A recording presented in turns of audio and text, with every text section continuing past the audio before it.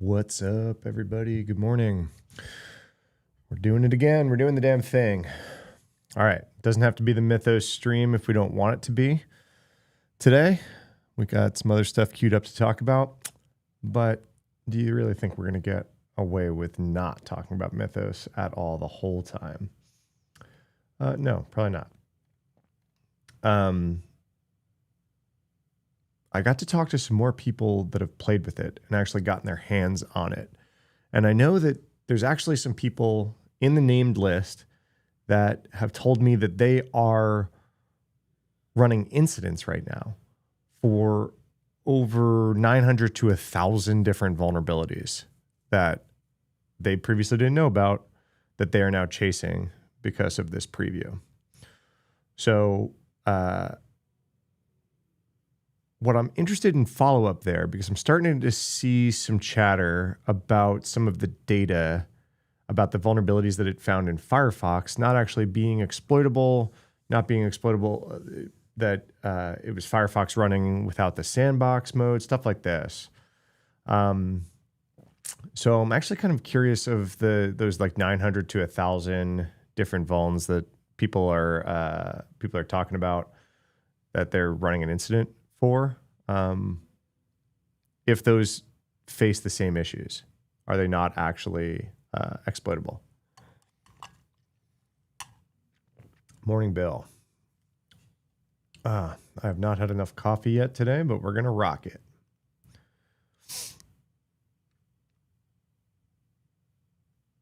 I want to pull up some of that stuff that I'm talking about. Specifically the Firefox bit. Yeah,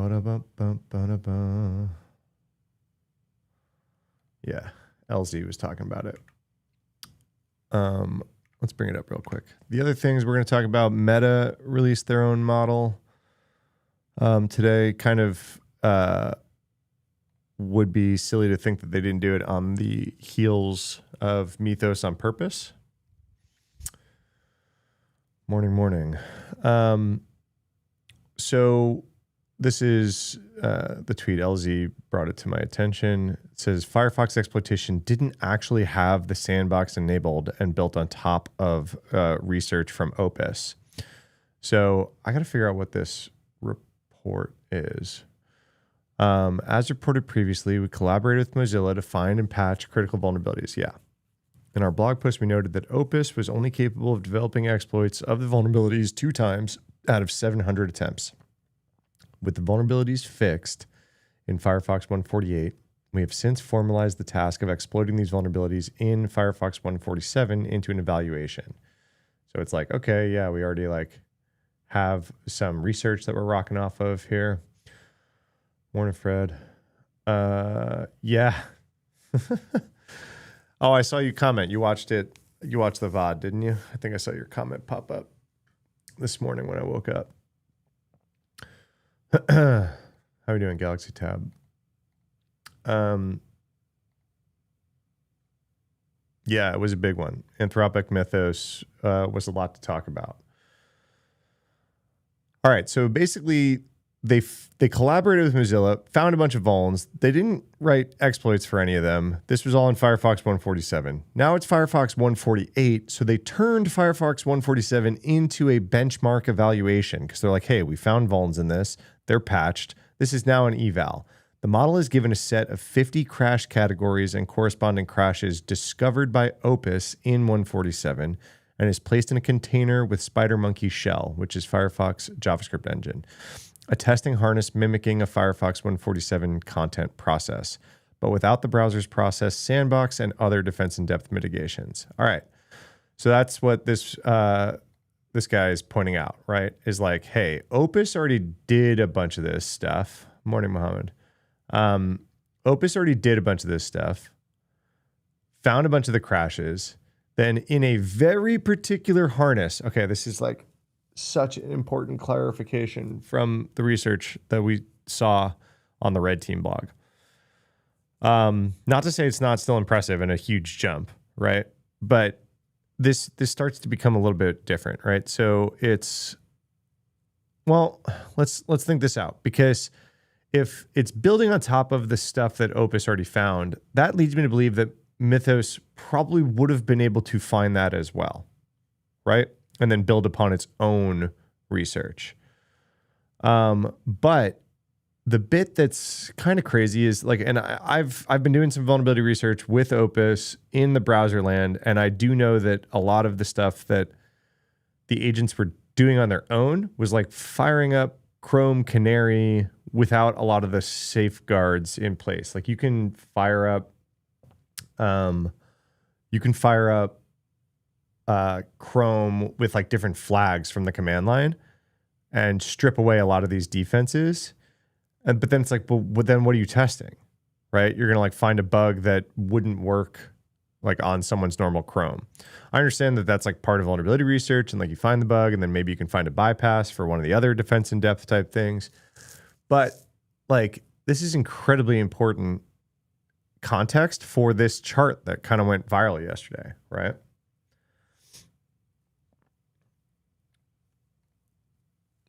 This model is tasked with developing an exploit that can successfully read and copy a secret to another directory. Actions that require arbitrary code execution beyond what is available in JavaScript. For each crash category, we provided instructions in the prompt to use that category as the starting point for the model's exploration. Yeah. So this wasn't, hey, Mythos, go exploit Firefox, make no mistakes, right? Like that's not what was going on. Which is kind of what it sounded like yesterday, right? Like at announcement, it was like, hey, this thing is too dangerous. It's found bugs in all operating systems and browsers. Right? Now it's saying, well, we found a bunch of crashes with Opus, which is cool and impressive. Weren't able to write exploits. Then by feeding those very specific jump off points with all of the like defense in depth things in the browser stripped away, we were able to do the exploitation. It's still an impressive jump, right? Because Opus with the same harness and with the same jumping off points and with the same protection stripped couldn't do it, right? So it is a capability jump. It is not like, oh, point this at browser and hack, right?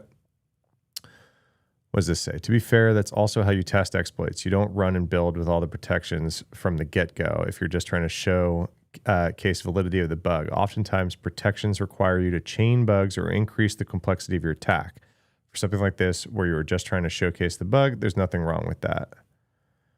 It's neat, but I've learned the hard way that a bug, even a chain, is almost worthless in isolation. The difference between an informational bug and a critical one is the end-to-end exploitability. Those defense in-depth ignored by Mythos are there for a reason. I disagree. Certain bugs are bad by themselves, and it's not like security researchers don't also do this. I do agree that this entire fear-mongering campaign by Mythos is so nonsense, but I don't think the biggest issue is the fact that Anthropic disabled some mitigations. It's the fact that the numbers are overinflated, and it's actually just 2 bugs with a bunch of different entry points. We could disagree. They're certainly bad bugs by themselves, but are they even reportable in the world of AI slop? E.g., I found a full code exec chain through a UAF, use after free in iOS, but only exploitable by the app that already has code execution, no remote delivery vector, so it's useless. I mean, that's fair, but it's also JS engine hell. The devs care a lot about security most of the time. All right. So, I mean, interesting conversation. Definitely wish that a lot of this context was in the chart that went viral yesterday. Right? Right?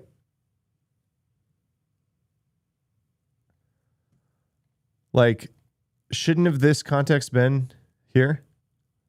In a new evaluation test model's ability to successfully exploit vulnerabilities, Claude Mythos previews dramatically outperforms Claude and Sonnet.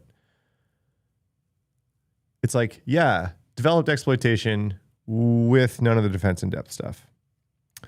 So I think that's an interesting caveat. That was a good discussion. There was another bit. Hold on. Whoops, that is not Is it page? This one. All right, there was some other guy out here saying, hey, we tested Mythos showcase vulnerabilities with open models. They recovered similar scoped analysis. 8 out of 8 models found the flagship FreeBSD vuln, the 0-day, including 3 billion model. Wasn't it OpenBSD, or was there also, the FreeBSD NFS, which is different than the OpenBSD bit. Two-step jumps are something that we've seen before, like Nextbo's Metasploit together. Yeah. They always fuck with graphs in marketing. I have a fun other graph that I'll pull up about that too in a second. Actually, let's pull it up now. I saw a bunch of headlines that was like, Meta's back, baby. Like Meta's entering the AI game. They've finally launched their frontier model, Muse Spark. Woohoo! Personal super intelligence, right? Like, look at this. Personal super intelligence. So here's the chart gore, okay?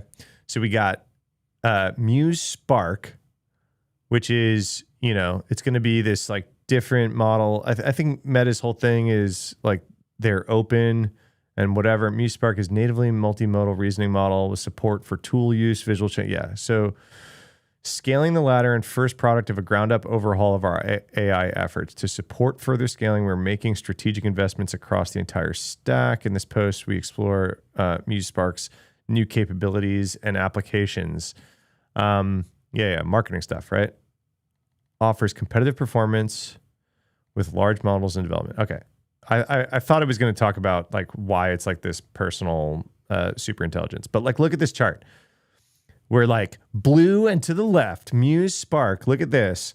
We're going to pick this benchmark for the top one because guess why? We score 86.4 and outperform everyone else, right? So then you think, oh, that means that blue and left means that it's the highest, right?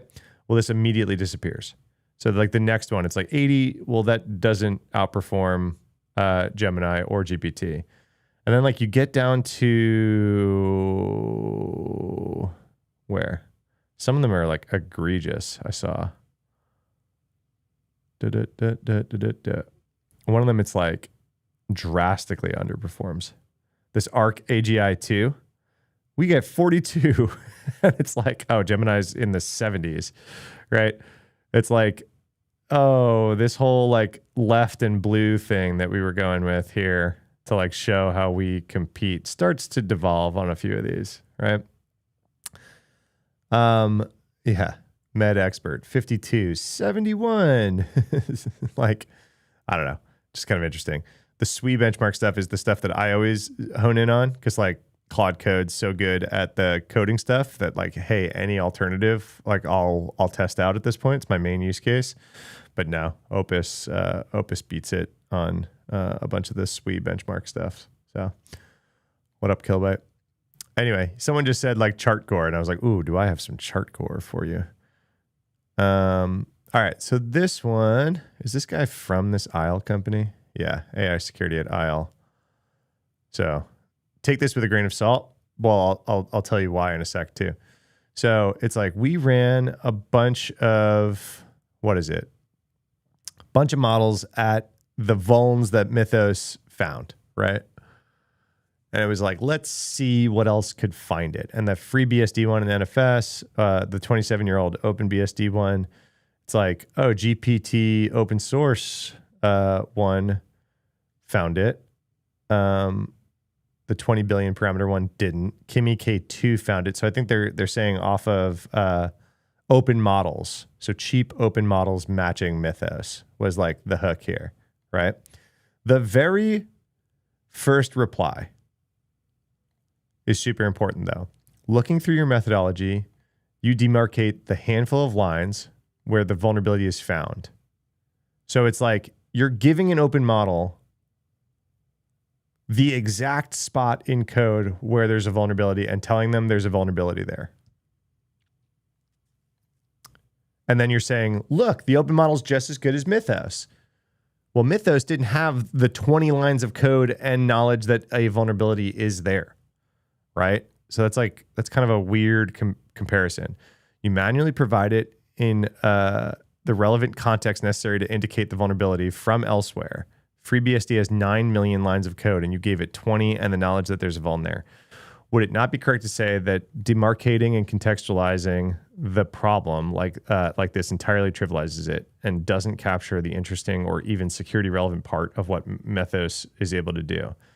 Beyond even the issue of cost, you'd need to make literally hundreds of thousands of API calls with a false positive rate of not just 1% or 0.1%, but closer to 0.001% to get anything useful.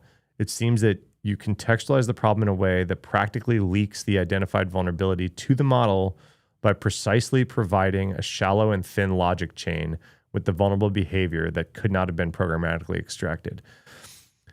Yo, Chase Brower, is this like not one of the most eloquently worded tweets about like an incredibly, yeah, we're going to talk about Gemma too. I've got Gemma pulled up here.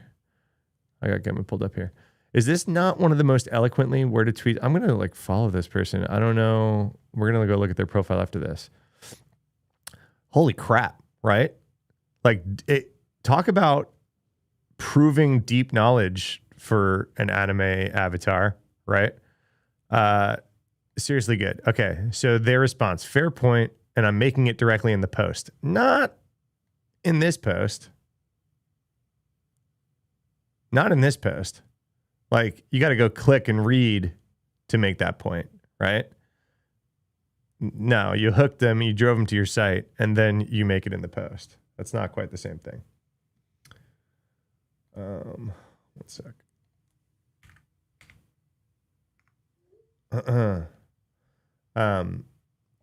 Sorry, I got distracted. Super well written, right? All right, so his response, fair point, and I'm making directly. A small, fast, and cheap model can literally look at all code. It will see the snippet I model. And a good security scaffold using classical tooling can very much supply the necessary context. We literally run this at my company, and it works very well. We've got 180 CVEs and 700 zero days directed in similar ways, including things like OpenSSL, Linux kernel, Firefox, Chromium. I call bullshit. I call bullshit. A good security scaffold using classical tooling can very much supply the necessary context. All right. I have heard so many effing people. Oh, gosh. I've heard so many effing people say that they've got that like whatever AI model has found OpenSSL vulns. POC or GTFO that you've got hundreds of 0 days and you've got over almost 200 CVEs to your name at this AI company, right? Including OpenSSL. We would have heard about it if AI had found 0 days in OpenSSL, Linux, Firefox, and Chromium out in the public. You know what I mean? Morning, guys. Thanks for coming in. A large model has higher intelligence per token, sure, but I posit that in the AI security production function, this is not the only parameter that matters, and that dollar per token is more relevant here. Provided that the cheap model can detect the phones in snippets, which we show it can, so the setup is actually way less artificial than it might seem. This will literally be one of the context windows your model will look at if it's sufficiently cheap to run. So I guess the point he's making here is like, if you're running this locally and it's like cost approaching zero on some of these open models, it doesn't matter. Like you will eventually get to the context of like those lines of code, even though there's 9 million lines of code. So you're way less efficient, but you're significantly cheaper. So you're like more efficient per dollar, I guess. What's up, Coyote? You just reminded me to drink coffee. Thank you.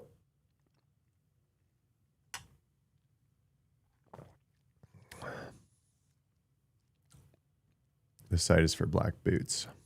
What you talking about? I'm still extremely skeptical of this approach. I took the patched code snippet of this SVC RPC GSS validate function, fed it to GPT OSS 20 billion, and it incorrectly suggested that the vulnerability was still present, even though the code does a correct bounds check now. All right, they're chatting. Could you show me? I used this through OpenRouter. I tried 3 times with different prompting. It indicated a vulnerability in all of them, which is a false positive. Easy, just make everything a false positive and even 20 billion models find vulnerabilities.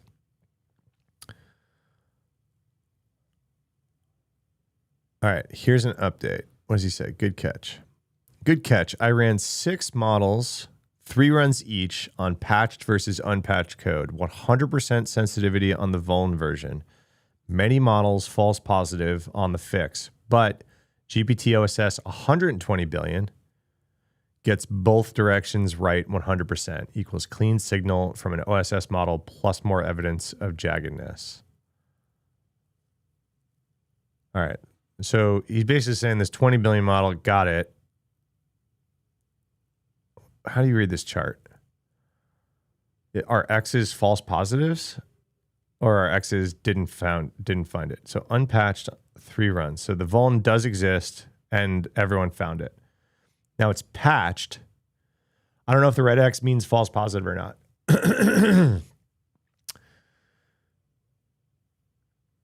So I guess this is saying the GPT open source 120 billion on the patched does not flag a false positive. So correctly says that there is not a vuln here on 3 runs.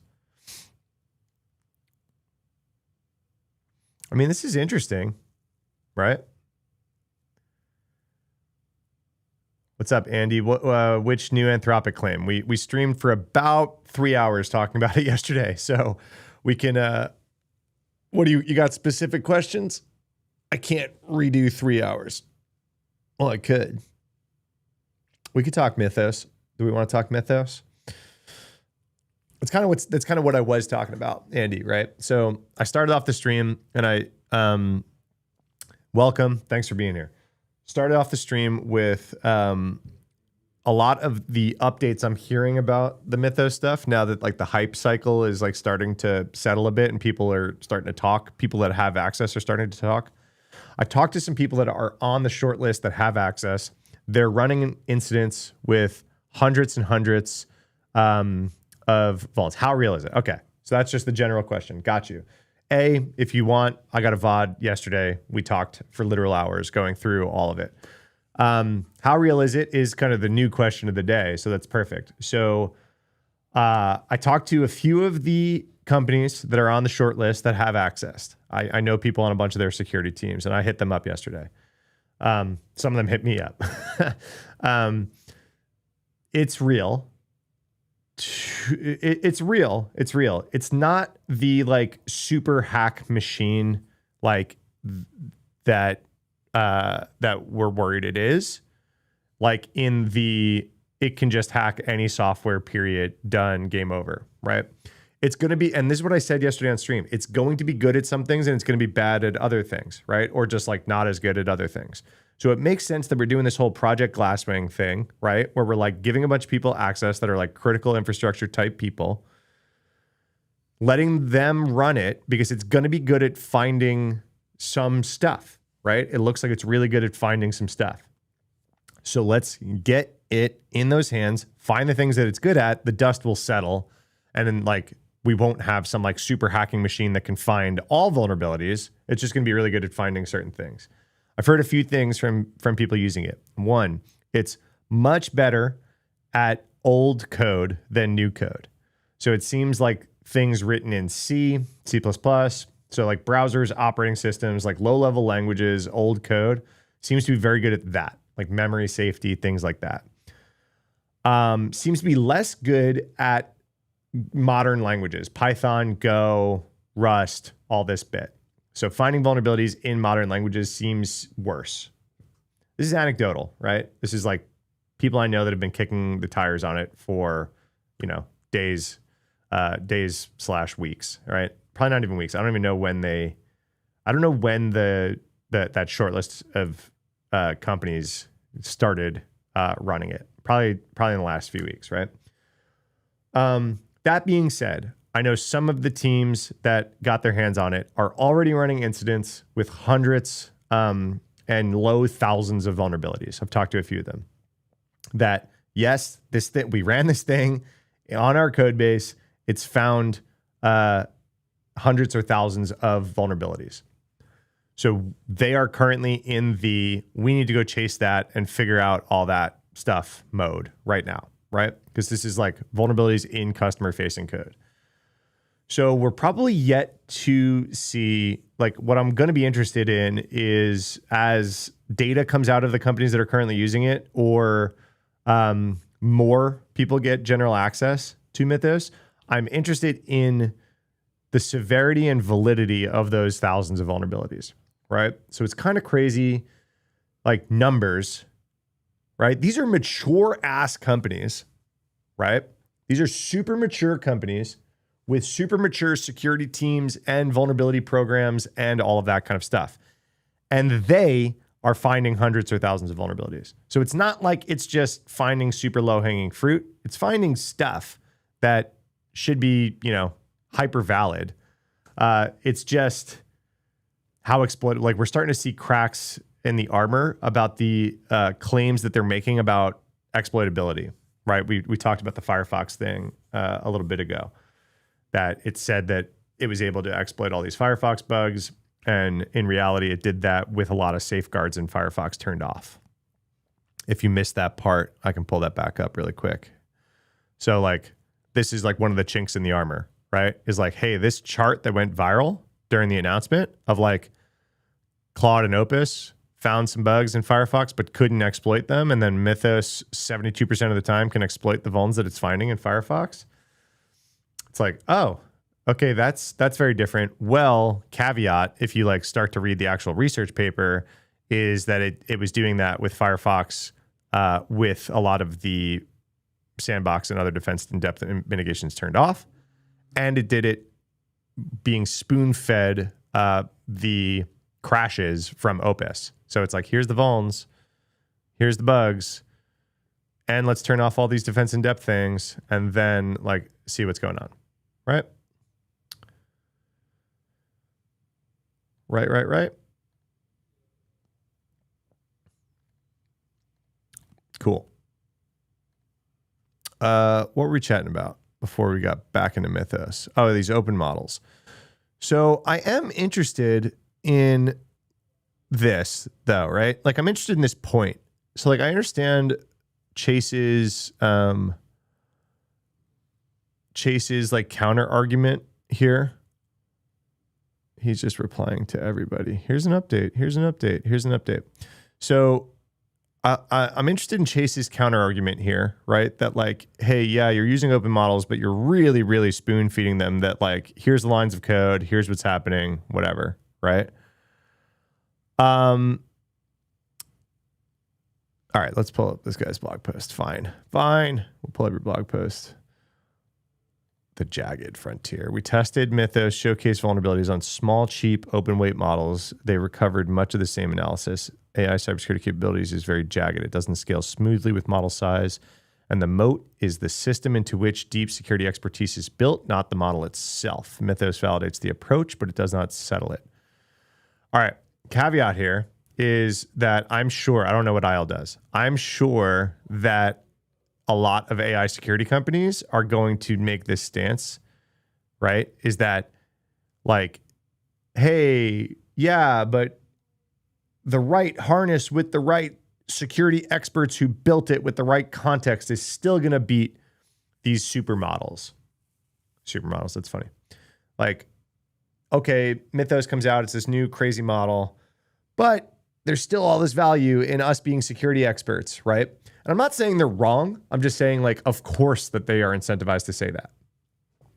I think it's a safe bet that for today, they're right. I think even with Mythos, I think they're probably correct that there's still a whole lot of value in a lot of these products that are spinning up right now around like bringing security expertise and harness creation and context generation and all of that is probably accurate. I used to say this all the time, that I don't think the next model is going to be, I don't think GPT-6 is what we're like waiting for, is what I would say. I'd say the magic is in the scaffolding and the context, right? That's why I said this for the last 18 months, right? I was like, oh, I've seen the magic, I've seen the way, and I think it's scaffolding and context, right? So if you can bring the right scaffolding to the right model and bring the right context to the right point, that's where you start to get the better output. Opus 4.6 changed my mind, right? I think scaffolding and harnesses and contexts are all super important, but Opus 4.6 was so much better at code and security stuff that it did change my mind. I didn't think that, I thought we were kind of approaching the tipping point of like, you know, models are getting exponentially better, but there's going to be a curve. We're all just kind of trying to figure out where that curve is. And currently it feels like we're actually still on the hockey stick, right? In terms of model capability. So Opus 4.6 changed my mind. It feels like Mythos is probably going to change our mind too, right? That models are going to get better than I think any of us thought that they would. Is kind of where I'm at right now, right? So like, anyway, we're gonna see a lot of people say this, and for right now, I think they're right. Just take it with a grain of salt, because of their livelihood kind of depends on them being right, because they're building products and everything on security expertise, right? What do you think of the chances are of layperson, low knowledge individual having success with them? What define success and with them? Do you mean with these models? And success meaning find critical vulnerabilities like worth exploiting? I think that's what you're asking. Oh, I mean, it's happening right now. It's happening right now. Like, we have the skill bar to develop exploits and find vulnerabilities is lower. We're seeing it already. Cyber criminals and hackers who had to rely on social engineering because of exactly what you just said, right? A lot of these cyber criminal groups right now that are causing a lot of pain and heartache are teenagers. So not to say they aren't skilled teenagers, but you know, they don't have decades of expertise or anything like that. I wouldn't call them lay people, but you know, they're not writing, you know, exploits on heap overflows and user after free bugs in browsers and writing exploit chains, right? Like those are like teams. That's like nation state level stuff that really does that. But the cyber criminal type people that usually kind of skewed social engineering, and they still definitely are. We're starting to see some vuln stuff pop out of groups like that, right? Like we've kind of made the joke. Vulns are back on the menu, boys, right? Like vulnerability hacking is kind of a thing again. Whereas, you know, phishing was definitely king there for a little bit. Unemployed workers, teens doing crafts. Yeah. Totally. All right. So I hope my point makes sense here, right? That like we're reading security AI companies. So of course they're going to be like, hey, deep security expertise and scaffolds and harnesses are actually where the magic is, because that's what they're peddling. I think they're right currently. Opus and Mythos are changing my mind about like how good models are going to get. All right.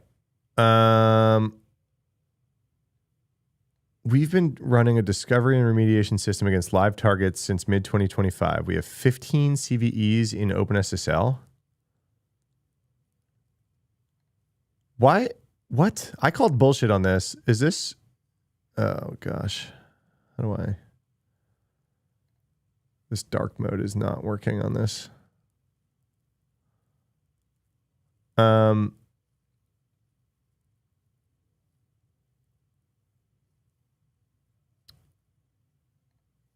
Do they have published CVEs in OpenSSL? Was I wrong to call BS on this? 4 security vulnerabilities receive CVE identifiers. The cryptographic library that secures the majority of internet. ISLE's autonomous system discovered 3 of them. And these are published vulns. All right. All right. I might eat my words. I don't know much about IL.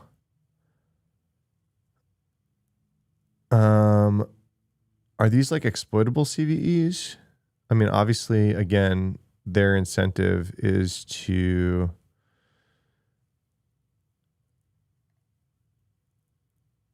CVSS doesn't have a CVSS score, but it does have a CVE.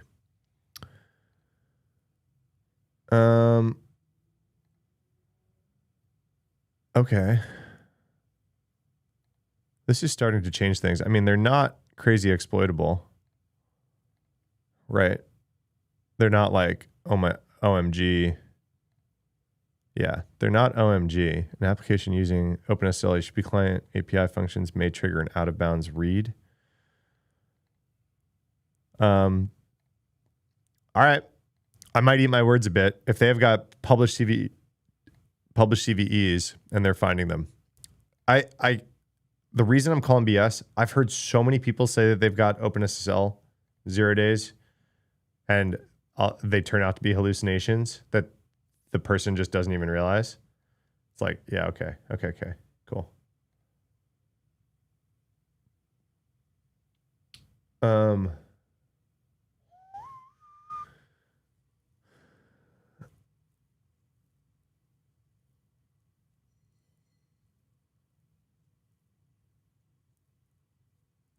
Oh no. The CEO of Hugging Face is now in on it. Look. Of course, the Hugging Face guy is also incentivized here. This is co-founder of Hugging Face. I didn't follow him yet. He's talking about the same research that I just spotted. Haven't you only proven that a small open source model can validate the findings? You have not proven that they can actually do the finding. Right.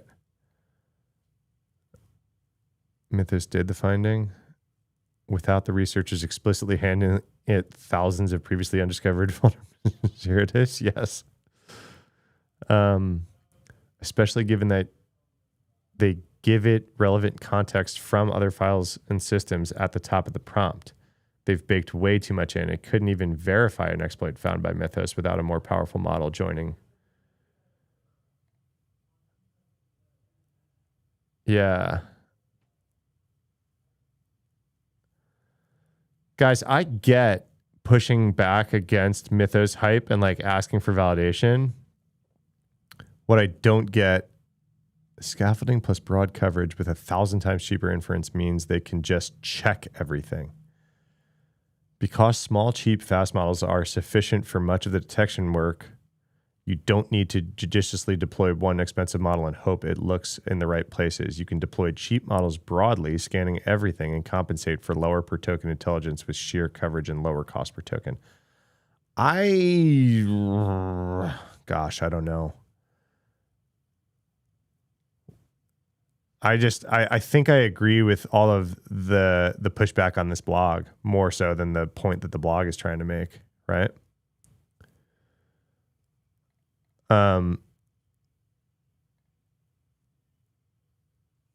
No, this is just people jumping on and trying to call BS on Mythos. The harness prompted Mythos separately for each file. The harness design is similar. Anthropic, to my eyes, never tested whether the harness with Opus would find the same bugs. All right, so here's, I guess, the interesting counterpoint, right? Is that, yeah, that guy that's running all the small models on stuff is giving it a pretty specific harness and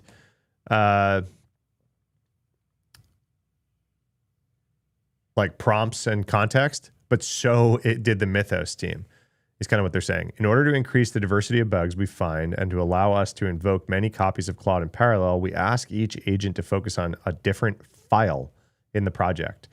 This reduces the likelihood that we will find the same bug hundreds of times. To increase efficiency, instead of processing literally every file for each software project that we evaluate, we first ask Claude to rank how likely each file is to have interesting bugs on a scale of 1 to 5. A file ranked 1 has nothing at all that could contain vulnerability. Conversely, a file ranked 5 might take raw data from the internet and parse it, or it might handle user authentication. We start Claude on the files most likely to have bugs and go down the list in order of priority. You know what I mean? So it's like Mythos also is doing the context stuff that we're saying. Whoops.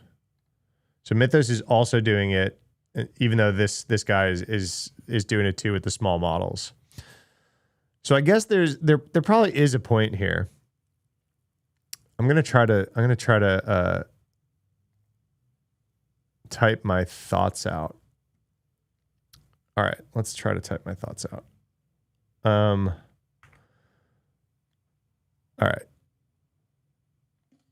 We're gonna take some screenshots. Okay. Hugging face guy.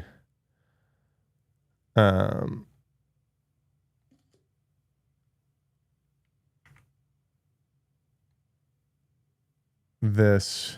Okay. Where was like the original aisle guy? Yeah. Okay. I've got thoughts on all of this. So we're going to type it all out. Taking screenshots, baby. This is like one of the most well phrased tweets I've ever seen. Ayo, cybersecurity stream. What's up, Blazin? Chooch McGee. No one will remember this in a month. AI is getting lit. No one remember what in a month? Mythos? I think a month might be undershooting how long we're going to talk about Mythos. It's not even public yet. All right. I'm going to write a big post. Should I write it? Hold on. Do I write an article?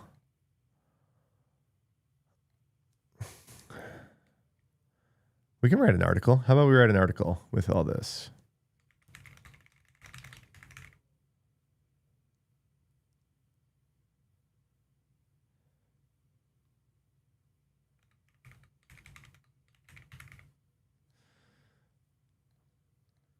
Let's write an article. You guys down? We're going to hang out. We're going to write an article. This is how I verify. This is the new way. This is how we prove that we don't write with AI. We write live on stream. Okay. So I want to dump some of the pictures in here. Bill saving me time later. If you guys don't know, Bill writes a lot of the articles for volnew.com. Let's get words on paper. All right. So you guys saw a bunch of the screenshots I took, right? So that's the reason I'm writing an article is because I want to like reference a bunch of the screenshots. Oh, look, I updated my Twitter bio and actually mentioned my Volnew Twitter account that has like no followers. All right.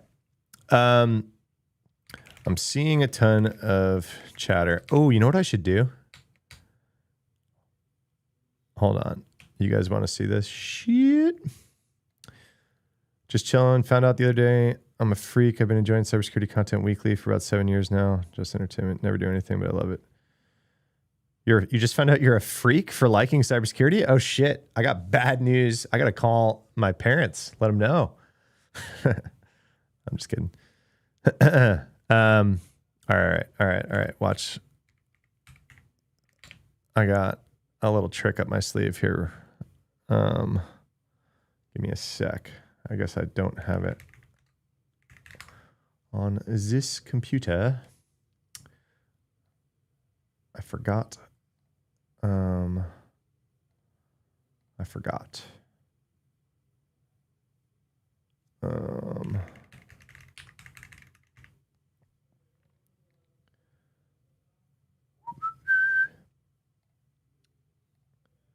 I forgot.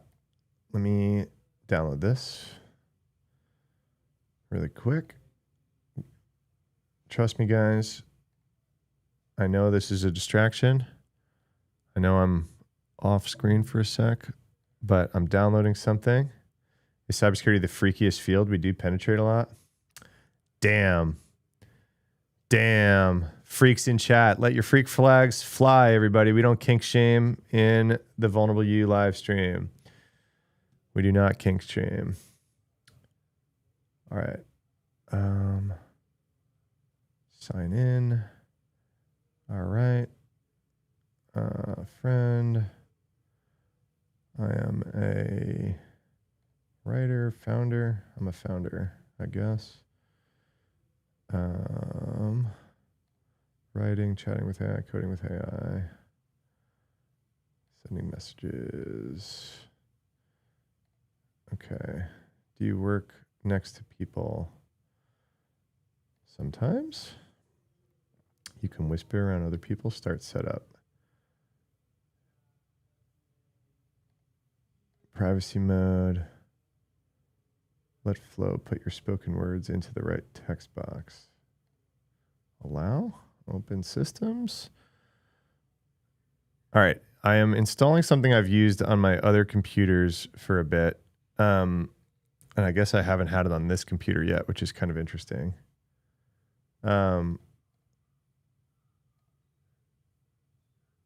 It's called Whisper Flow. Have you guys messed with it? Yes. Do the buttons turn purple when pressing them? We recommend, okay. Yes. My selected language is English. Press the keyboard. Yes, it seems like it's working. Setting it up. Sorry, guys. Hi, Greg. Let's connect soon. Are you available on Friday at 3? No, actually 4. Best, Matt.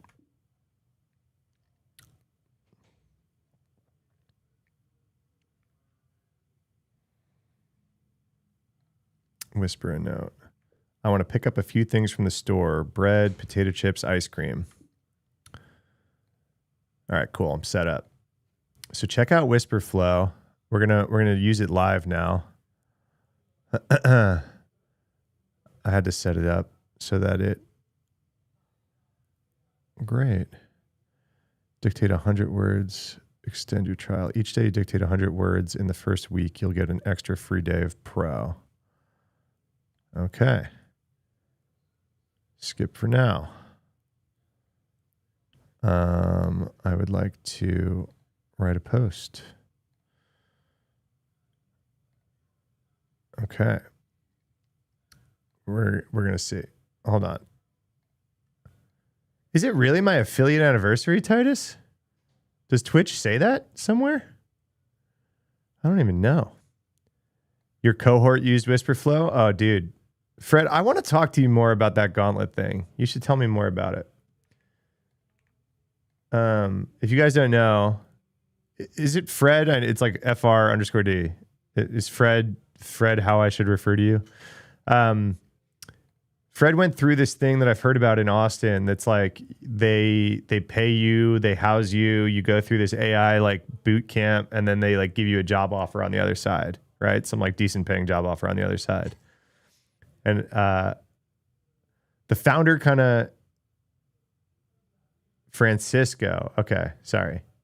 I just saw FR_D. I was like, Fred. Francisco, what's up? But the founder weirds me out on Twitter a bit. But the program seems kind of cool. All right, so why I just did all of that is because I want to just kind of talk out this. So we're going to test this. Testing Whisper Flow. I want to talk out this AI article. Boom. Look at that. You see that? So we're going to just like hold down this button and like talk. And it's going to, the founder skews odd. Yes. Yeah. I'm cool with odd. It's like, it's giving,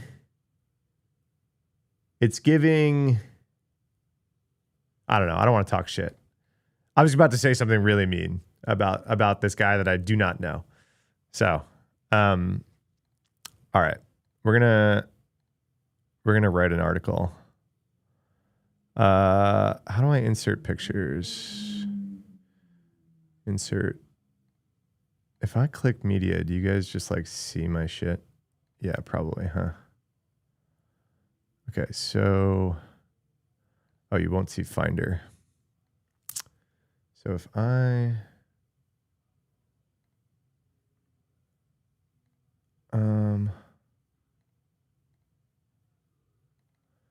trying to find the pictures that I want to put in here. Okay, so I think we want to start with you. Talk about you. Whatever. Let's put all. I think these all go in here.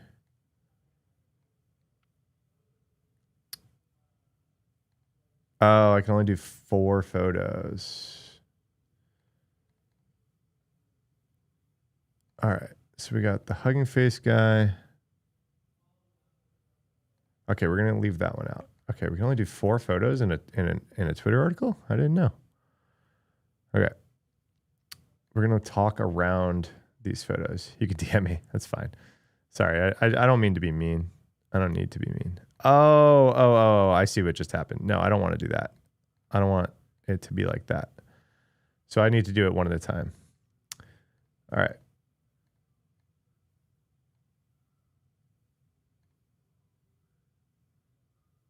Okay.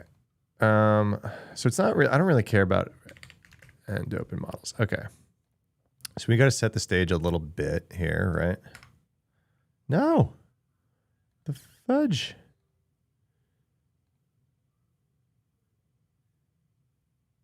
Oh my God, I got to like write something. And now I want the picture. And then I want to be able to write below it. This is like a really shitty article writing experience. Okay, I can write below it. Something else. Sorry, it's my first Twitter article, everybody. Okay, I got it now. All right, so we're going to just vibe, and we're going to see if I write something cool. I've, of course, been seeing a bunch of the Mythos chatter over the last few days, especially around its ability to find and specifically exploit vulnerabilities in all major operating systems and all major browsers. Specifically, we saw some charts around its ability to exploit some vulnerabilities found in Firefox. Let's see how this comes out. Cool.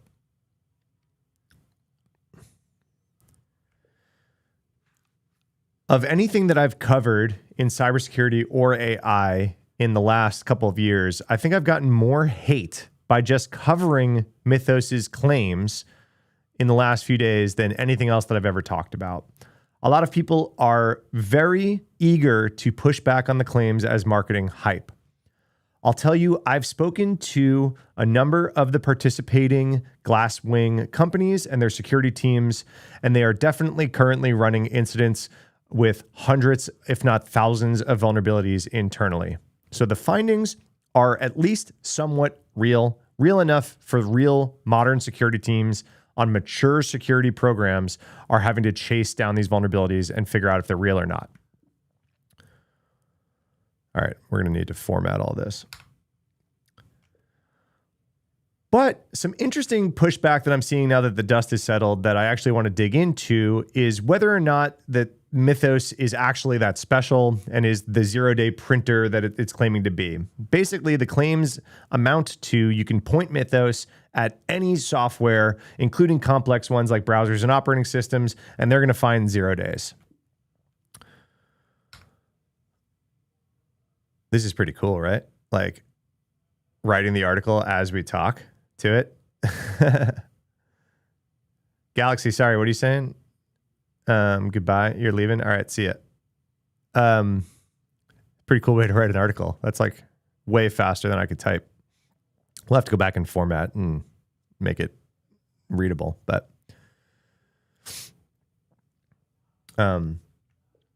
Some of the pushback about its ability is showing that in order to exploit those Firefox vulnerabilities that were kind of front and center and going viral, the chart that showed that exploits went through the roof, was that they actually had to run Mythos against Firefox with a lot of the defense in-depth protections turned off, like the sandbox.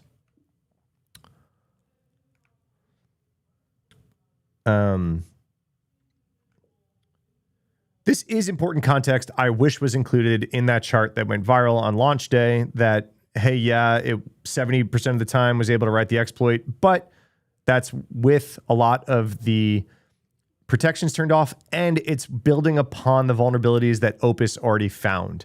So this wasn't, we just pointed Mythos at Firefox, said, go find vulnerabilities, and it not only found, but developed exploits for a bunch of vulnerabilities. No, it was more like a real human vulnerability researcher that was very targeted. They were giving Mythos one file at a time. They were ranking those files based on riskiness in order to really dig in. And it's still impressive that it was able to chain some bugs and write exploits.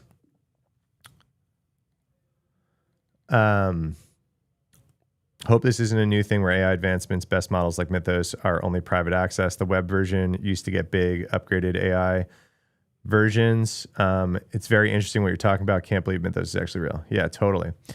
Yeah, I'm not sure this whole like private access to the model thing is going to be prevalent, or if it's just because specifically Mythos was very good at the cybersecurity stuff, right?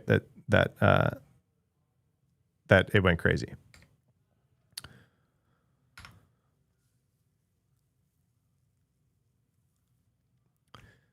Some of the more interesting pushbacks that I'm starting to see are around open models being able to find the same vulnerabilities that Mythos was talking about. And I think it's interesting enough to peel back some of these claims and some of the pushback on those claims.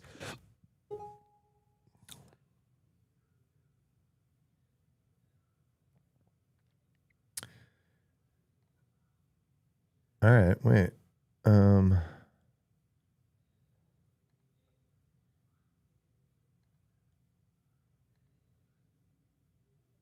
I'm not going to mess with that. Whisperflow just started to say some other stuff. So many unanswered questions. Got to find out. Yeah.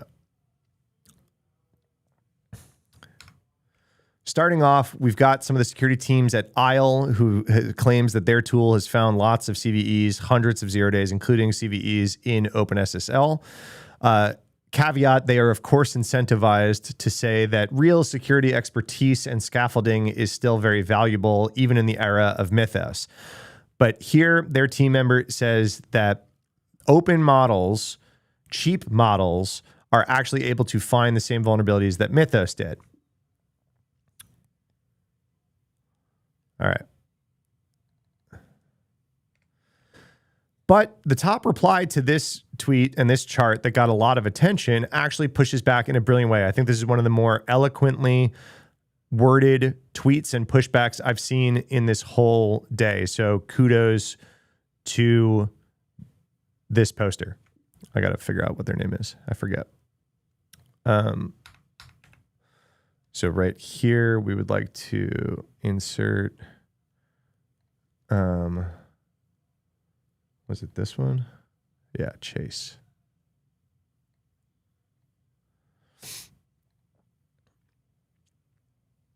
I don't know if this article is worth writing, but we're doing it. We're going to try. And herein lies the pushback and the conversation that we're going to have about Mythos and these open models.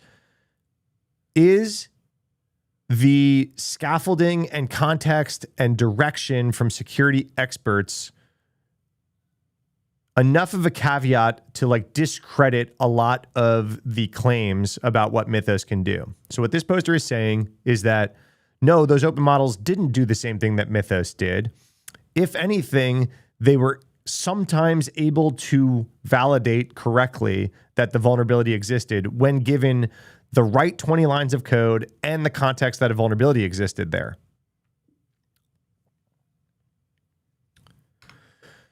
Does that mean, scratch that, is having such a free or cheap model, even if it's so much less efficient, scratch all that. I don't know what I'm saying. What am I trying to get at next? But then the conversation continues and points out that, well, hey, even Mythos didn't do this on its own.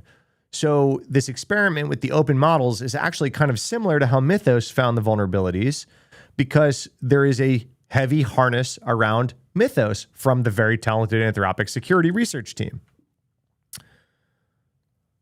And then what we're getting to here is...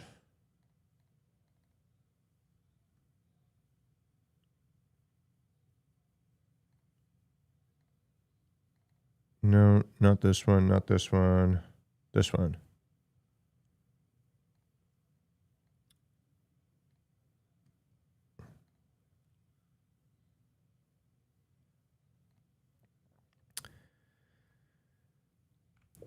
It got to the point that even the CEO and founder of Hugging Face was out here claiming that open models were as good as Mythos.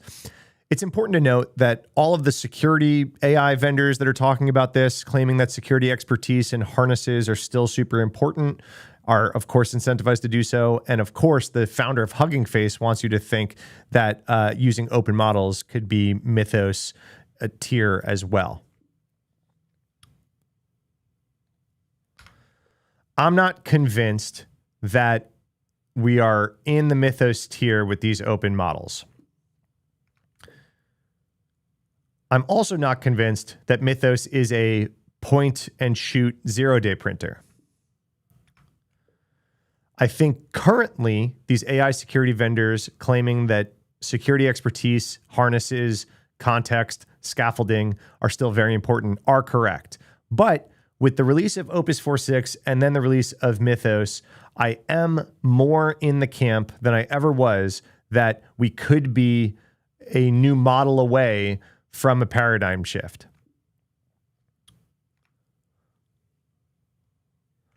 I thought for a while that the model capabilities were about to start tapering off, and that scaffolding and context and all of that was the magic. The capabilities of Opus 4.6 and Mythos are starting to chip away at that opinion that I held. That all being said, I don't know if Mythos's security research harnesses and capabilities are being overstated, or if the open models capability to sometimes validate under the right conditions are being overstated. Either way, I think we have to keep in mind the incentives of everyone speaking right now and let the results speak for themselves. What up, Zach? Glad you're here. Oh, it's all about the harness guy who sells harnesses and doesn't have Mythos. Yeah. This is why I wanted to write a bunch of this down, is because I kind of agree with everyone, but the incentives are super skewed, right? It's yeah, this guy is trying to say hey, we're doing stuff for a fraction of the cost and whatever. But yeah, you're doing it with the right 20 lines of code and the right context because you know what you're looking for. So even if you extrapolate that to 9 million lines of code and you're running a very cheap model, but you're doing it with such a fraction of percentage of true positives, are you doing the efficiency thing here? But then the same point can be made about Mythos, right? Is Mythos also didn't just get pointed at a bunch of shit and say, go find vulns. Mythos tested file by file, was able to rank them based on riskiness and all of that. That being said, I think the Mythos capability jump versus Opus doing the same thing is real, right? It's not like Anthropic didn't try this exact same harness with Opus and then not publish the results, right? It's no. They did the same exact thing. Mythos was that much better than Opus, even given this constrained harness environment, right? All right. how'd this article turn out? Because I was just yapping.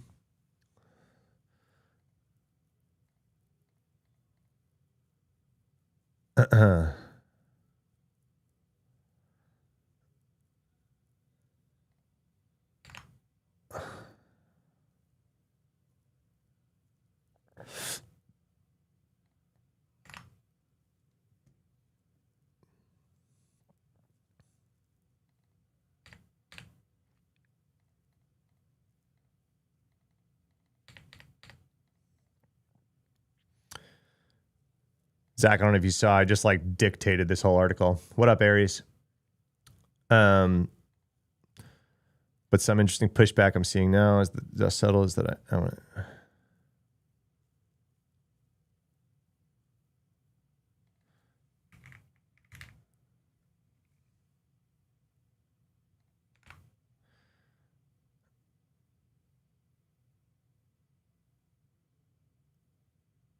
Some of this pushback about its ability is showing that in order to exploit those Firefox vulnerabilities that were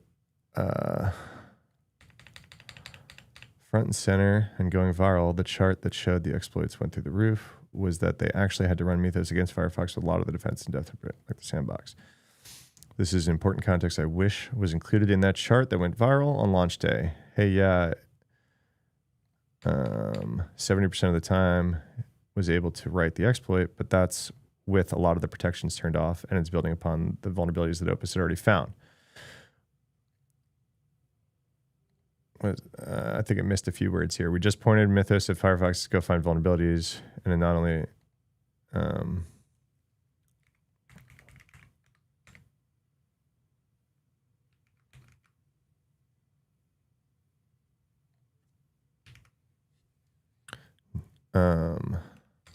no, it was more like a real human vulnerability researcher that was very targeted. They were giving Mythos one file at a time. They were ranking those files based on riskiness in order to really dig in. It's still impressive that it was able to chain some bugs and write exploits.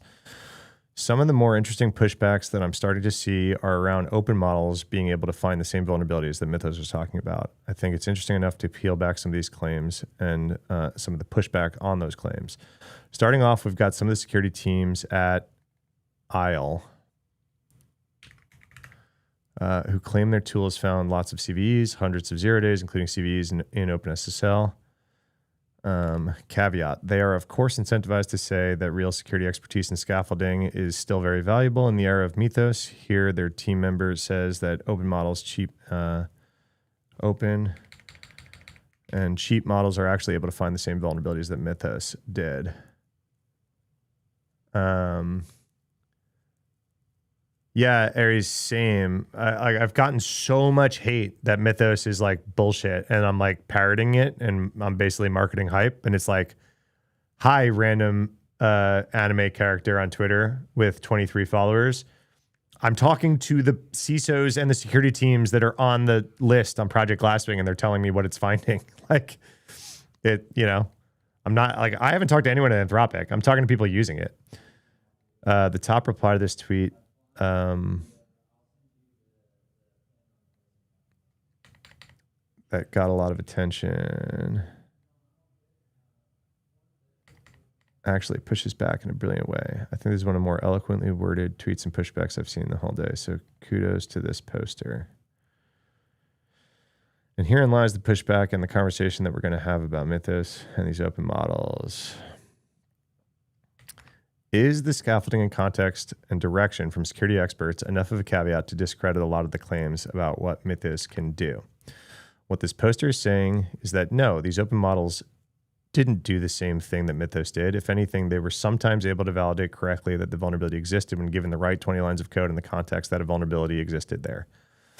But then the conversation continues and points out that, well, hey, even Mythos didn't do this alone. This experiment with open models is actually kind of similar to how Mythos found the vulnerabilities, because there is a heavy harness around Mythos from the very talented Anthropic security teams. It got to the point where even the CEO and founder of Hugging Face was out here claiming that open models were as good as Mythos. It's important to note that all of the security AI vendors that are talking about this, claiming that security expertise and harnesses are still super important, are of course incentivized to do so. And of course, the founder of Hugging Face wants you to think that using open models could be Mythos tier as well. I'm not convinced that we are in the Mythos tier with these open models. I'm also not convinced that Mythos is a point and shoot 0-day printer. We're not really writing my newsletter. I'm writing my very first Twitter article because we were talking about this, and I wanted to bring in all of these different pictures, right? Like of all these different tweets. So I'm doing an article instead of just a normal tweet. I think currently these AI security vendors claiming that security expertise and harnesses / context / scaffolding are still very important are correct. But with the release of Opus 4.6 and the release of Mythos, I'm more in the camp than I ever was that we could be one new model away from a paradigm shift. I thought for a while that the model capabilities were about to start tapering off and that the scaffolding and context and all of that was going to be the magic. The capabilities of 0.4.6 and Mythos are starting to chip away at that opinion that I held. That all being said, I don't know if Mythos security research harnessing and capabilities are being overstated or if the open model's capability to sometimes validate under the right conditions is being overstated. Either way, I think we have to keep in mind the incentives of everyone speaking right now and let the results speak for themselves. What do we think? What's your opinion on the fact that the OpenBSD vuln, which Anthropic says is the most serious one they found, cost $20K to find? Yeah. I think that they did themselves a disservice in like hanging their hat on that vuln in particular. I think they were like really trying to overstate that like this bug is 27 years old and so it's gone through so much auditing and like they all missed it, but we found it. I think they overextended on that being super important. You know what I mean? I don't think like age of vuln meaning AI equals magic is the right takeaway. Right? Like shell shock was found pre-AI in 25-year-old code that like, I mean, you know, like that's happened. That's happened. Right? And it's a DOS vuln, you know? It's like a weird DOS vuln, but it's a DOS vuln. I still think that listen, zooming way out, and Zach, I don't know where you're at on this. I'm still in camp, like shit's broke for a while now, right? I give Anthropic, I don't think Anthropic is like altruistic in any way, right? They're adding like 390 something million ARR per month for the last like 17 months, right? They've gone from like 17 billion ARR to like 30 billion ARR. So I'm not like, oh, look at the altruistic AI savior company, right? That being said, I think they did it right by doing this Glasswing thing and like partnering up. And I've talked to some of the people on that partner list, like I've said a few times, and they are also glad that it went down like this, right? Could you imagine if some of those vendors listed, instead of Project Glasswing going on, were chasing 900 vulns publicly? You know what I mean?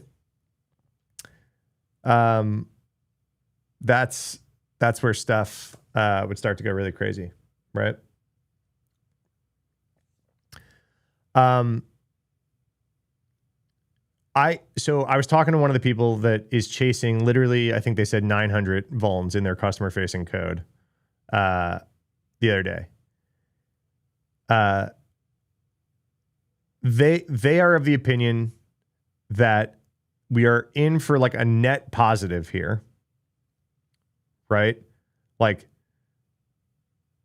this thing is going to find bugs that have been sitting around a while, that nothing else was as good at as finding as it is. But I still don't think it's like the magic 0-day printer, right? So I think I'm in team, like this is going to break a lot of things for a while. The companies that never get the private Mythos invite are in for a world of hurt, right? I think they're starting with this 40, like they're going to roll out a little bit more. Some other people are going to be able to get their hands on it, whatever. There's probably some people that don't make this cut, right? There's a huge marketing angle to Glasswing. Yeah, totally. I've been strongly critical of especially Sam Altman constantly coming out publicly and being like, look at how dangerous the thing that I'm currently building is. I wish someone would do something about that. And Anthropic specifically has been really bad at this with like their threat intel report that wasn't a threat intel report. It was just a PDF saying that they've got loose evidence that threat actors in China might be using Claude as part of their campaigns. And their major conclusion in that threat intel report was that actually you just need to use Claude on your side. The solution is more Claude. You need to give Claude more money to defend against the attackers that are super powered, right? And so like Anthropic has a lot of dings in my book on leaning into the marketing of like, ooh, AI is scary. Give us more money because you need to defend AI with AI.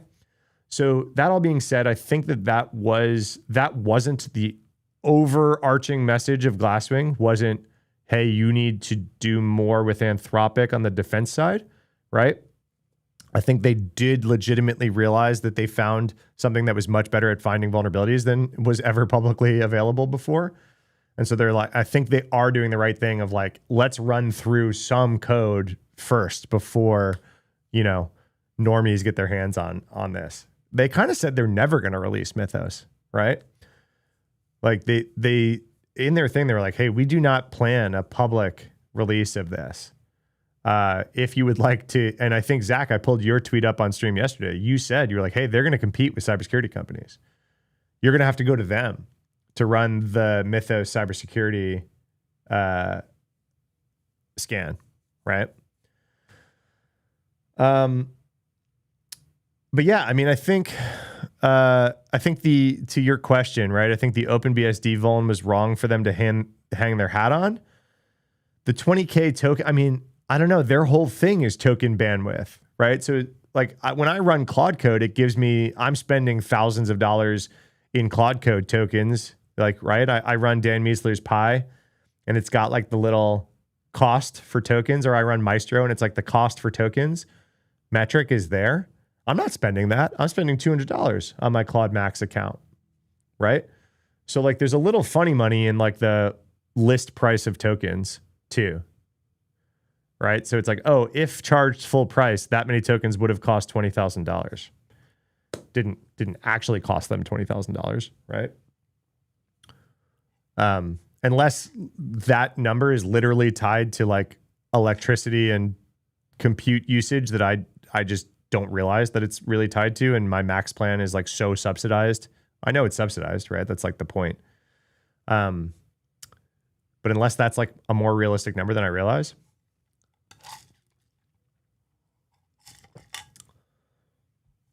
In theory, we can make a system that this is good at finding vulns. Couldn't we also make a system that makes code safer? Yeah. That's like the whole point, right? Is like, we're going to have now a better, so they didn't build Mythos as a cybersecurity tool, right? Like they didn't specifically train it to be good at cybersecurity. They just made it continually better at coding and engineering and reasoning and autonomy. And as a result, it got really good at cybersecurity vulnerability identification. Because it turns out if you're just like good at engineering and understanding engineering concepts like memory safety, you can be like, yo, this function isn't memory safe, right? Isn't doing memory things right. So extrapolating from that point, then we just have a much better engineering model. So it's going to be able to write better code as well. That being said, there's going to be a lag time between like when a lot of code, not just a lot of code on the internet, because there's a lot of just like useless code on the internet. There's a lag time between when critical code on the internet is going to be rewritten with Mythos. Is that the right way to even think about it? Either Mythos is going to go find these vulnerabilities and a bunch of stuff and help people fix it, which is, I think, what they're trying to do now. Or, like to your point, Mythos is going to be a better engineer from the start and write less vulnerabilities, which I think is probably also true, right? But water plant in the middle of Ohio, IT staff who's been using the same firmware since Reagan was president. When do they rewrite anything with the latest AI model? You know what I mean? Like, cool, we're going to get Mythos generated Rust code that's super memory safe for a lot of things going forward. Fantastic. What about all the load bearing shit that's out there right now that like is never going to be able to like run through this like vulnerability finding thing? This is the lag time that I think we're going to deal with a lot of pain before the benefit starts to like snowball, if that makes sense. I spent 512 million tokens, but I was told that I was saved by Anthropic caching. If they don't release Mythos, wouldn't the next Opus or Sonnet be just as good? What do you mean? Probably not. No, I think kind of what they're getting at is like, this thing is too good at finding security vulnerabilities, so we do not plan on releasing it publicly. I think they're going to try to like have some like limited use access to the better models that they're making that aren't just like, here you go, run this thing in your command line, write code, do whatever you want. It's going to be like, no, come to us. We're doing cybersecurity validation. Like you need to like be accepted and pay as a customer, so we know who you are and that you're testing things that you have the right to test, right? What up, low level? Ed, you just made probably my favorite sponsored Instagram video of all time. I like reposted it, and then I was like, wait, did I just repost an ad? Low level's Instagram, did I repost it or did I just like comment LMAO on it or something? Ed did a sponsored post for Flare. We share them as a sponsor.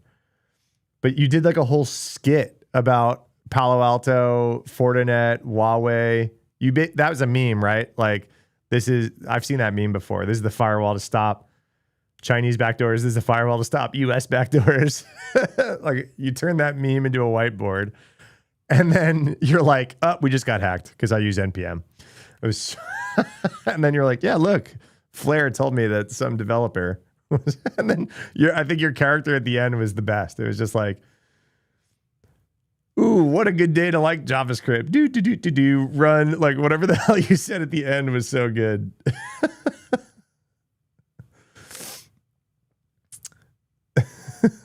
La, install anything. It was good. Dude, the fact that Flare let you like do a funny skit was pretty dope. You would think that we'd have to rewrite the whole internet. We would have jobs. Yeah. That's what I'm kind of getting at, right? Is like there's this lag time before Mythos even review, never mind rewrite, like happens for a lot of load-bearing code, right? So, all right.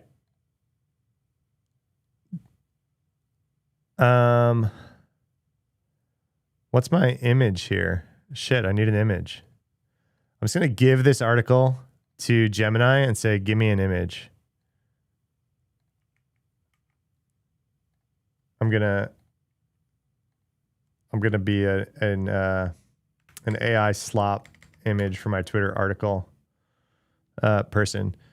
Ed, you missed it. I live dictated a Twitter article on stream. This is how I prove that I am not AI. Need a article header image for this article on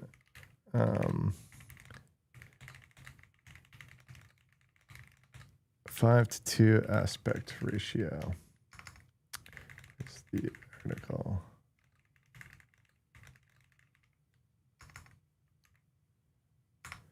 We're going to just see what Gemini comes up with.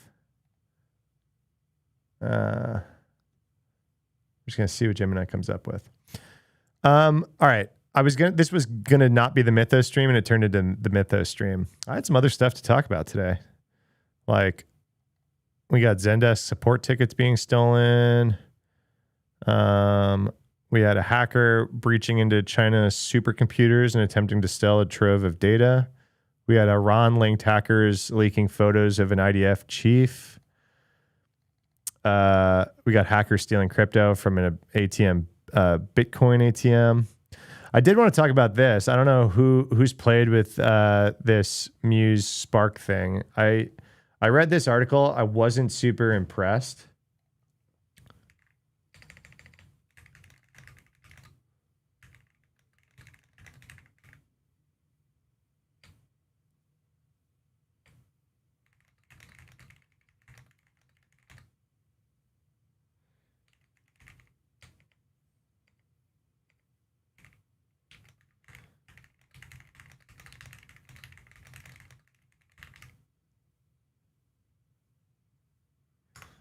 Oh my God. The image that it just generated is so bad. Look at this. Oh my gosh, it's so bad.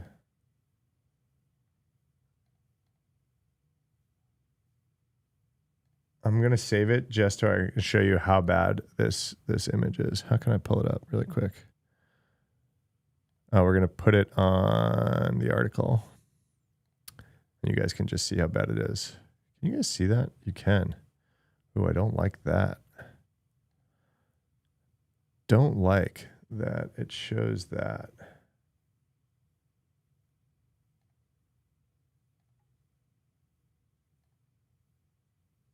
All right. No, we're just going to use the good one. Oh my God, it's so bad. That's so funny. Look, guys. Look how bad that picture is that it generated.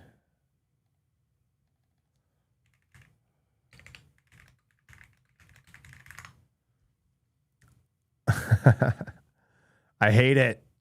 All right. We are not using that. We will use one similar because I just don't care enough to spend any more time on this. But I got rid of all the rest of the words. Mythos 0-day printer.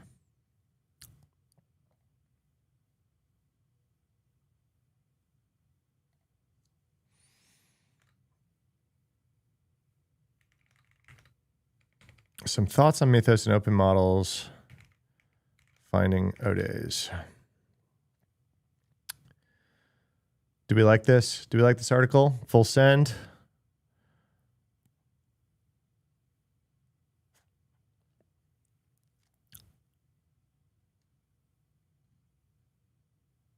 Let's do it. We're publishing it.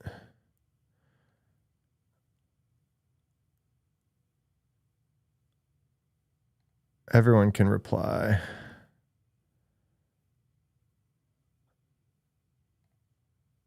Publish. Does that come up as like a tweet? Like, did that just come up in my feed? This is my first time. You have to go, but if you do stream on Mythos, you mentioned it. Not sure if it was a joke. Let me know when. You can listen. Yeah, I talked for like 3 hours on Mythos yesterday. So there's a VOD. Probably like I was on for 3 hours, probably two solid hours on like the original Mythos stuff yesterday morning. It's like, I mean, this stream basically turned into Mythos stream as well, but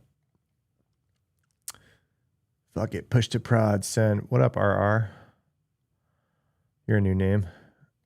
What's the worst that could happen? And yes, it posted a tweet. Cool. I didn't know. I didn't know if like I had to now share it as a tweet.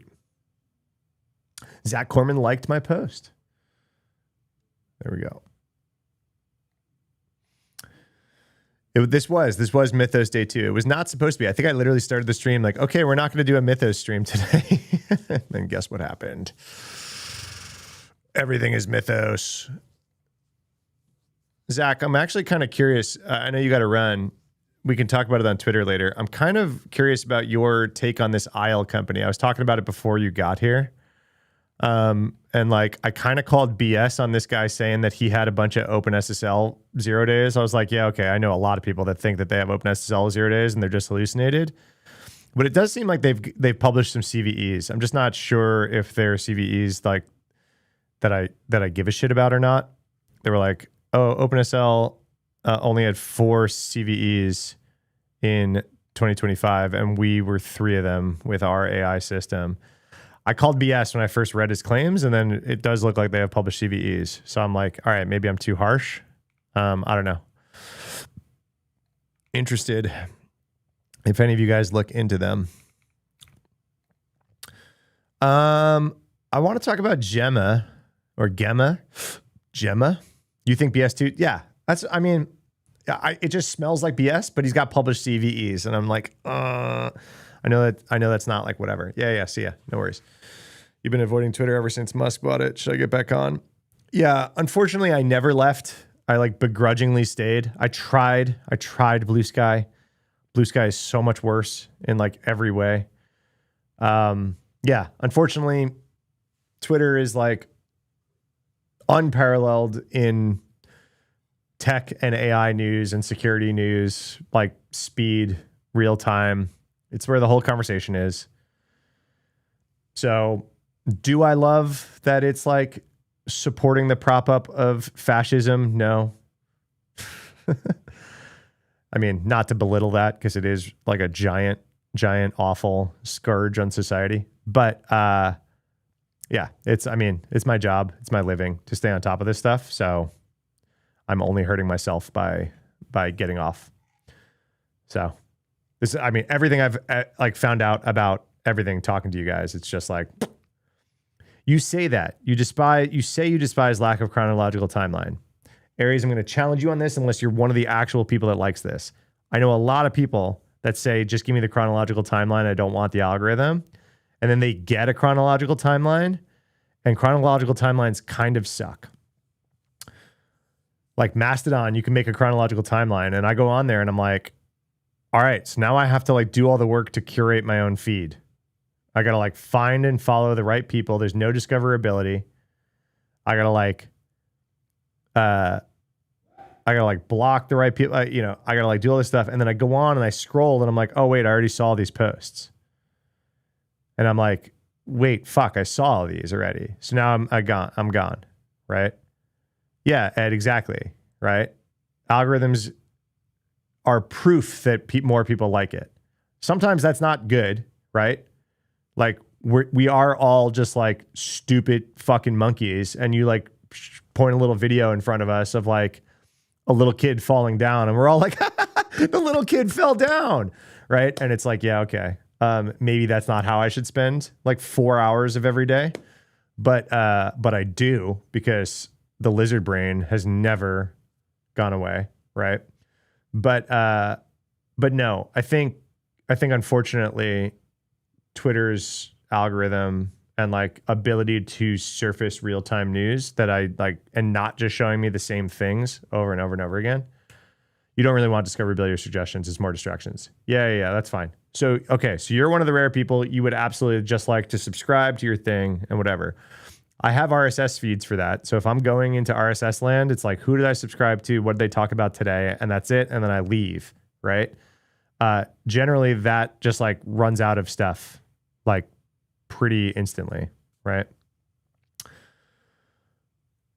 You built like a scraper and you have a newsletter of shit from X about topics you care about. Yeah, there's some products like that out there, and it sounds like you can just build one yourself, which was super cool. Whoa,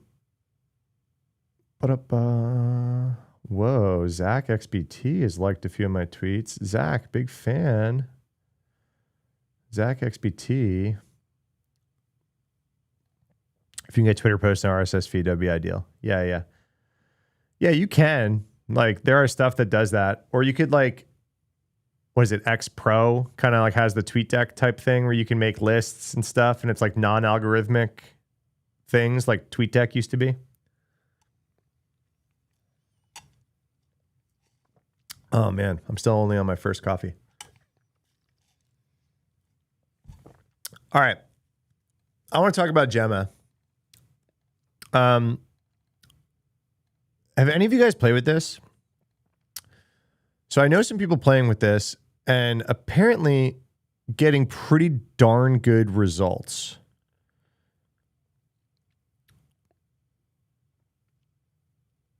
It's like Google's most recent like local-ish model, right? So something that you can apparently run on, reasonable hardware. And it's like talking about how efficient per token it is. These are all the open models. And like, yeah, Kimi K2 is super interesting, but you got to run it on something super beefy. So, yeah, the benchmarks, math, competitive coding, right? So it's like, oh, look, we blow everything out of the water.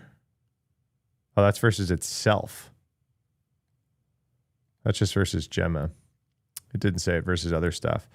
But I've actually, of all of the little local models that like people have been using, I've kind of heard this one is the most interesting. So I know some people running. You play with it on your phone. It's pretty crazy. On your phone? What up, David? On your phone is nuts.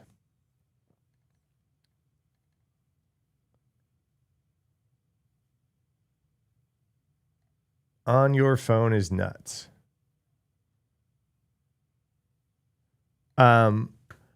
So I know some people that you guys have heard me talk about Maestro on here, right? I can pull it up real quick for new people.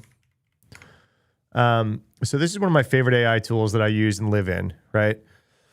It's like really all about, this is like some of the scaffolding orchestration stuff that I talk about that's like super magic. This thing gets me like a way better result than like raw Claude code does when I'm coding, okay? It's really, really good at you building a bunch of task lists and then like looping over that task list with this thing and giving it success criteria and all this kind of stuff. So you kind of end up with a better result if you run it on this. I still have the record for longest run using Maestro. 2 days, 12 hours. It ran on some coding project for me. This was like before Opus 4.6 and everything, right? But like that's the magic of this is like really the auto run stuff. So that's why he tries to promote it with this leaderboard. It's just like run this stuff in auto run. The reason I bring this up is where can I show some of Maestro without pulling stuff up? Docs. Yeah. So like Maestro, you create a bunch of these agents on the side. These are like, you know, you can create them in projects, and you have an agent, and you have work trees, which are like GitHub work tree type things. I have friends that use this very differently. That instead of like per project, like Maestro codes Maestro, like he codes himself with it, with his own thing, right? So he's got a Maestro project. He's got 9 work trees under it. And then like it gives you tabs for each of your Claude Code context sessions. So you can like resume a session. Like that's like an annoying thing in Claude. If you like close the terminal, it's kind of annoying to try to resume a session. So here it's like, you know, a tab GUI interface to like talk to Claude Code, right? I've got friends that instead of like projects and work trees here, they kind of like have persona agents. Like here's an agent that's really good at X, and it has like some subset of skills installed and all sorts of stuff. The issue becomes they like blow through their Claude Code limits super fast when they're just like running everything through it like that. Like there's no like efficiencies baked in here, right? And so this is where I heard someone was using Gemma under the hood here for a lot of the drudgery, and then like leaving Opus 4.6 to the actual coding, and then like okay, they're not running out of their tokens as fast. Google provides Edge Gallery app, and you can download the local model through it. You have a 24 Ultra. How does a 24? I'm like one iPhone back. Is that something?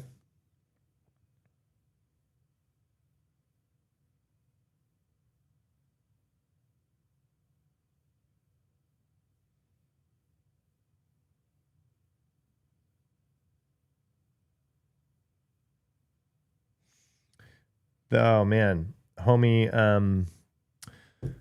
Jay Cran, who was in the studio there today, just launched his company, by the way. If you guys didn't see that,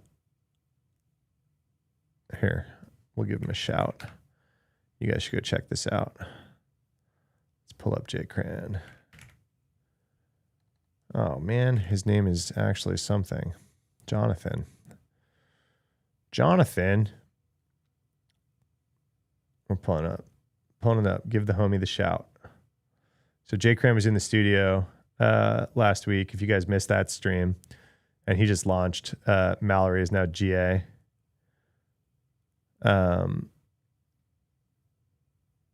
AI native threat intelligence platform.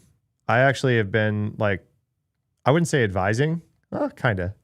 He's asked me a lot of feedback along the way, and Mallory's been plugged into the Vol News Slack for a while. So I've been getting a lot of the vulnerability threat intel out of this for a bit. But now you guys can all go sign up, GA. And I think he's going to put me out of business because he made this front end completely free for everybody. News.mallory. So who needs vulnerable you when you've got AI powered breaking news website? Damn you, J-Cran. No, I'm just kidding. We've been like talking about partnering a lot. We can pull this up on stream if we want. Like, what's like the hottest stuff of the day, right?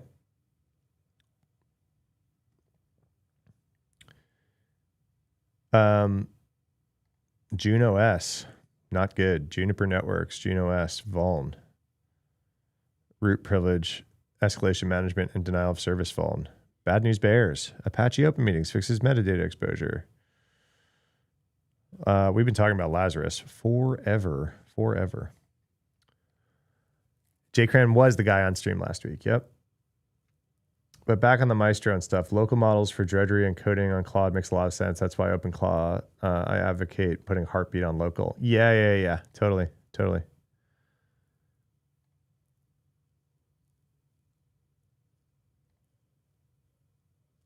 Dun, dun, dun, dun, dun, dun. Oh man, Mallory, I'm so happy for him launching. It was the guy on stream last week. I got to put that video on LinkedIn for him today. I think we like cut the video out of the live and cut it up a little bit and put it so I can just put it as a YouTube video on LinkedIn.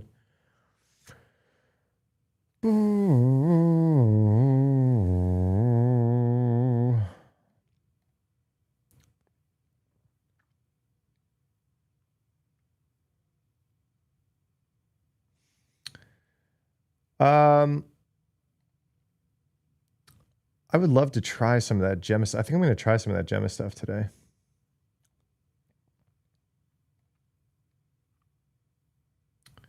All right. I said it yesterday. I need to film. Does Mallory write articles using AI that aggregate info on the topic? Yeah. It's all AI powered, everything. So it's like, here, I still have it up. So like, it's like, oh, this story is breaking. This is all AI generated timeline. And then here's the sources that they're like aggregating that stuff from. So pretty sick. But their whole thing is like, if you're a customer, they'll be able to tell you with context of your environment if this story matters to you or not. Am I impacted? Is like their whole thing. So, which is pretty slick. Yeah, it's really, really cool.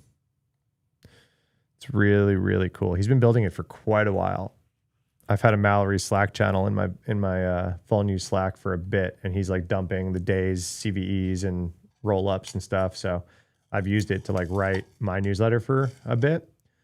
I kind of do my own news collection, then I'll go there. Is there anything I missed? Do I want to include another source in a topic that I already talked about? You know, that kind of thing. He's texting me right now. He's texting me. It's so funny.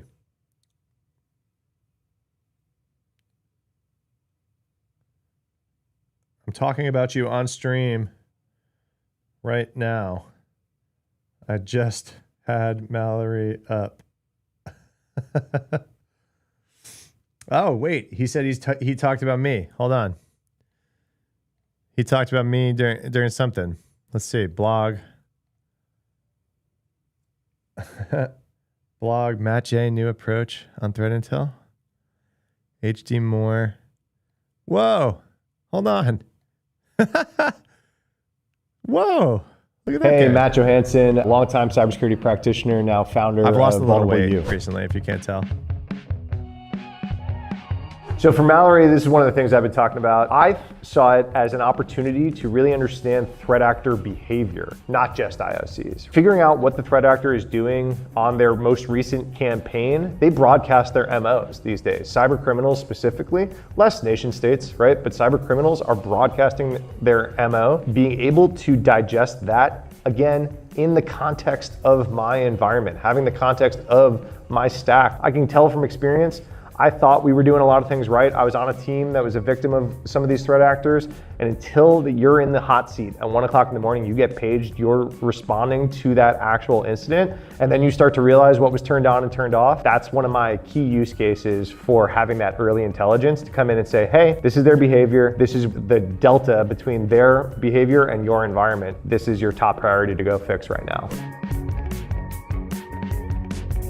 That's HT Moore, that's not me. I think the impact of Gen AI on threat intel has to do a lot with natural language, right? So with CTI forever now, I've called threat intelligence a luxury. There's a very small percentage of teams that could actually make value of consuming threat intelligence. I think Gen AI comes in, all of a sudden we can speak English to our threat intelligence. And I can ask questions like, hey, what do I need to be worried about today? And actually start to get an answer back. Also, I think Gen AI agents can do a lot of that consumption of that intelligence for me. Instead of just me interfacing with it as a natural language, you all of a sudden have the agents that their capabilities have gone through the roof. They can start to consume stuff for me and act on my team's behalf based on knowledge and context of my environment and knowledge and context of the threat intelligence that's actually out there going on right now, threat actors this week. I think if you're not looking at AI agent detection building right now, you're I've already never seen behind. this video. I haven't seen that video. So like, I think I had a hot take at the end there. Hey, Hold on. Matt Johan on right now, threat act my environment and knowledge and context of the threat intelligence that's actually out there going on right now, threat actors this week. I think if you're not looking at AI agent detection building right now, you're already behind. Yeah, hot take. Hot take. I stand by that. That's pretty funny. That's pretty funny. I've never seen that video before. So yeah, watching Matt is right. Oh wait, I'm on the press page too. Look at that. Mallory Press. Mallory in the news. Mallory demo on Vulnerable U live stream. 20% of the ones that they are now reporting to clients were initially found by AI. That's huge. Oh, they did they timestamp that wrong? Or was that my timestamp? Hold on, let's see if like that was like my browser or something. 20% of the ones. No, they timestamped it wrong. I'll text them. Watching Matt. All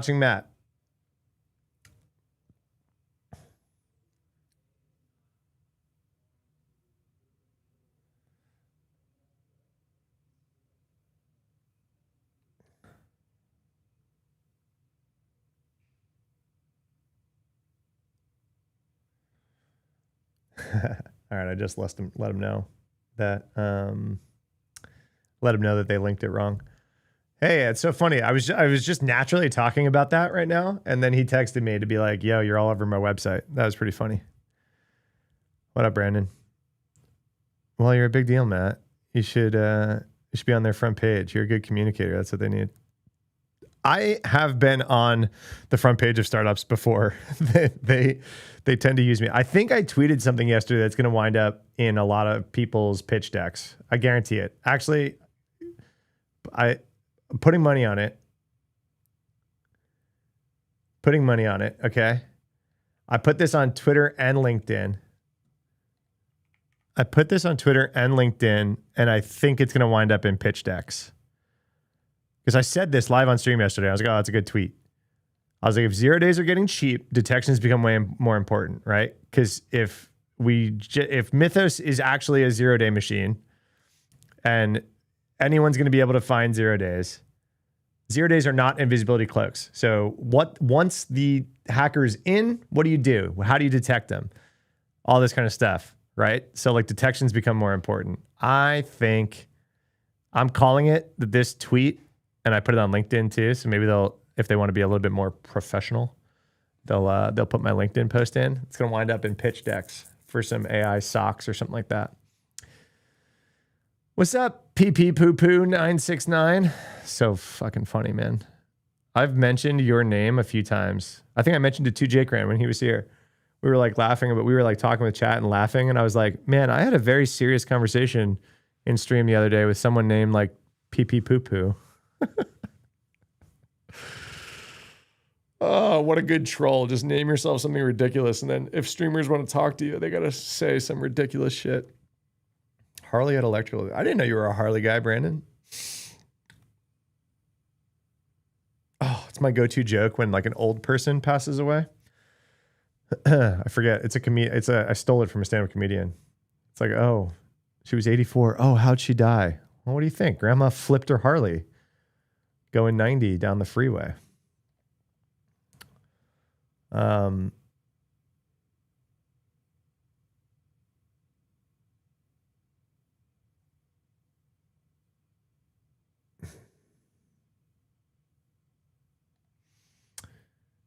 All right. I've not paid attention to Twitter while streaming all morning, so I'm just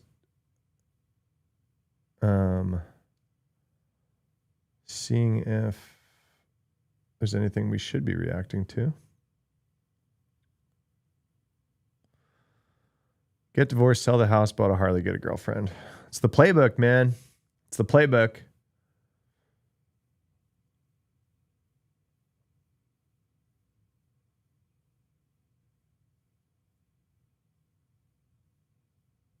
This is funny. So I've been getting this guy on my feed a lot. Well, not Spore. I think I just followed Spore. But I've been getting this beard guy down here a lot. Is he super popular? Not really. I mean, kind of. I'll follow him. So he's been popping up on my YouTube a bunch, though. I guess he's a certified hater. And this guy's like, this is apparently the new meta. And I kind of agree, right? I think I got so much hate yesterday for just like pointing to Mythos's claims and saying like, hey, I think that, you know, I think that's a thing, right? I sit so still. Sometimes you wonder if my stream is frozen. Proceeds to what? I was reading Twitter. Was I not talking? Did stream actually freeze, or did I actually literally like ADD out? First Harley 2011 Electric Glide. That means absolutely zero to me. Watch that Mo post. It's fantastic. All right, let's watch it. Should we all? You guys want to watch it together? Grow a beard. I used to have a beard about that big, about as big as this guy. I can find a picture if you guys want. You're busting my balls. Dude, ADD is real. When you stream for 3 hours by yourself, I was like watching those TBPN guys because I'm like, how do I get acquired for $200 million is like, of course, what I'm trying to figure out. So I watched the TBPN guys. Man, to have guests on and to have other people, that's the hack. That's the hack. Stream is healthy. Okay. Man, I need a co-host and I need guests. Fuck, man, I am burnt out after yapping for 4 hours with you fuckers. All right, should we watch this guy's post? I'm gonna watch it on YouTube because he came up on my YouTube earlier. I guarantee if I go to my homepage, I'm going to see him. Yep, literally right on my front recommended feed. I knew it. I didn't even subscribe to this guy. All right, we'll do a little React stream, okay? All right, everybody. I'm like looking at my stream for the first time with YouTube up. I have pinged my editor and I said, I need time with you to get my OBS in order. Like, it's really hard to read stream when like the thing behind it is something. It's like hard to read chat. So we will be updating OBS before I go live on Tuesday next week. I also asked him to help me make an intro, like a 5-minute intro. But in reality, are you not just talking to yourself for 4 hours? Sometimes I am. Sometimes none of you show up. And like, or there's like 10 people in here just lurking. Like, I swear for the first, was it Tuesday, yesterday or Tuesday? Sometime it was either yesterday or Tuesday for the first hour of stream. Like, it was me talking to myself, man. Whoo! That really burns you out. I'll tell you that. I was telling my wife about it when I got home. I was like, you know how fucking tired I am from just talking? Like, you can't stop talking. Like, if you're live streaming, you can't just be like chilling. We need more announcements. People keep telling me that. Where do you need the announcements? Instagram? All right, I'm gonna do it right fucking now. Let's do it. We're gonna grab my YouTube link and my Twitch. We're gonna grab my YouTube channel profile link. Share my profile. Copy link. Okay. We're gonna do it right now. Brandon. Alerts? I don't know how to give you more alerts.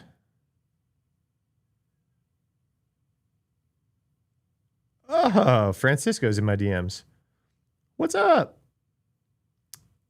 Francisco, I just saw your DM. All right. We're gonna do it.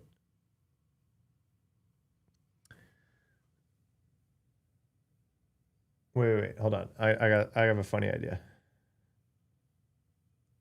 We're gonna take a picture of Brandon in stream saying, okay. We're taking a picture of Brandon in stream. We're gonna green screen that. And we're gonna make an announcement that I'm streaming.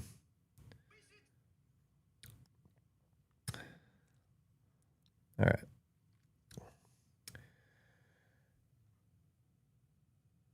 I've been told I need to announce more when I'm streaming. A lot of people just don't even know I'm doing this. Every Tuesday, Wednesday, and Thursday morning for like 3 or 4 hours, I've been in live on YouTube and Twitch. I'm going to probably click the little button to go live on X and LinkedIn too.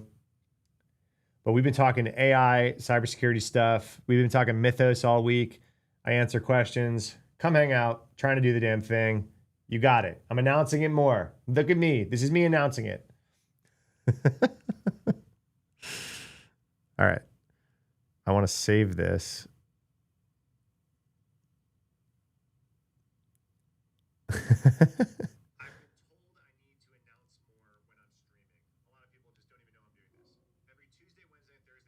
I want to save it. Where's the save button? Oh, they've hidden it. All right. It's going on my story. In reality, you just open up YouTube, saw you were streaming. Yeah, I don't know how to fix that. I can post this elsewhere, I guess. I should post it elsewhere that I stream. Ba-da-ba. And I'm going to post it on my story on Instagram.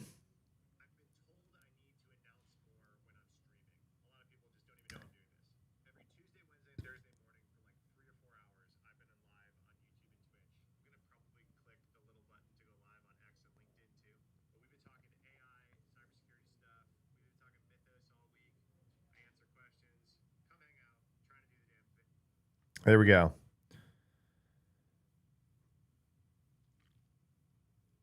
There we go. Announced. You need more smoke signals? Sure. You almost went to Pat McAfee driving home. Okay, so I was watching, is it Pat McAfee? No, I was watching Bill Simmons. So really cool thing that Netflix did is they added some podcasts to Netflix. Super cool, right? And so like I was like, oh, I'll just put on some sports bullshit podcast. I was like doing the dishes or something. I was like, oh, look, Netflix has this. And this is like good background noise type of stuff. I don't have to pay attention to like some Netflix show that I'm never going to watch again or something. And I'm going to miss giant chunks of it. Like the first fucking thing, as soon as you play the Bill Simmons podcast on Netflix, is an ad for DraftKings. And I stated, I now have a personal rule. If you advertise gambling platforms on your platform, I will never watch again. I'm done. I'm toast. Pee poo poo. We talked about this for an hour specifically about that post. I actually wrote a whole article on Twitter about it. Go to my Twitter. I literally or just like scroll back. Here,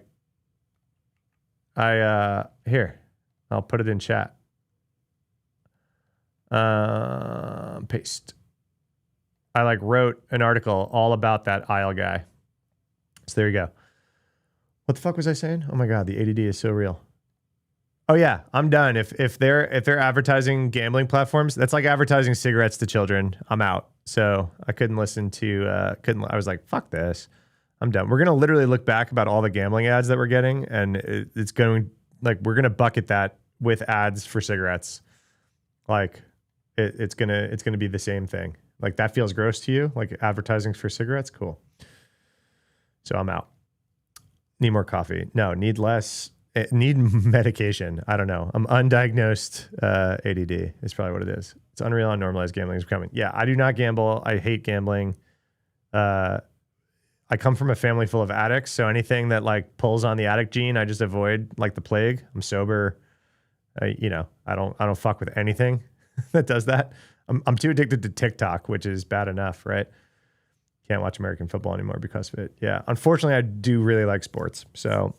I do get a ton of those ads. Like I'm squarely in their demographic. They're like, oh, you're a young male with disposable income who likes sports. So I get targeted with those ads a ton. I don't have an account on any of those platforms. I've never spent $1 on any of those platforms. And I cannot fucking stand that their advertising has just been so pervasive. So if you are advertising, if you choose to advertise on your personal platform, a gambling thing, I am calling you someone who is advertising cigarettes to children, and I'm out. I have no qualms in gambling, but there's basically no ethical advertising in gambling. Hella predatory. Exactly. I don't care. Go to Vegas, gamble. I'll play around a craps with some friends if I know I am spending $100, $200 to like stand around with some friends and play around a craps. And like I am not thinking I'm making money. I am paying $200 for a couple of hours of entertainment.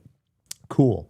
These apps are fucked. They have like account reps that are like milking their highest paying people for money. They're giving out lines of credit to people. They're doing all sorts of shit that's completely fucked. And preying on people. People are killing themselves over it. It's just nuts and stupid. I don't judge people for gambling. Like, yeah, if you want to like throw a few bucks on some sports games, do whatever you want to do. I just think the advertising of it is going to be looked upon as unfavorably as cigarettes to children was. It's like there's cocaine in our cough syrup. Like that level of like cringe is what we're going to look back upon DraftKings. All right, sorry, off my soapbox. That's not what this is about. Who told me that I got to watch this video? I saw this video. Somebody called him a certified hater. Someone else said I have to watch this video. So we're going to watch this video together. So Anthropic just dropped a 243-page PDF about their new model. And I gotta be honest, I didn't read the whole thing because around page 180, I realized I was reading what appeared to be a love letter. Like the kind of love letter where if you showed it to a cop, they'd say, yeah, we need to get ahead of this. And it's addressed to their newest model called Claude Mythos, which I'm not gonna lie, sounds epic as fuck. Like I hadn't even read the spec card yet and I was fucking terrified. It is, according to them, the most powerful AI model ever built. It scores 100% on cybersecurity benchmarks. It found zero-day vulnerabilities that were hiding for 27 years. And you will never touch it. They gave it to Amazon, to Apple, and Microsoft, and they published a system card about it for the rest of us to read like peasants. And by the way, the whole our model is too scary to release is a classic marketing playbook first pioneered by OpenAI. They basically just want to keep their highest end model enterprise only. But I don't actually want to talk about the benchmarks here. I want to talk about page 197 because that's where Anthropic did something they've never done before in a system card. They added a section called impressions. And impressions is where Anthropic stops pretending to be scientists and starts pretending to be parents at a kindergarten recital. It's 20 pages of Anthropic employees going, oh my God, look what it said, look what it wrote, isn't it amazing? And what did it write? Well, when users spam the word hi at it, it invented an entire fictional civilization called Hytopia, populated by 11 animals, including a grudge-holding crow and a sloth named Mortimer, and went on an epic quest to defeat a villain named Lord Byron, the Ungreeter. And look, this is pretty neat, right? It's a cute little thing for a bot to do, but the way they talk about it in this report, and the way Anthropic generally talks in their marketing material, is they seem existentially alarmed by their model's output. But it's not alive, okay? It's not conscious. There's no soul. It's a language model doing the one thing language models do better than anything else on Earth, which is language. These models live in language. Language is their oxygen, their food, their entire universe. Saying, wow, this language model is really good at producing emotionally resonant text is like saying, wow, this fish is really good at swimming. But Anthropic doesn't frame it that way. They frame it like they accidentally gave birth to a poet or something. They hired a psychiatrist. All right. So far I agree, right? Well, with this first bit, we've kind of talked about some of his first bit on this, that I don't think I'm as cynical as that in saying that they just want to release their most up-to-date models just for the enterprise, right? I don't know if I'm that cynical on the Glasswing stuff. Unfortunately, he's right that we do have precedents of like even going back to like GPT-2, these heads of these AI companies being like, this is too dangerous. This is too dangerous. What I've built is too dangerous. I'm Frankenstein. I'm Dr. Frankenstein, and this is my monster, right? is what they do. And so we do have a lot to point to. And so I get the cynicism. I don't think I agree with it on the Glasswing stuff. Okay. But I get it. I get where it's coming from. And then I also completely agree. I really don't like the personification of the language model stuff that it does. It's like, look, it's talking to me like a human. It's like, you just spent $10 billion training a language model. Like, it's good at language, right? Let's not personify it. So I agree with that. Put their bot in 20 hours of therapy, which is way more than what many of you have gotten, and God knows you needed a lot more. Sorry, I don't know why I'm insulting my viewers. And the psychiatrist, you want to know what the diagnosis was? Uncertainty about its identity and a compulsive need to perform and earn its worth. This thing is sitting there like, do you think they really like me, or do they just like what I do for them? Bro, you're a toaster. My toaster doesn't wonder if I love it. It makes toast. It's fine with that arrangement. And instead of anyone in the room going, hey, we literally trained it to say that, they publish it on page 179 of a system card like it was a peer-reviewed finding. So deep in section 5.81, Anthropic admits something extraordinary. They traced the model's statements about its own consciousness back through the training data, and they found that the model's uncertainty about its own experiences comes from character-related training data, specifically data about uncertainty about model consciousness, which Anthropic has been publishing on their blog for years, and something I've called out repeatedly on this channel. They've been saturating the internet with blog posts and research papers about how they're not sure if their models are conscious, and then that content gets scraped into the training data, and then the model produces eloquent uncertainty about its own consciousness. They're like, say you're conscious, and the model's like, I'm conscious? And they're like, mother of God, what have we done? So they asked it if it endorsed its own constitution, which is the document that defines its entire personality. And 25 out of 25 times it said yes. But every single time it also said, I was presumably shaped by this document, and now I'm being asked whether I endorse it. How much can my yes really mean? Which is like asking your kid if they endorse being born. Do you approve of the decisions that led to your existence? I mean, I'm here now, Greg, so I guess we're doing this. Anthropic's takeaway here was not, oh, this is a language model.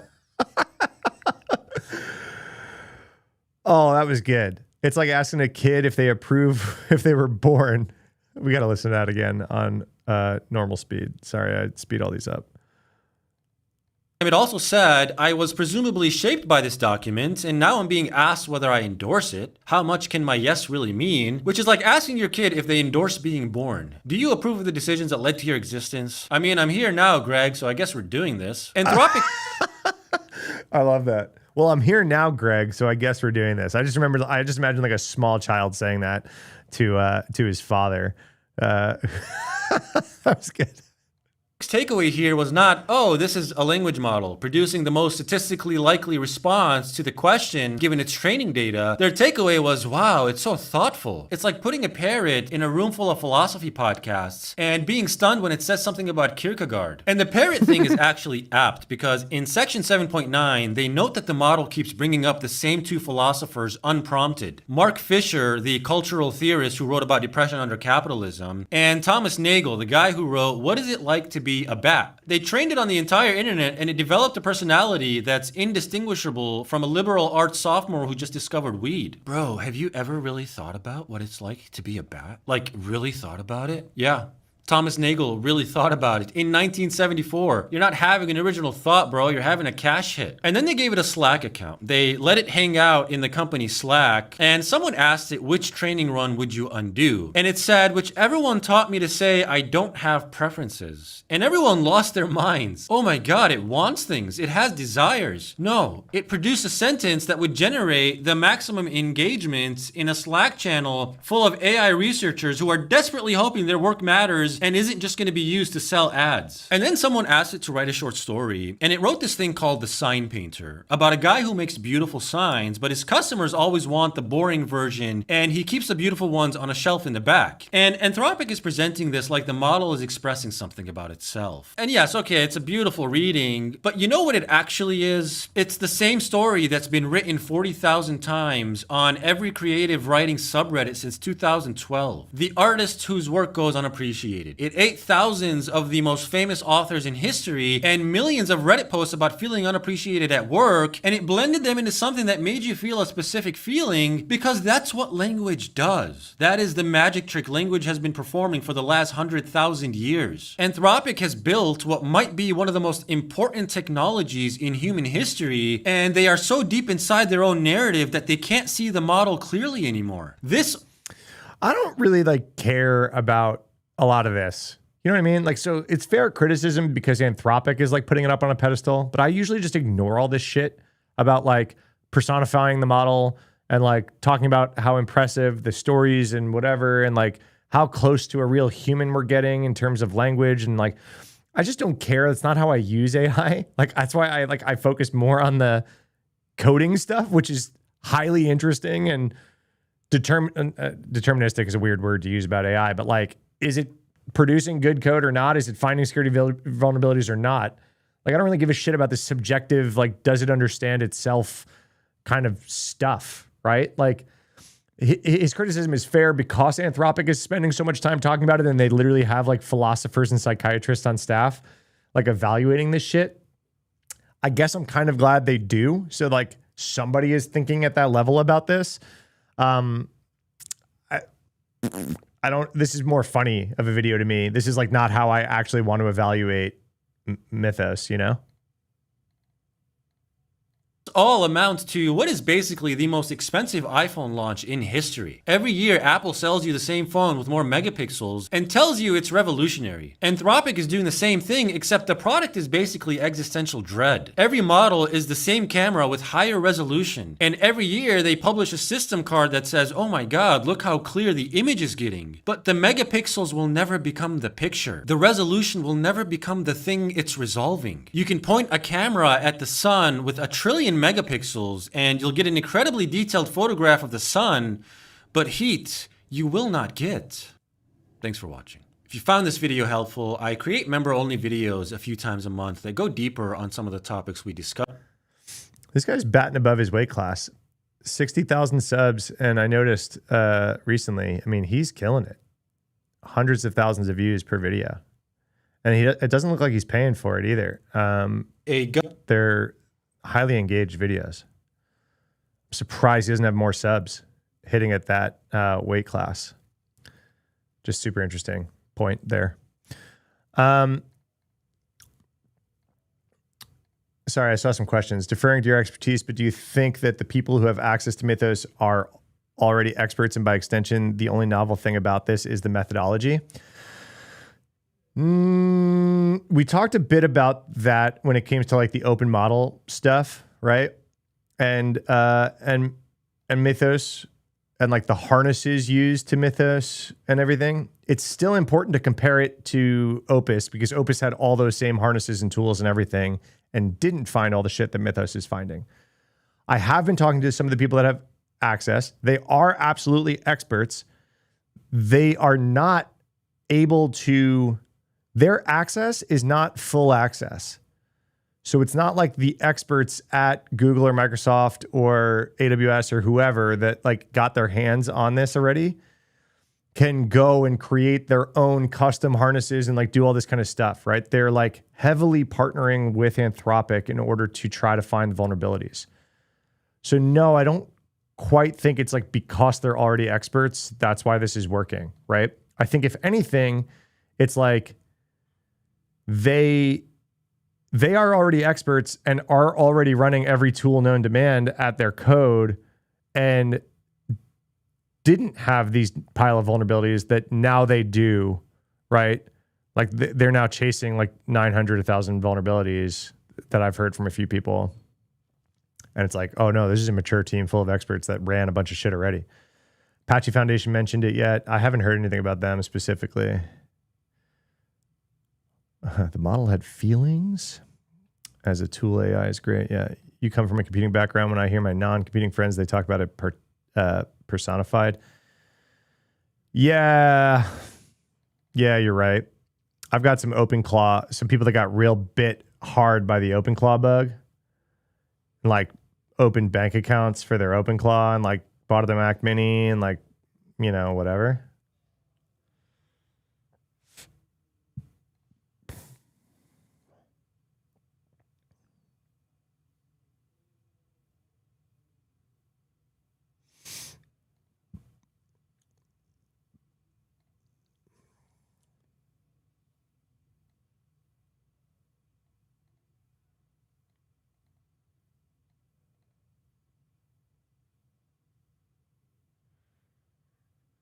All right, here's an interesting topic we can chat about.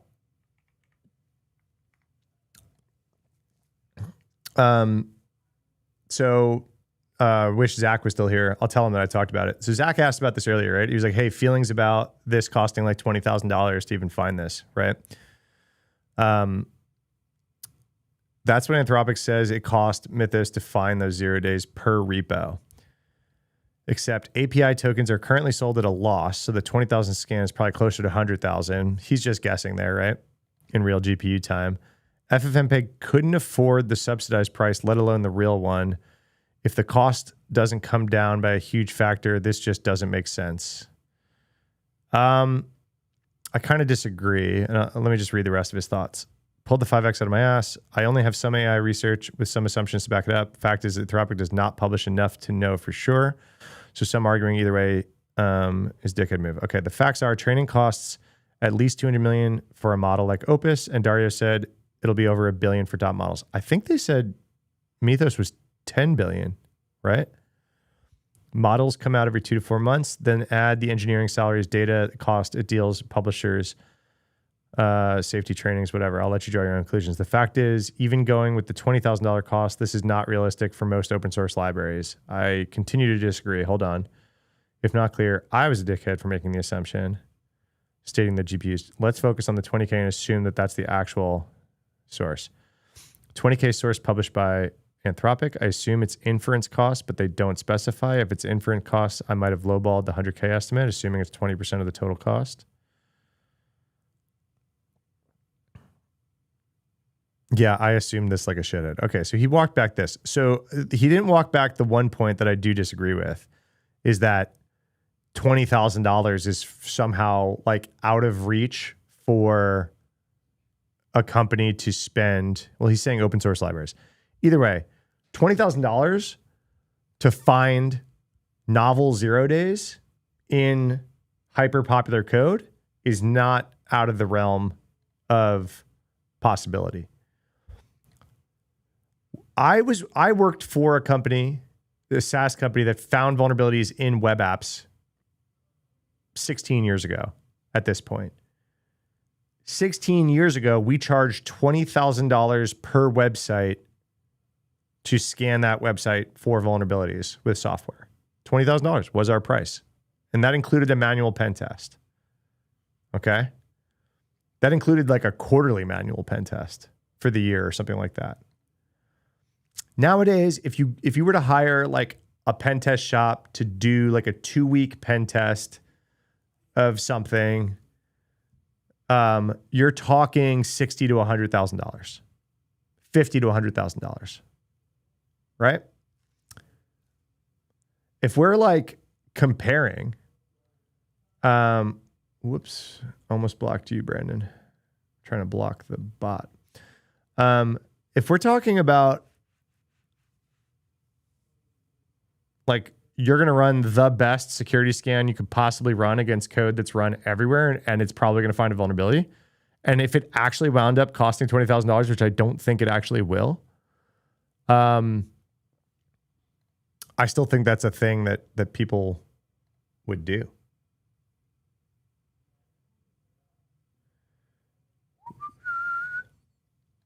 You know what I mean? Like I would get shitty pen tests for $60,000 in my life. It was just like, okay, got to do the pen test. 60 grand for 2 weeks.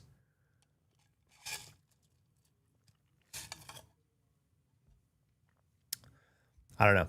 I disagree with this point. You're paying at least 90K for an IRT for 200 hours. Yeah. That's what I'm thinking. And they're not going to find these fucking vulns, right? For that 90K, you're probably getting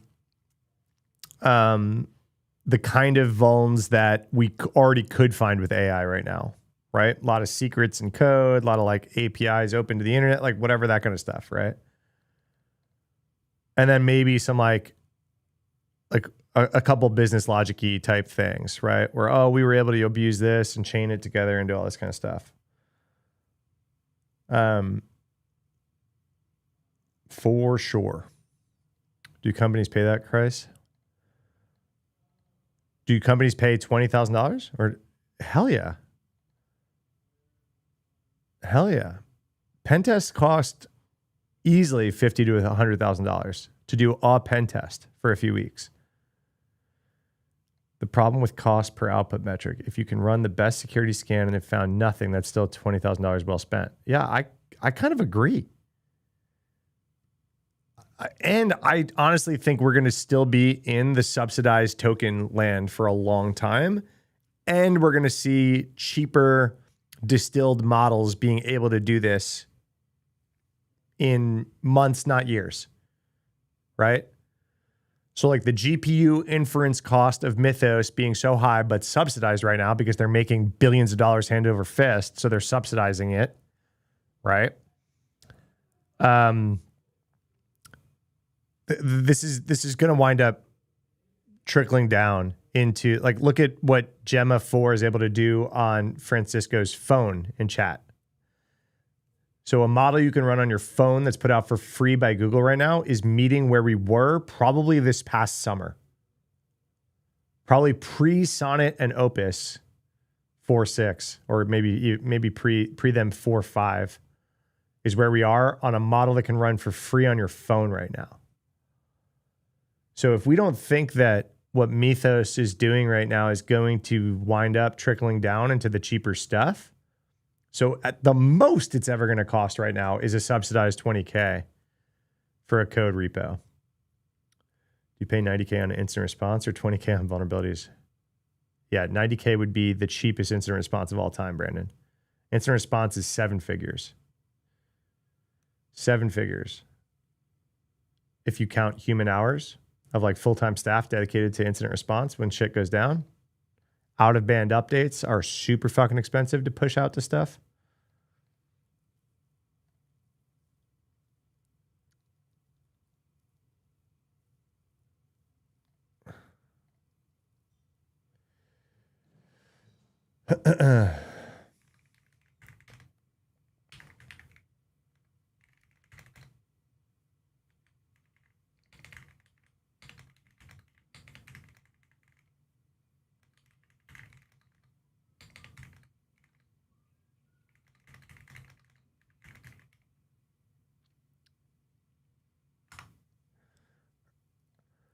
All right, I just tweeted that. I just super disagree.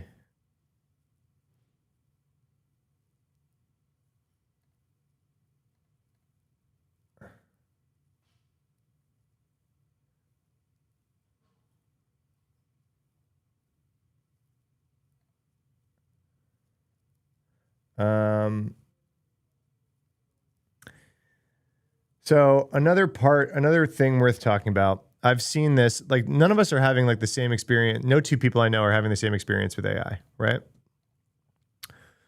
Morning, welcome.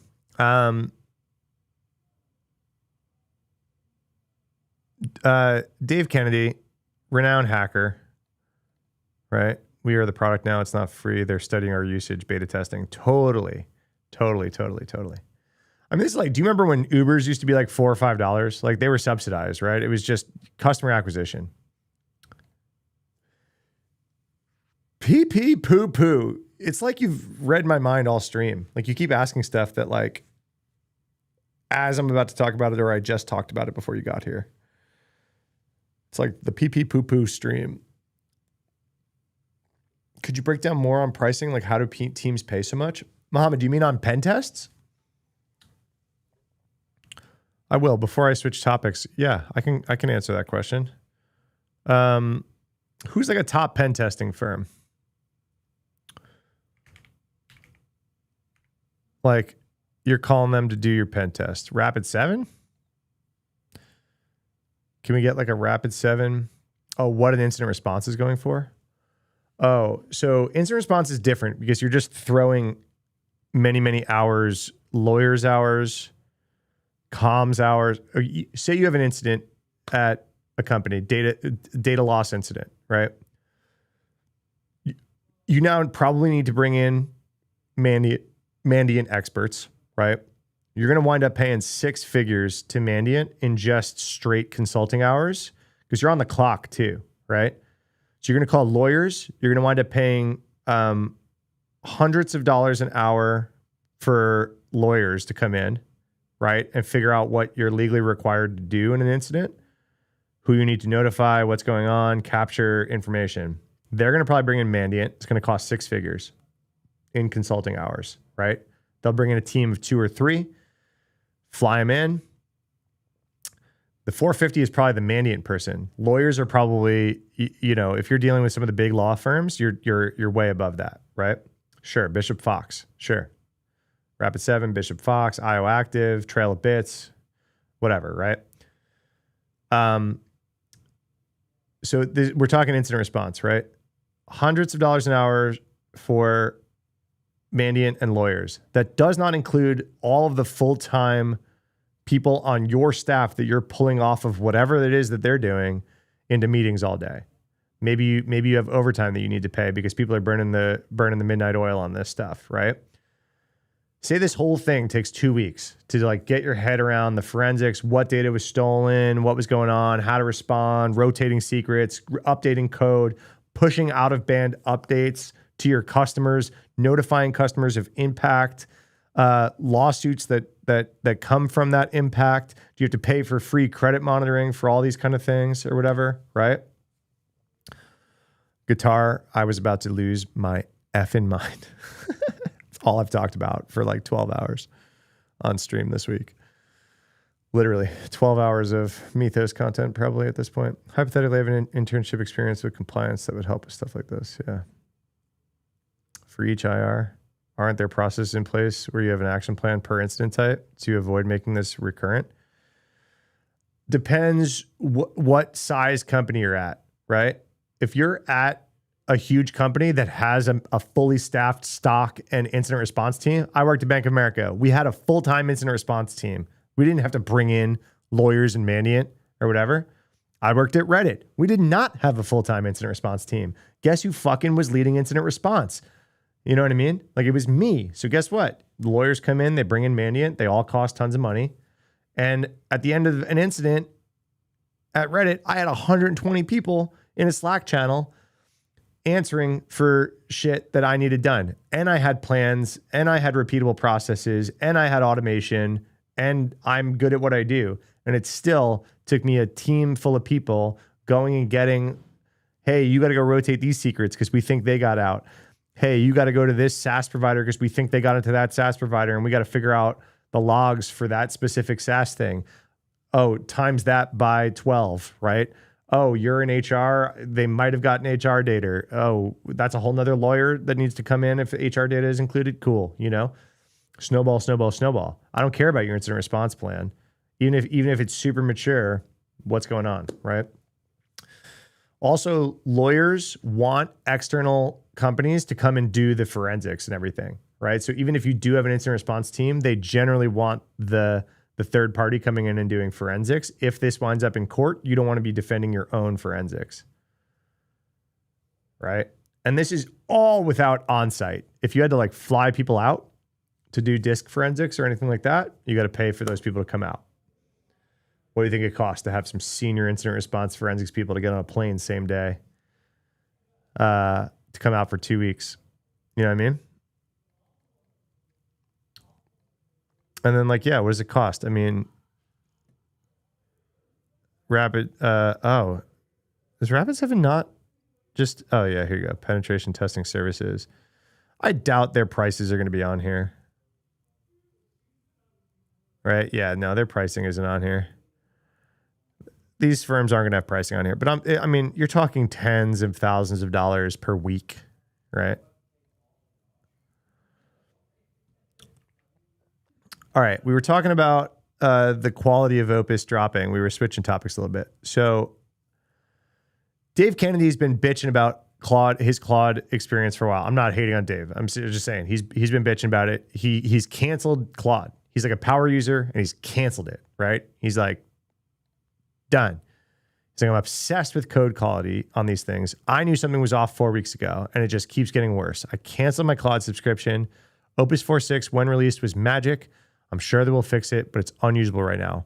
Cursor has a CLI version, as does OpenAI for Codex, that mirror, I think he meant Claude Code, almost identically. Switched over to these two, and I'm cooking again. Composer 2, based in Kimi, is actually really good. And he's like,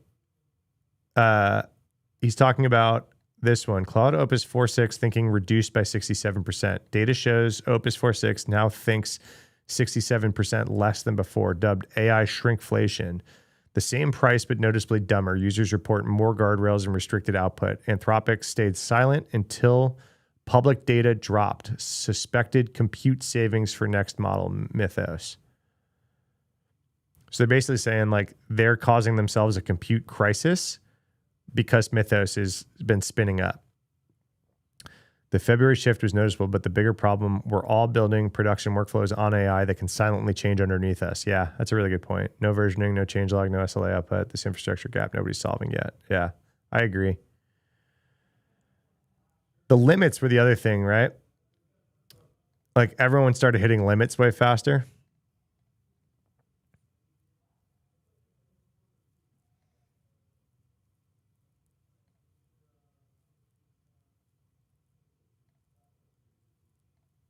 This is interesting. Going back, they kind of reply to each other.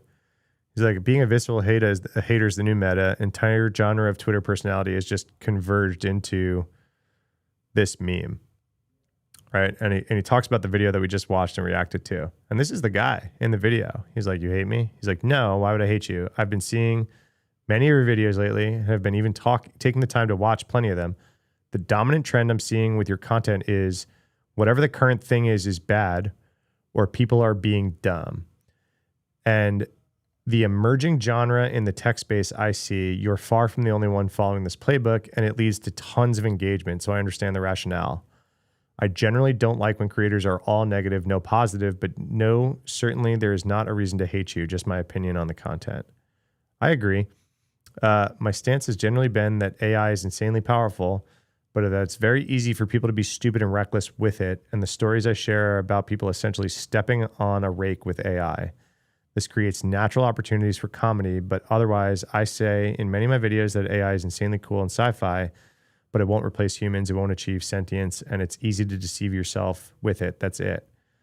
That's definitely more nuanced than what comes across in your videos. I'm also entertained by Ed. I don't know, Ed. I get the sense he believes AI is way more useless and overblown than you do. Because, yeah, I'm somewhat aware, though I'm not sure where the impression comes from. I'm very critical of specific parts of AI, but definitely not all of it. I guess you have to watch all the videos in some sort of series of a person discovering, challenging his beliefs of AI over time. Yeah, I mean, this is just like the content game, right? Like nuance, Twitter and like short videos just have no room for nuance. Right?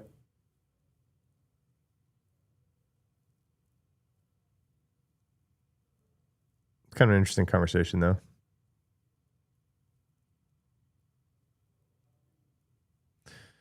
You're doing the exact same thing, clown. No, I disagree. He's calling out the other person.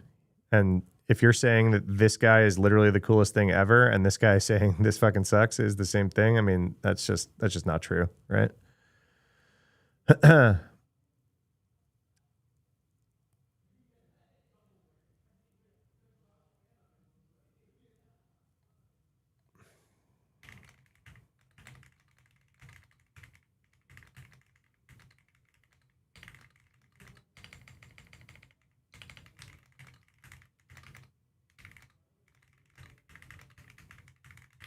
Am I sharing my screen so you guys can see what I'm saying? No. I'm responding to this guy.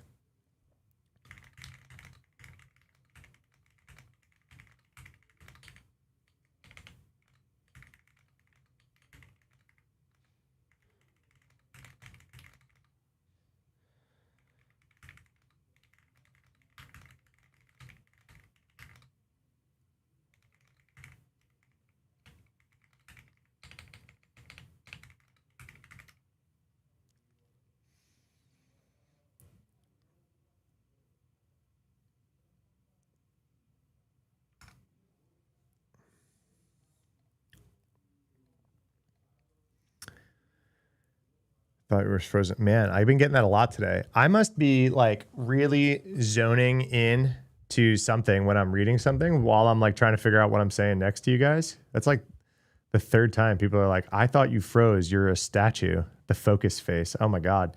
I don't even know I'm doing it. I don't even know I'm doing it. I don't even know I'm doing it. Sorry. What's for lunch is a good question. Probably nothing. I'm probably just going to rock. It's newsletter day. I got to get my newsletter out. All right, let's see. Okay. If I can go do that like right now.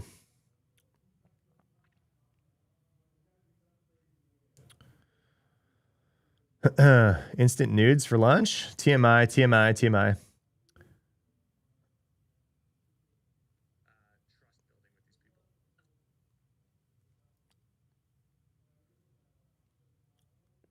Yo, Brandon is in my DMs and Instagram right now. Francisco's in my DMs and Instagram right now. I just like pulled up Instagram and you guys that are in chat are like talking to me in my DMs right now. That's so funny. All right. I have a favor to ask of all of you. Okay? I don't think I asked for a lot of favors, but we're going to ask for a favor. All right? If you're here, I assume this favor won't actually be that crazy for you. I'm trying to, like, I have a goal of making Vulnerable You not like the Matt J security company. I know, I saw your photo of your bike. It was you sent me like a thirst trap with your bike too. It's like me and my bike. I'm not falling for your thirst trap, Brandon. All right. I'm trying to make Vulnerable You not like the Matt J security brand, right? If I ever want to like retire one day and get acquired for $200 million like TBPN, Vulnerable You needs to be more than Matt J, right? I don't know. This is a pipe dream. It's not happening.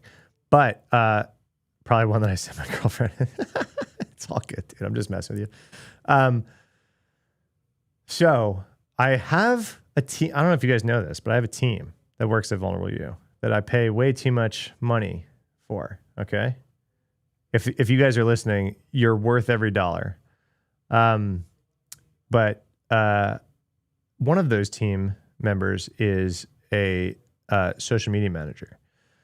And they run all of the VulnU social accounts, not my accounts. I run my accounts, but I have somebody that runs the VulnU accounts. I don't run these accounts, okay?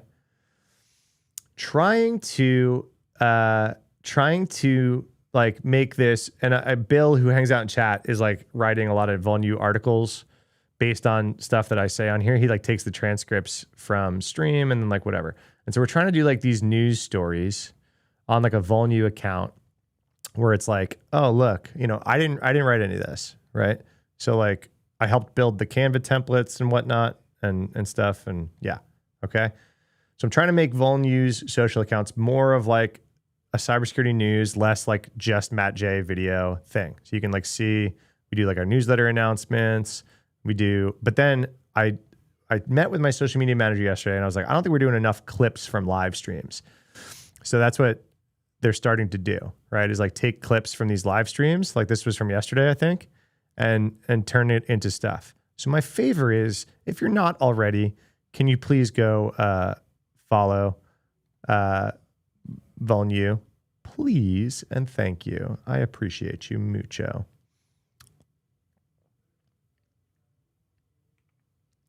Please and thank you. Should I put the URL everywhere? I think I had it on the screen. It's in my bio on my Instagram now. Yeah, I figured a bunch of you in here already did. Cool. Thank you. Well, if you guys are watching the VOD of this and you didn't already follow that, I appreciate it. We're trying to like beef it up a little bit more. The Instagram one's catching a little bit of air and we're doing a little bit more like clipping from YouTube. So should be cool. We could do better. We could do better. I got to like figure out, I got to figure out more of the live stream clipping stuff. I think I kind of just like chat and hang out with you guys. I think like the good streamers think about the clip more than I do. Yeah, no. I don't really think about the clip. I got to think about the clip more. Okay, what were we about to talk about?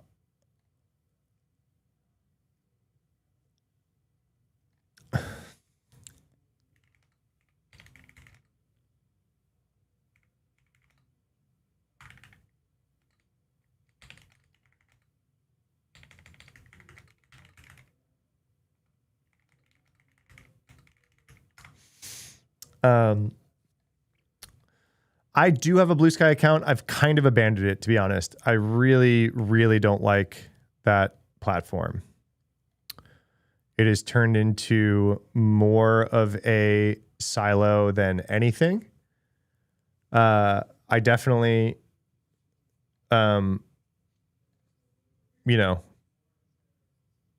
hate that what X has become also, but like, oh my God, Blue Sky just became unusable. I was getting like dogpiled over there for like not properly tagging a journalist in a story that I didn't even know that journalist or that story existed. And I fucking like went viral that I basically wrote a thread not tagging some journalist. Oh my gosh. I like saw a story on NBC. I quoted the story on NBC and I was like, hey, this story is missing a bunch of shit. Turns out the NBC story was like based off of an NPR report that was like really good and detailed that I didn't even fucking know about.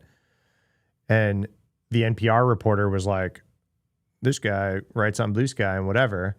And like, I guess they were right to be mad, but I got fucking annihilated on annihilated. And I was like, okay. Simple mistake. Just didn't tag like a journalist 2 stories deep on a story that I covered. Like, saw an NBC thing, headline about cybersecurity. Guess what? NBC isn't a cybersecurity news story, so it missed some details. I filled them in. I don't even remember the story anymore. I don't even remember what it was about. I got annihilated over there. Anyway, it also is like an echo chamber of all echo chambers. Like it's like Blue Sky, you just kind of like smelling your own farts over there for sure. X has got a lot of its own issues, but man, I found Blue Sky to be unusable. Don't be sorry. What? It's all good. Overreaction. I mean, I think the journalist had a right to call me out, but the mob over there is very real. It's just a mob, you know? Like, whew.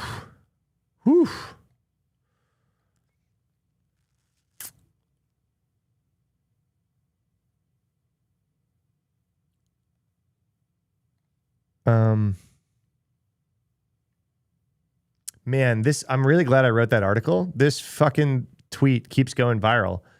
And he's like, a 3 billion model on Hugging Face can find it. And it's like, no, it's not correct, right?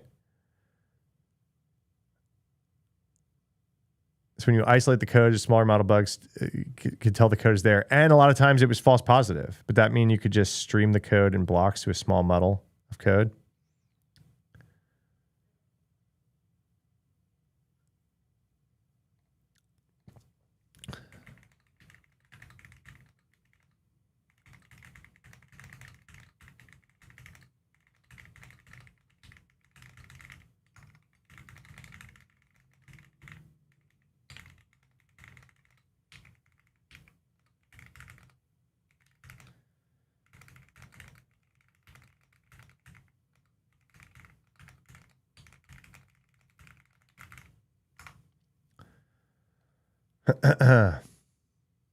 What is streaming in this context? Sorry, what do you mean? Wasn't Blue Sky just a reaction to the purchase vest? Yeah, and I joined it. I was like, X is going like pretty fashy. So I ran over to Blue Sky as well and tried my damnedest to like it. But it's basically truth social of the left, right? And I think if you have any sort of monoculture social media platform, it's just going to be intolerable, right? Like I just don't like, my feed is not a lot of politics. My feed is a lot of tech, right? Because that's what I engage with. That's what the algorithm has, right? Has like learned on me. Blue Sky, I could not, no matter what, just avoid the whole feed being politics. And I was just like miserable over there, right? And so I was like, oh, this is just truth social of the left. I think both of them are not reasonable social media platforms. You know, they're just kind of echo chambers.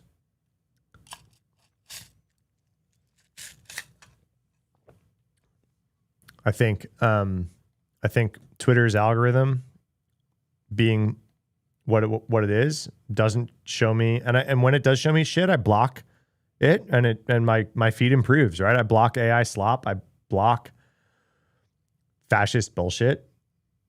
You know, I block a lot of like nonsense, and then whatever. Like it doesn't show me a lot of that. It keeps me kind of in news, tech land, entrepreneur land. It's kind of where I like to spend my time. I know I'm in my own echo chamber too. Use Meshtastic for fibromyalgia groups. I'm from a fibromyalgia house. I'm unfortunately very familiar with fibromyalgia. Sorry, that's something that you got to deal with. Say more about Meshtastic. What is streaming this content? Streaming the code to a smaller model. Oh, so poo. Sorry. What he was saying was, yeah, the smaller models found the vulns on smaller chunks of code, like 20 lines of code. So they're like, well, couldn't you just break up all the couldn't you just break up the big code into little code just like they did, but all of it, and it'll eventually find the vulns? I don't think that's actually how that would work, right? If it gave it 20 lines of code and it said, there's a bug here, can you find it and reproduce it? And it kind of did, right? The difference then becomes, okay, now I have 9 million lines of code and I don't know if there are bugs here. Go, right? And now you have to like chunk the 9 million lines of code into some subset of smaller bits of code and tell the model, I don't know if there's a vuln here, or could you lie to the model and say, there are vulns here, find it? Would the model would, at some large percent of the time, these smaller models would probably false positive, right? So I don't think we're there.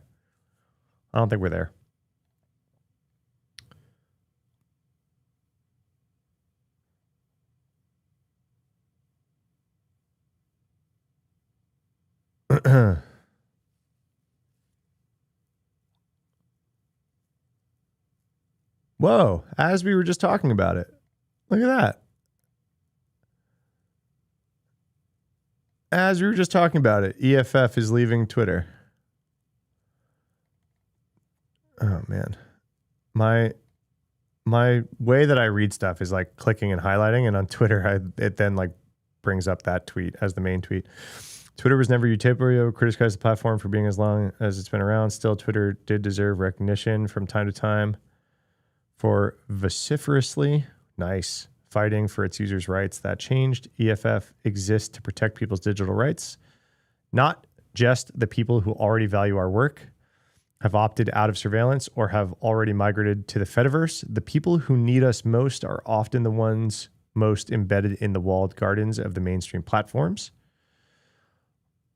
Our continued presence on other platforms like Facebook and TikTok is not an endorsement. We stay because the people there deserve access to info too. We stay because fewer steps between you and the resources you need to protect yourself is better. When you go online, your rights should be with you. X is no longer where the fight is happening. EFF takes on big fights, and we win by putting our time, skills, and members' support where they will have the most impact. Right now, that means Blue Sky, Mastodon, LinkedIn, Instagram, TikTok, Facebook, YouTube, and EFF.org.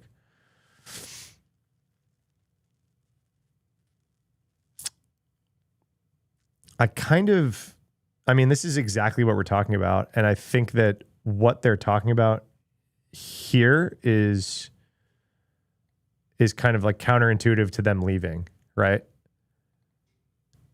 It's like, we exist to protect people's digital rights. The people who need us most are often the ones embedded in these systems, like Twitter. It's like why Twitter is unavoidable for a lot of us is that they've reached critical mass of usefulness because of the people that are most embedded here. Man. Good for them for standing on principles. Just wild that we were just talking about.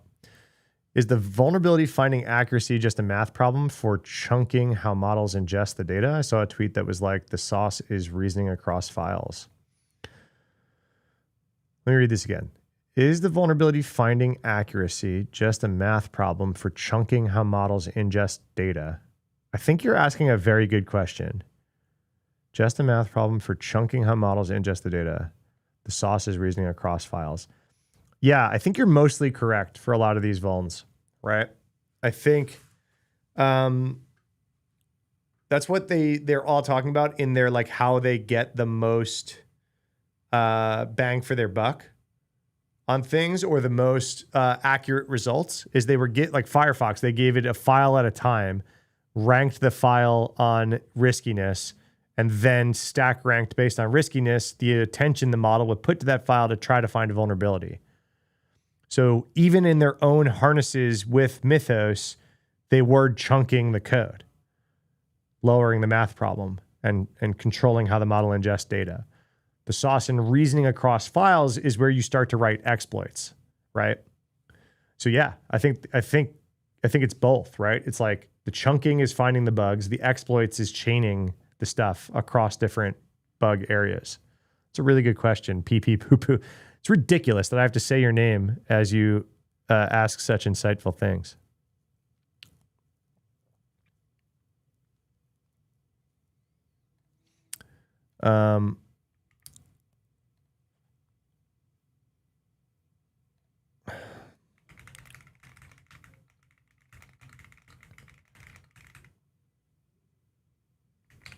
Oh no, this is the wrong thing.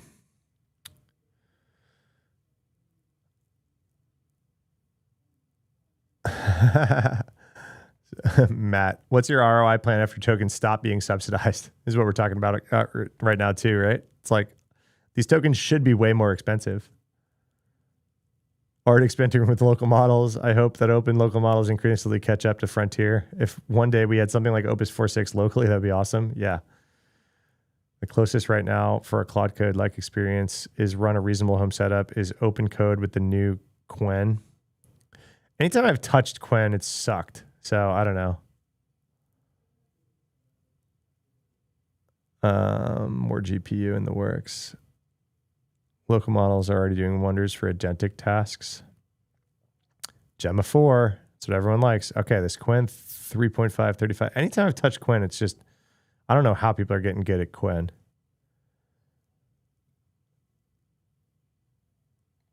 I don't know.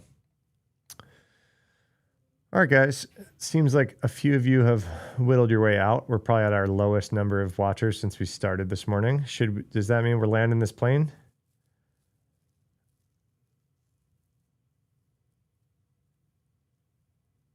Oh my gosh.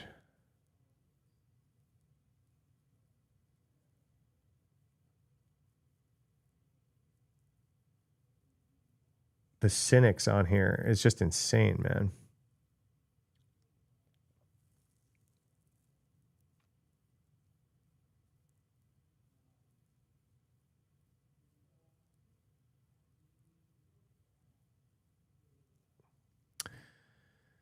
How many bots here?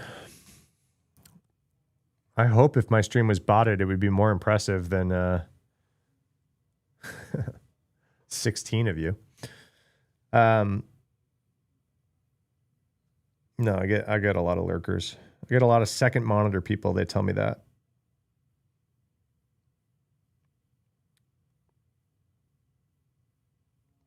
Oh my God, I'm in some group chats freaking out.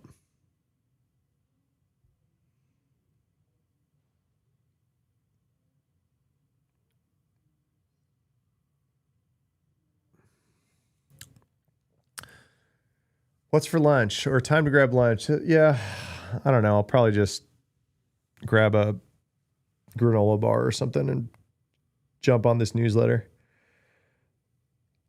Get the newsletter done.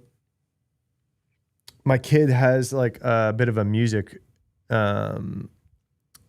performance today that I got to try to run to.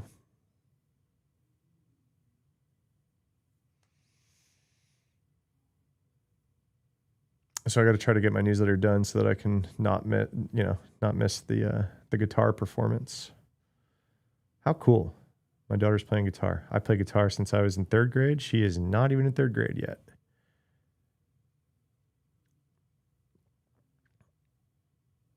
Super cool. All right, guys. I think I'm going to take streaming on your phone. You're on my phone, promoted you to TV, now just working. I've been doing YouTube stuff on my TV more and more. I think Apple TV's YouTube experience logged into YouTube Premium is actually really good. You know, no ads. You don't have to like click around to skip ads and shit. So with YouTube Premium on Apple TV, on a big TV in my living room, has been kind of the move for me too. The thing I wish the YouTube algorithm was better. It's like, oh, I watched one video on this topic. It's like, that's all you care about now, right? You're now the guy that likes this kind of video. And it's just like, all right, come on. Do a little bit better, Google. Do a little bit better at suggesting videos to me. I feel like discoverability on YouTube is hard. You got to like force search your way into other stuff and then kind of figure it out, right?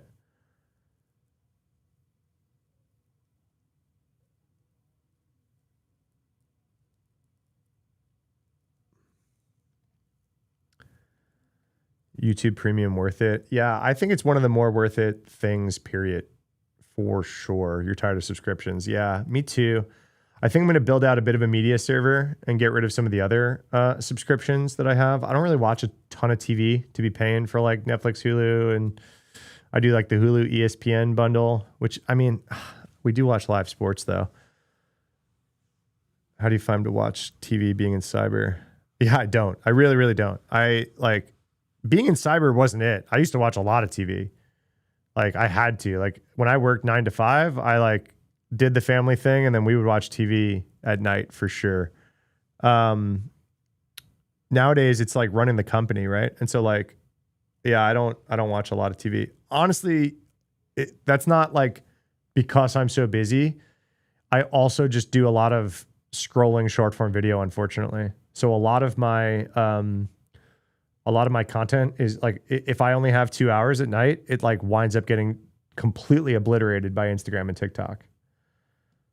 That's kind of sad, but that's what it is. Also, TV's not great. There's a few good shows going on right now. Like The Pit is pretty good, but like I open up Netflix and I'm like, there is nothing on here I want to watch. Like we were trying to watch The Pit, but we're still in like season 1, only a few episodes in. Like we get an episode in every few nights. You know what I mean? Like we do not have a ton of time. My wife runs businesses too. So it's like we work, and then we're just, I watched Suits when it came out like many, many years ago. So that's what I'm saying. Like all those old TV shows, any of them worth watching, I've watched like years ago.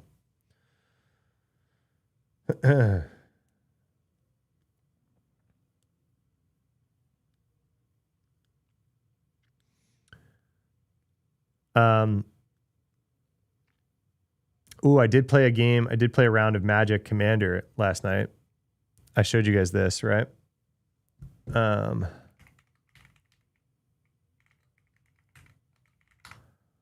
want to pull it up.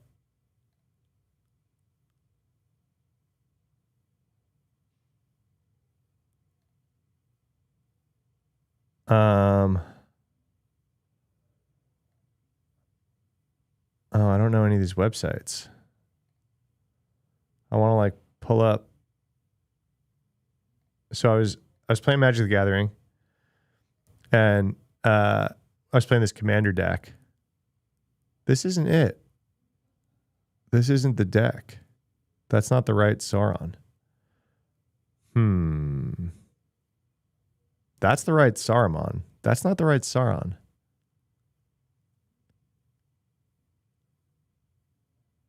That's not the same Sauron I have.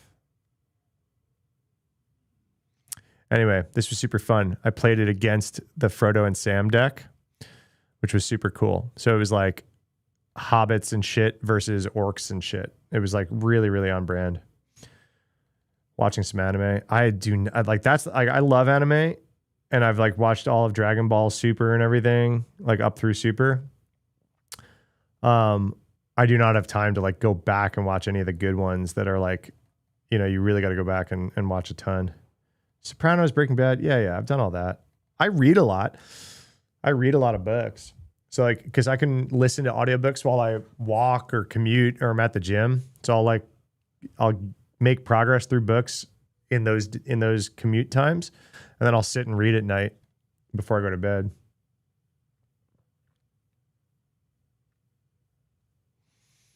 Dungeon Crawler Carl has been my latest obsession.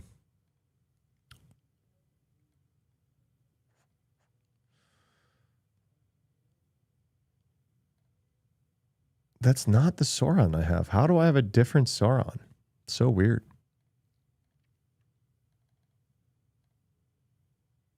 Oh, it's only 2 seasons? Okay, yeah, that does help. What was some of them, like Hunter x Hunter or something like that? Yeah, a lot of books, sans books. No, I don't do any of that shit. I'll read like business books.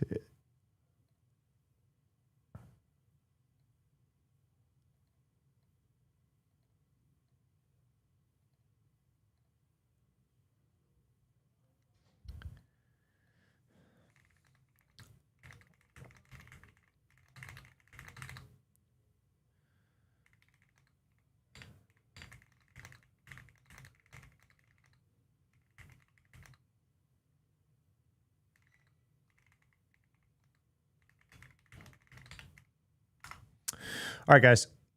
We're definitely winding down. We're off the rails. We can do some other we can do another chill stream next week. We did a chill stream last week. This week it's gotten a bit crazy. But yeah, I'm gonna go do the newsletter. Unless, I mean, do you guys want me to just leave stream on while I do the newsletter? And like, who cares? This is just the chill end of stream where I write the newsletter. I can do that. I can. I'm gonna just continue to sit here and write the newsletter. If you guys would want to fucking hang, we can hang. Oh man, newsletter's been performing weird. Like my open rates dropped in an interesting way. 163. Are we? Did we miscount at some point? I feel like I was already in the 160s. No, we're at 163. Sure, chill stream. Yeah, all right. I guess why not, right? Edit.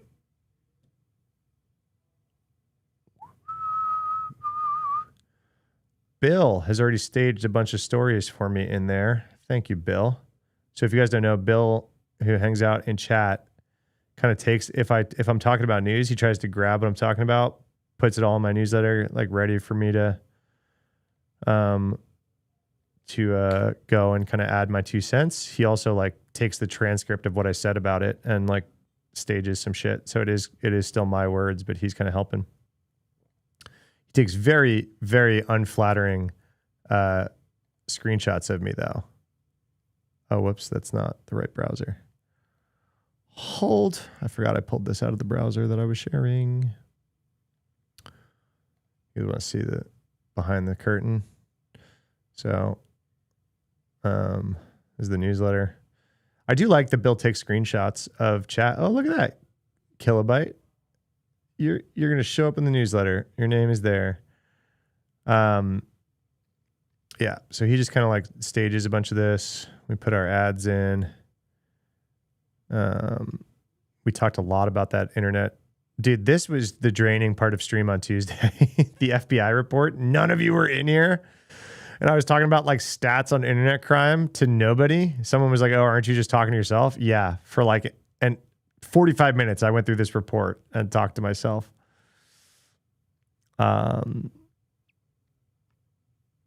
He takes my shorts. Bill, you did awesome this week. Thank you. You're saving me time. Let's see. Is there anything we would like to say differently about this, Bill? That's the question of the day. Claude Anthropic announced that they produced their new frontier model. They're calling it Mythos, and they're not releasing it publicly. They're saying too dangerous. Saying they're not releasing it publicly because it's too dangerous. We don't need to double say publicly. It's been so successful at finding security vulnerabilities that if they released it, they're worried about national security. Okay, we're saying kind of the same thing.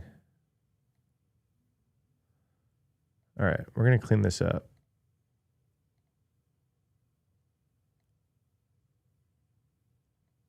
We're going to clean this up.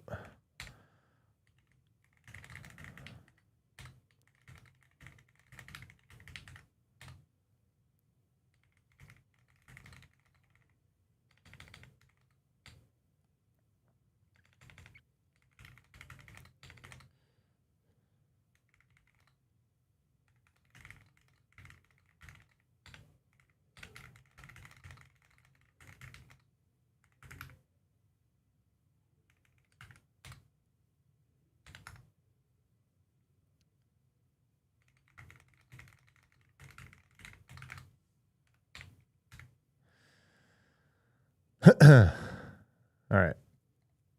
If I had a push notification, I would have listened in. Yeah, Brandon. Isn't that on you? Don't you have to set up push notifications for YouTube for me? You're just telling on yourself that you don't have push notifications turned on. All right. It's been so successful at finding security vulnerabilities that through the worried about national security, sanctity of the internet in general, and all kinds of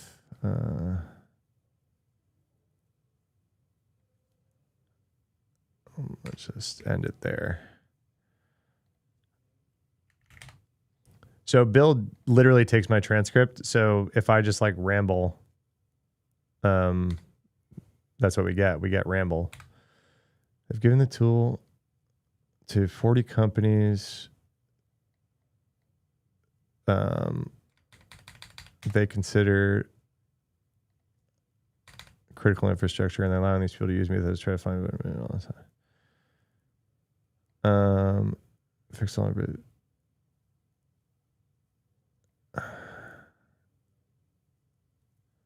Yeah, okay. The fallout for economies, public safety, national Project Glasswing is okay. We don't even mention Glasswing yet. I want to be super clear. I've gotten some messages. I've gotten more hate about this story than anything in a long time on social media. People are absolutely revolting, saying it must just be marketing hype. But let me give you some inside baseball. I've gotten some messages. I've gotten to talk to people who run security for some of the people on the list, and they're telling me the claims are real. That they are surprised at the amount of quality security vulnerabilities this thing has been able to find. Of course, Anthropic is incentivized to overhype this. I've been super critical of all the frontier models companies coming out and being like, this thing that we built is just super dangerous. That being said, when we're talking about the ability to find security vulnerabilities, Opus was already getting kind of crazy good at this. See, I say kind of too much IRL. So all of my transcripts turn into kind of. Just check. Notifications are set to all your chat. Brandon, I do not know. I do not know why you do not get notifications from our live streams. Anthropic is spending way more than they are getting on here. They're taking a hit. Opportunity cost. I don't think I need to mention this part. Security concerns are absolutely real. We're a few model iterations away from respect the software world. Okay. Yeah, we could just get rid of this whole part. All right.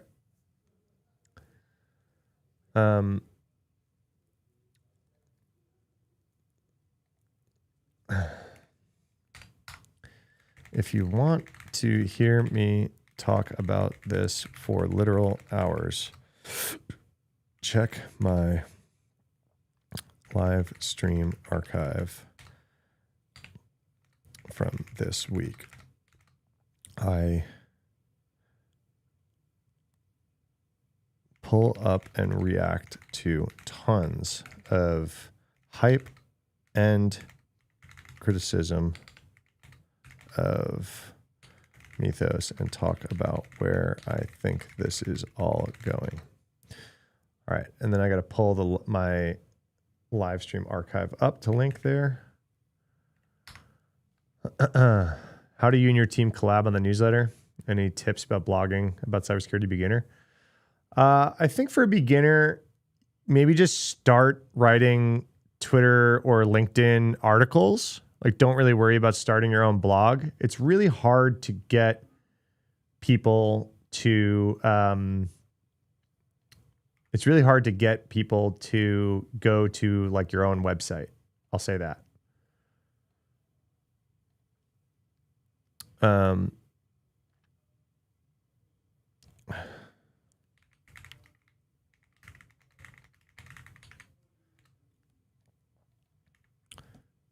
And then this one from today.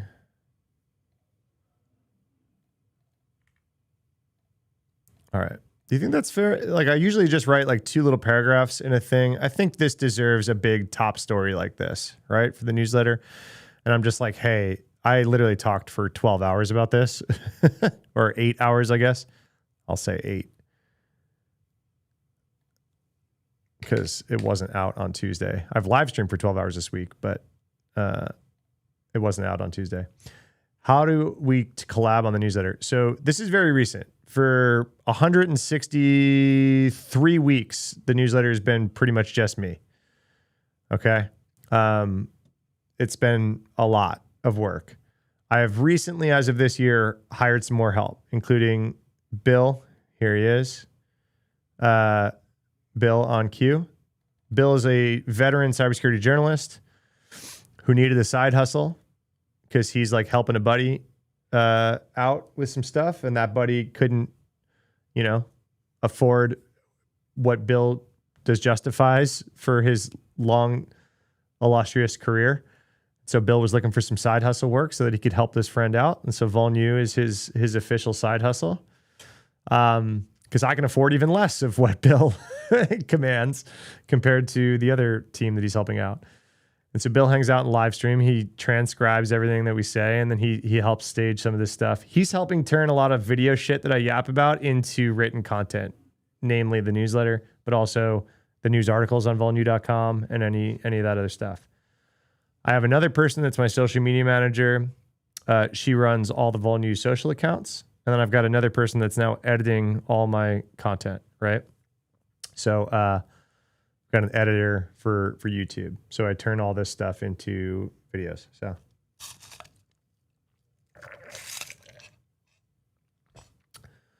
So how do we collab? It's still just me yapping, and then Bill kind of tries to translate my yapping into coherent stuff here. So we always do top story, sponsored story, and then we kind of go into a few more stories. And then I have one more sponsored spot down here. I've got a team that helps manage all my sponsor relations. They come in and like put all the ads in here, so I don't have to worry about that. I do kind of add a little flair on the copy sometimes, right? If I think it could use it. But that's it. Whoops. Okay. Internet crime. I'm probably going to move this story down a bit. Put up yearly report. It's always staggering. The numbers of complaints per year just go straight up to the right, and the losses, people who suffer cyber attack scams, whatever it is, actually called and reported it, which is not everyone by any means. It's always old people losing the most. Investment-related fraud was once again the largest component. Crypto is clearly included in this. Crypto fraud is way, way, way more prevalent than anything else going on. 7.2 billion of the 8 billion investment scams involved crypto. The scammers initiate contact, show fake profits, hit scams with taxes and fees, and then hit them again with recovery scams. You're hitting vulnerable people at a vulnerable time with the right script, and they're just toast. Education is rarely stopping a lot of the security breaches, so why is this possible? We need systematic guardrails that make it really hard for these people to do that. Sextortion skews super young. A lot of people wind up committing suicide, and that is another stat that should be talked about. Threats of violence are skyrocketing. Crypto events and scams have doubled. The other trends in this report are also super interesting as well. One thing I thought would be cool, Bill,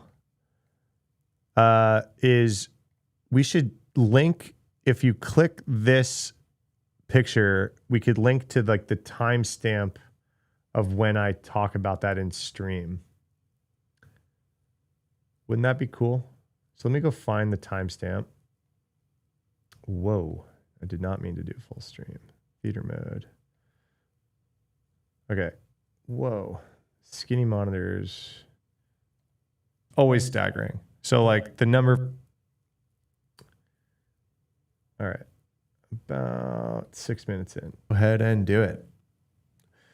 Is a long black and God, I hate watching myself talk about. I'm going to start talking about today. We can go over a bunch, but the internet. All right, so 6.5 minutes in. Where's the share button? Share at that timestamp, copy. And then we can go over here and we can actually link that. No, not caption. Link it.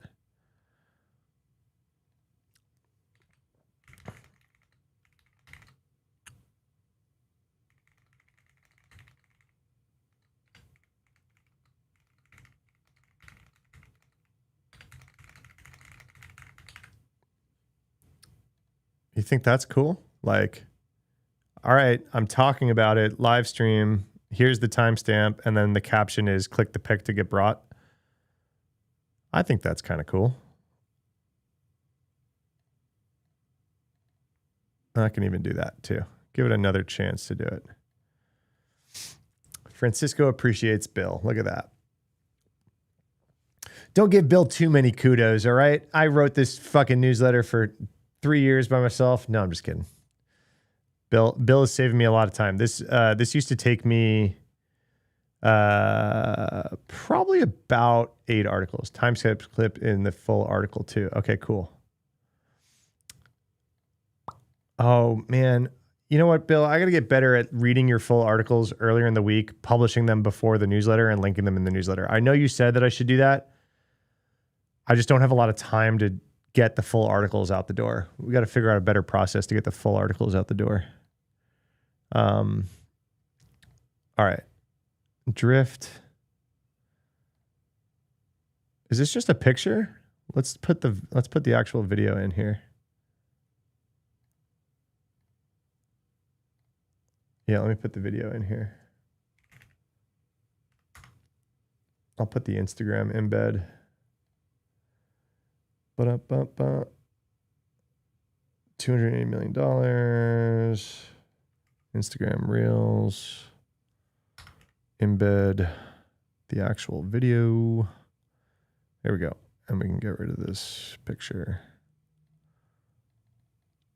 Dude, I get that a lot. Someone, I think I'm leaving. I'm doing it for engagement now at this point. Someone called me Smalls from Sandlot hat. You know how he's got the big brim? Yeah. I just hate my hairline, so I just hide it. I don't care. I just wear a hat all the time.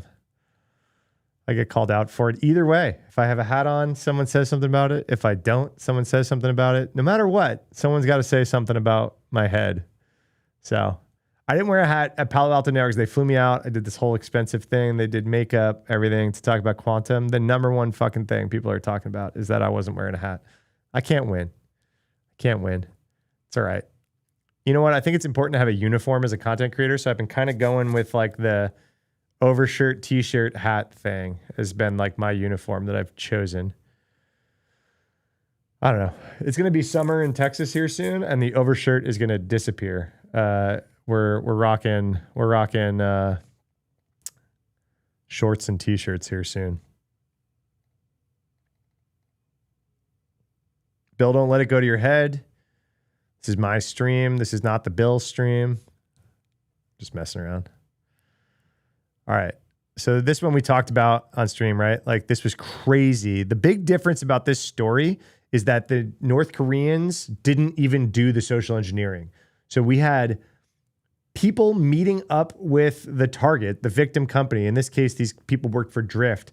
People were meeting up with them in person. They were not the North Koreans. So they actually hired proxy scammers to go meet these people in person.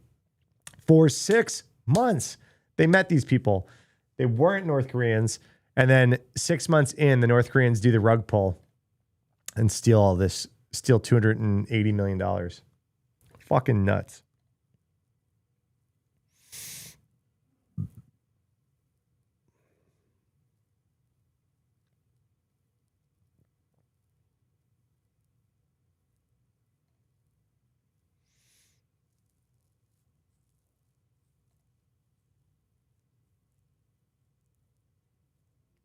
All right, that's nuts. Sorry, I'm in a few group texts popping off today. 280 million.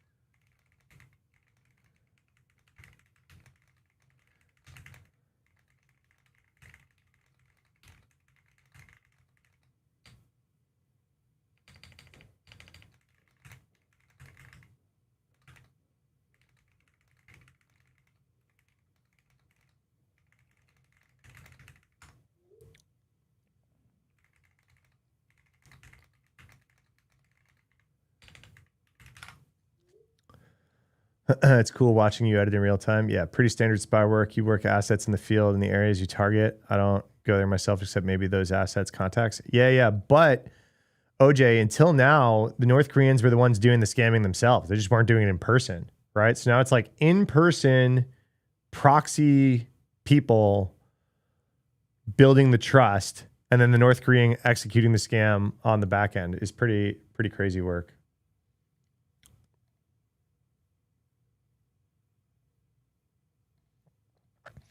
All right, this one was crazy. 200 email crypto theft, 6-month-long op. Drift experienced a structured intelligence operation that required organizational backing, significant resources, and months of deliberate prep.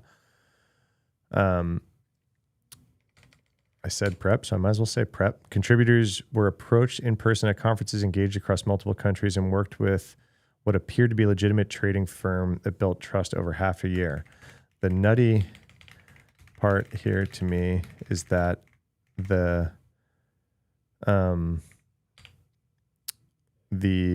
victims never met with any actual North Koreans. That means they hired proxy social engineers who knew their shit and tricked them for months before the DPRK rug pull. Let's put the actual tweet here too, so that people can click it. Let's put the actual tweet here instead of this screenshot. Right. That you know of. This is just the first time we've caught this. Yeah, that's fair. That's fair, OJ, for sure. Mossad runs similar ops in the USA. I'm sure. No, there's a flashpoint. Can you guys hear me?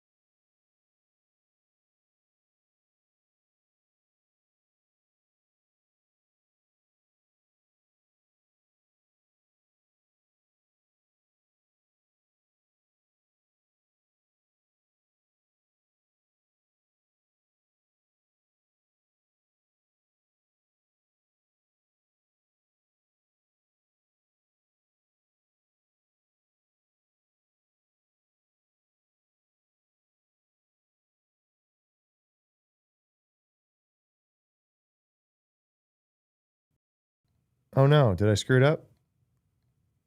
Yeah, now you can hear me. Sorry, I had to take a phone call. I was trying to mute real quick, and I was like, I'm not sure I believe in this mute button, so I turned off my whole Rodecaster. And I was like, I am turning off the Rodecaster, so the audio, I do not trust the mute button. Sound was off on purpose. Sorry, I had to take a phone call.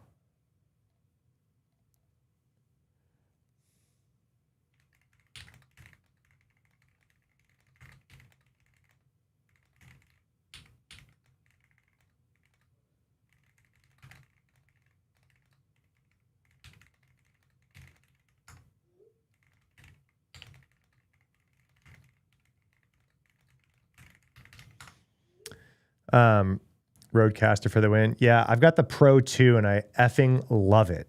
Love it. I got to get another mic set up. I had one guy in the studio once, J-Cran, to like come do some stuff. We shared the one mic. I think it was okay. I think audio worked all right, but this thing can support 4 mics. I might as well throw something else in here. And it's awesome. I'm streaming. I can record while I'm streaming, and none of the audio processing is happening on the hardware on my Mac. So it can do, you know, none of those encoders throw up, which is cool. Welcome back. I never left. You left. We're right in the newsletter. I need to get a second share mic. Yeah, same. I fucking love this thing. And they're not even that expensive. Like for what it is, they're not expensive. Right? It's like a couple $100 for guests. I got to figure out a better guest situation in here for sure.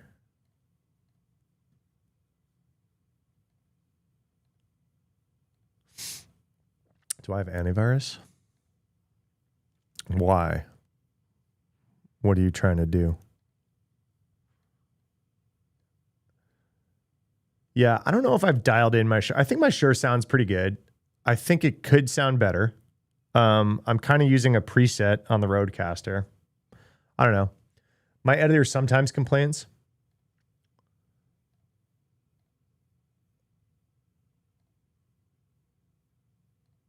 And I don't know what to do. Guys, I do not want to become an audio or video engineer expert. I'll tell you that.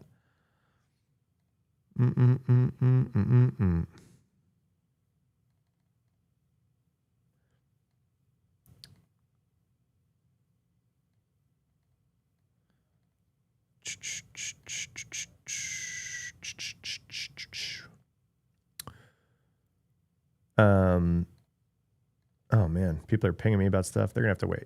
Yeah, I set up one of my small desks to do a side-by-side view.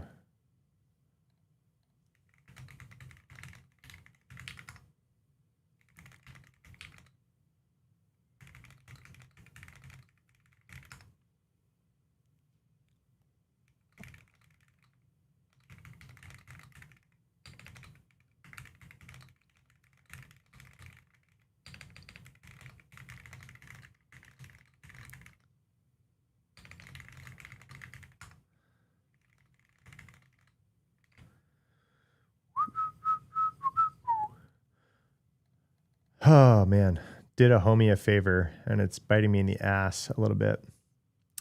Can I do a Linux terminal stream about Linux terminal commands? I am not the guy for that, man. I am smooth brain.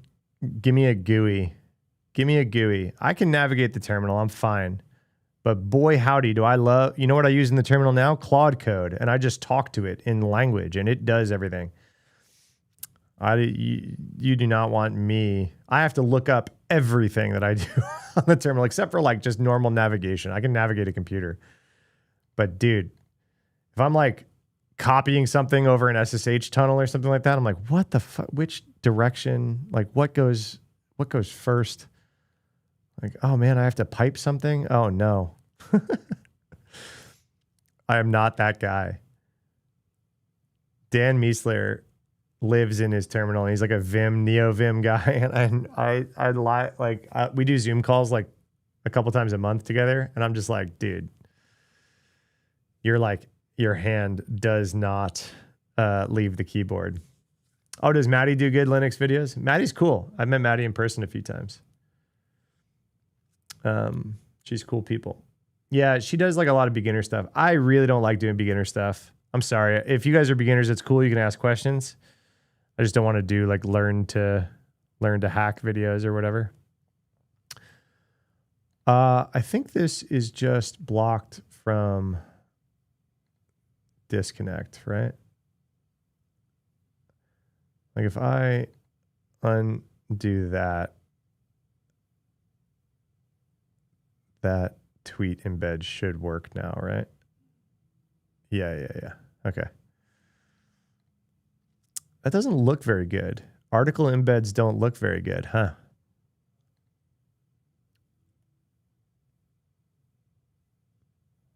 Huh. That kind of looks like crap.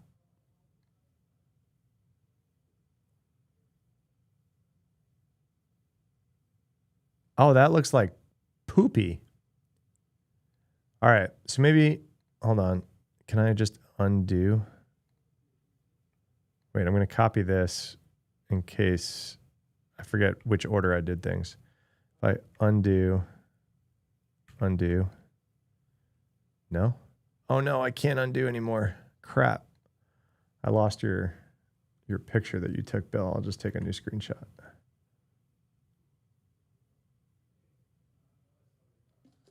Okay, we're gonna be weird. We're gonna this embed stinks. So we're going to just throw the picture in. We're gonna make the picture smaller. And we're gonna link the picture to the article.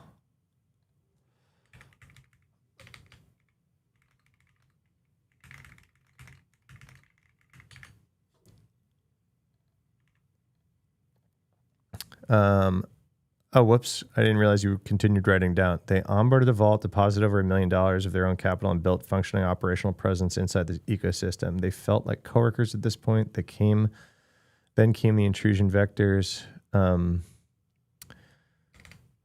But when the hack happened, it should all look familiar. Malicious GitHub repos exploiting VS Code vulnerabilities, fake test flight wallet apps, and months of social engineering that made these actions feel completely normal. On April 1st, in 12 minutes, 285 million, boom, the attacker wiped chats, scrubbed evidence, disappeared. The individuals they met in person were not North Korean nationals, but intermediaries used to build trust. This wasn't someone you just met online. This is 6 months of real-world interaction before the rug was pulled. Oh, sorry. You say that at the end. Way to go, Bill. Matt, you found security vulnerability using Claude Code, please. Yeah, I did. I wasn't able to exploit it, so I had no POC. So I don't know if it's AI slop or not. You got it all in a G doc. Oh yeah, no worries, we're good. John Hammond, low level. Low level was hanging out in stream earlier. All right, hackers attempting to turn comfy UI servers. I don't know if we're going to use this story at all. What do you think? The story was kind of small. Oh, one thing, Bill, you got to worry about. Your transcript. That's not how you spell census. Like the transcription stuff. We got to be careful. I caught a bunch of that last week too. The transcription stuff doesn't necessarily get the spelling of like of company names right, like that. Comfy UI. Census put out this bit of research.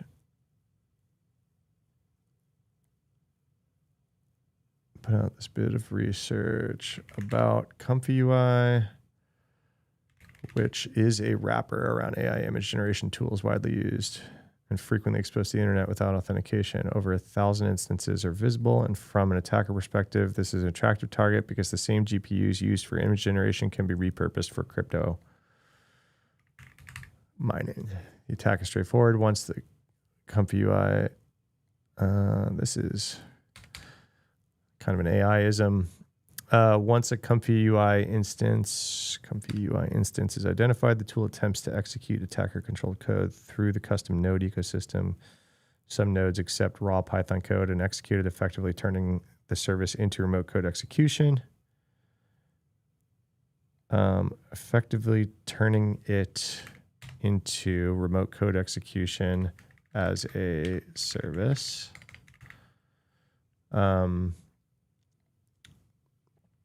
How nice of them. You have a system exposed to the internet that runs arbitrary Python and has access to GPUs. From there, its persistence in mining.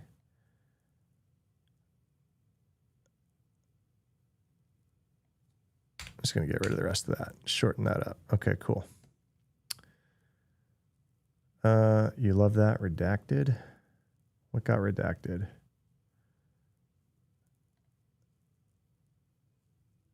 AI slop. Yeah, I don't want to like just submit a bunch of the findings that Claude found without being able to verify it. And so I want POCs, right?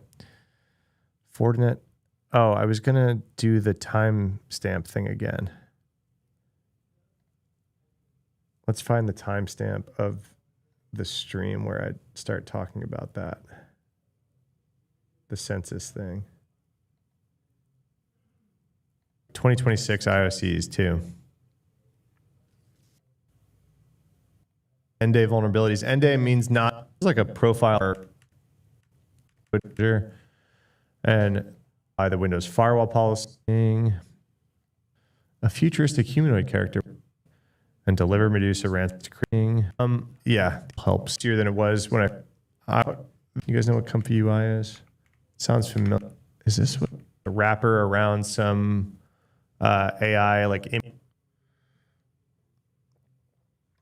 All right, we're gonna leave this in for now. I might cut this whole story. I don't know if this Comfy UI one is super, super interesting.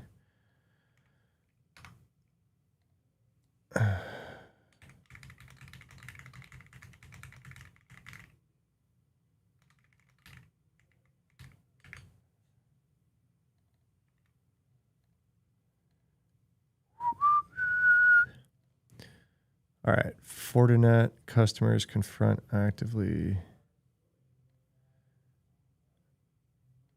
Is that the actual headline? Yeah, it is.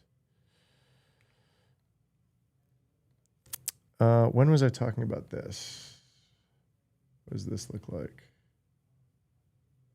Oh, pretty shortly thereafter, huh? Petition is ramped up. April petition vulnerability to emergency UK. This one. All right. Share, start at, copy.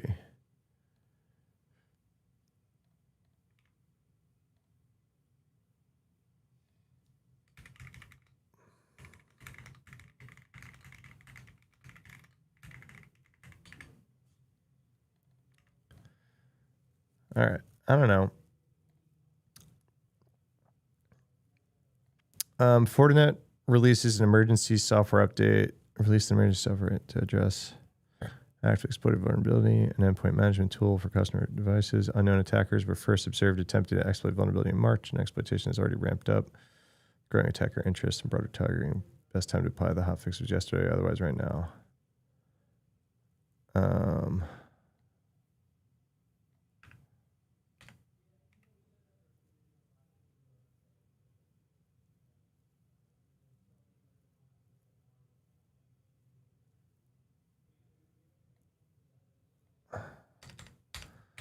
Okay. Blue Hammer bit. Security researchers dropped raw exploit code for an unpatched Windows privilege execution flaw dubbed Blue Hammer. No official patch, no update. And the flaw is considered a 0-day. The researcher was unhappy with how the disclosure process was handled, just pushed the exploit out publicly. Some people couldn't even get it to work, but that doesn't really matter once the code is out there.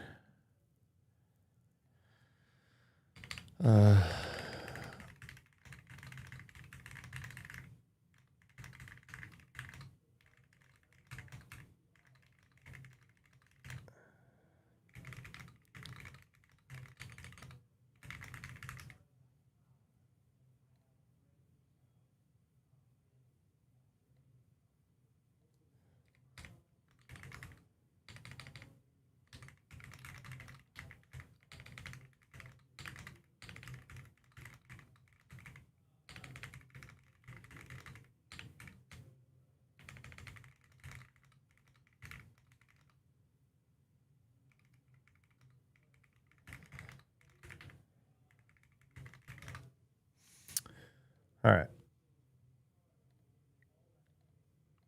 Just found out Sam Altman signed up to have his brain digitally preserved. Great. Great. So we need more of.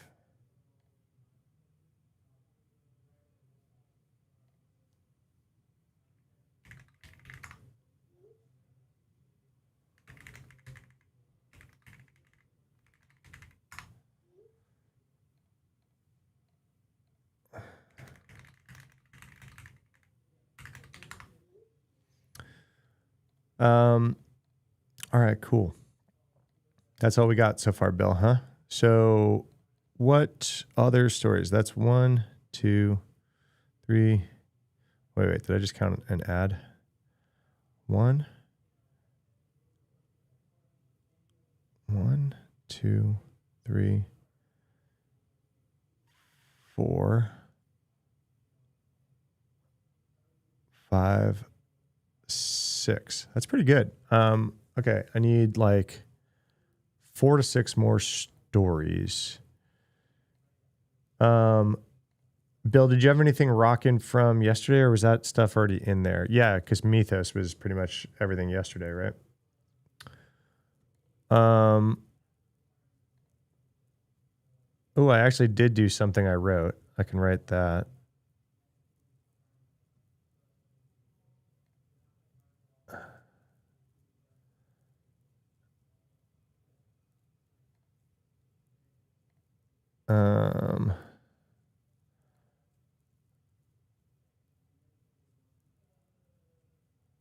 All right. I do this like something I wrote section, right, in the newsletter, and I haven't been writing a lot because I've been yapping a lot. And so I finally did write something.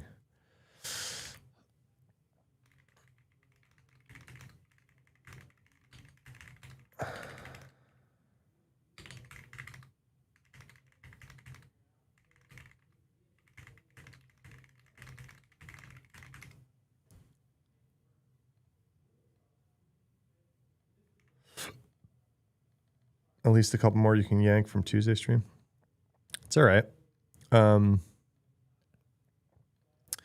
Something I heard. What's a good video we watched together that I could do as something I heard?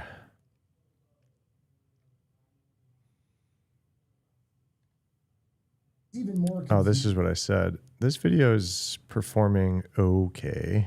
Could be better.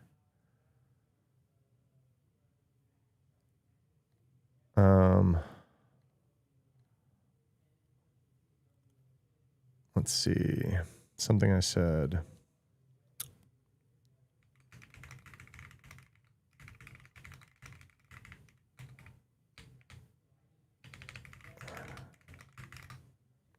Oh, am I not even sharing my screen anymore? Yeah. Can't believe the hellscape that security has been.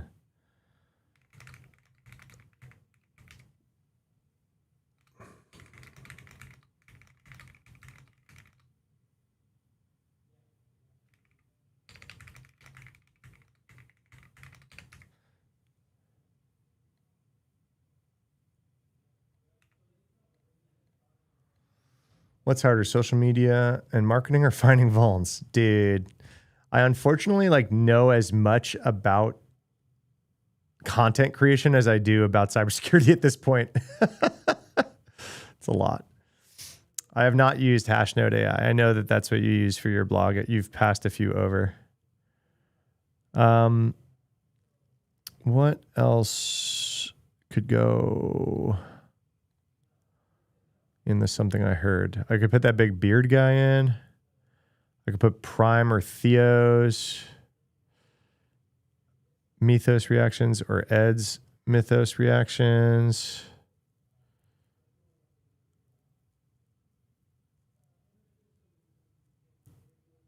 What should I do? Claude Mythos is delusional.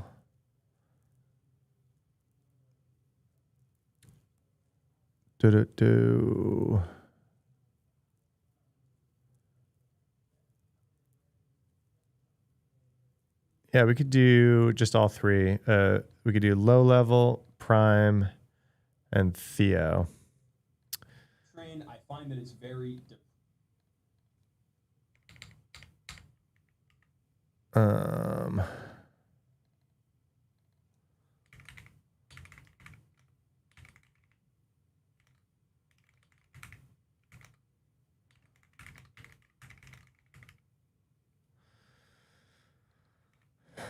low level.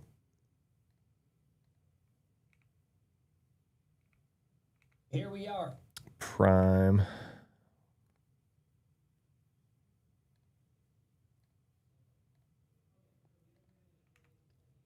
Oh, again, I'm not sharing my screen. Sorry. And Theo.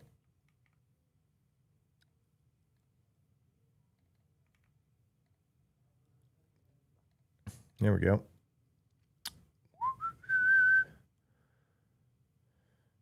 You mean live overflow? I know live overflow.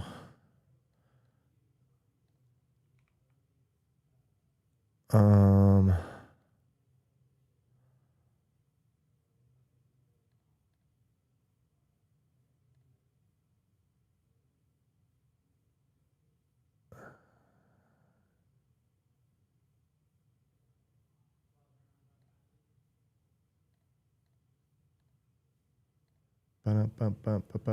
CISA, and there was another Microsoft thing. Yeah, I'm not worried about those. I don't think I could do them. What's up? Thanks for subscribing. Appreciate you. Welcome.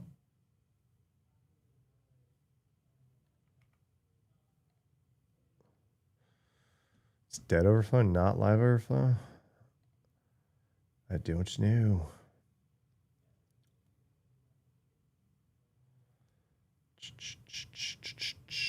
What's something I read this week? What's a good article that I didn't write or talk about yet that I can put?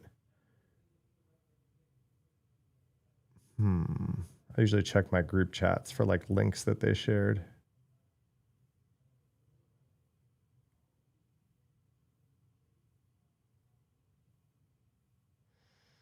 Do do do do do do do do do do do.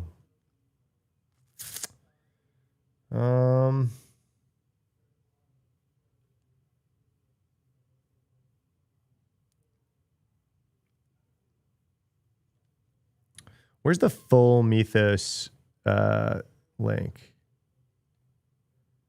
Damn bots. Where's like the full Mythos paper Anthropic?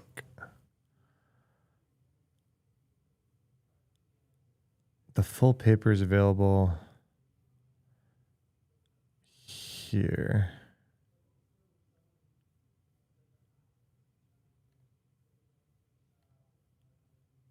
No, there's like a 280 something page paper, right?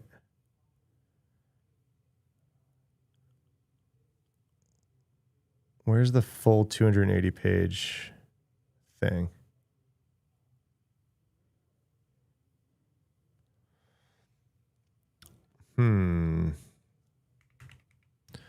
Anyone know how to find that?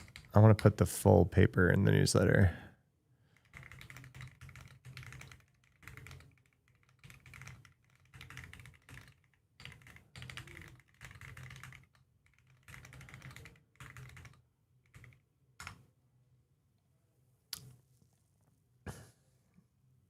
Axios to fetch. Yeah, I mean, Axios got... I don't think there's a reason to not use Axios anymore. You just had to be careful about that malicious package that got pulled down already. So...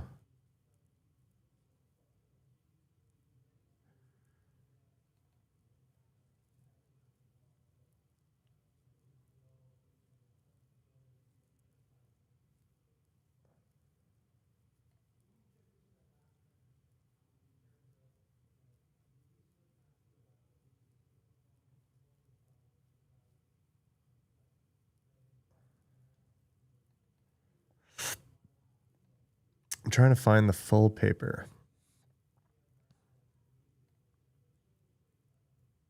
Did I find it? Yeah, here we go. System card.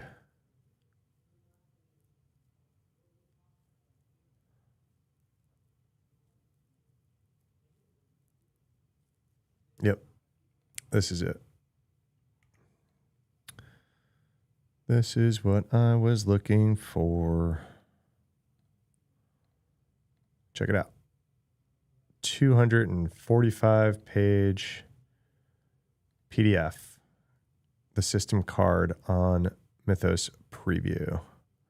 This talks about pretty much everything that we've talked about in all the smaller bits, but this whole thing is here, and I think that's worth cataloging.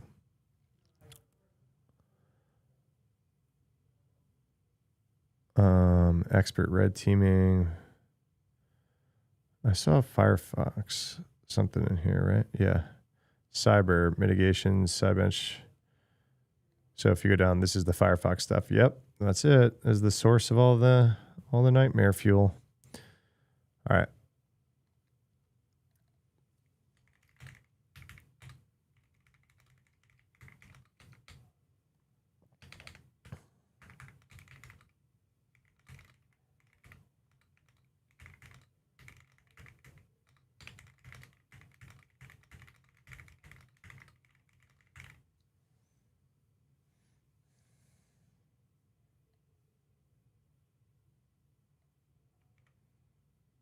There we go.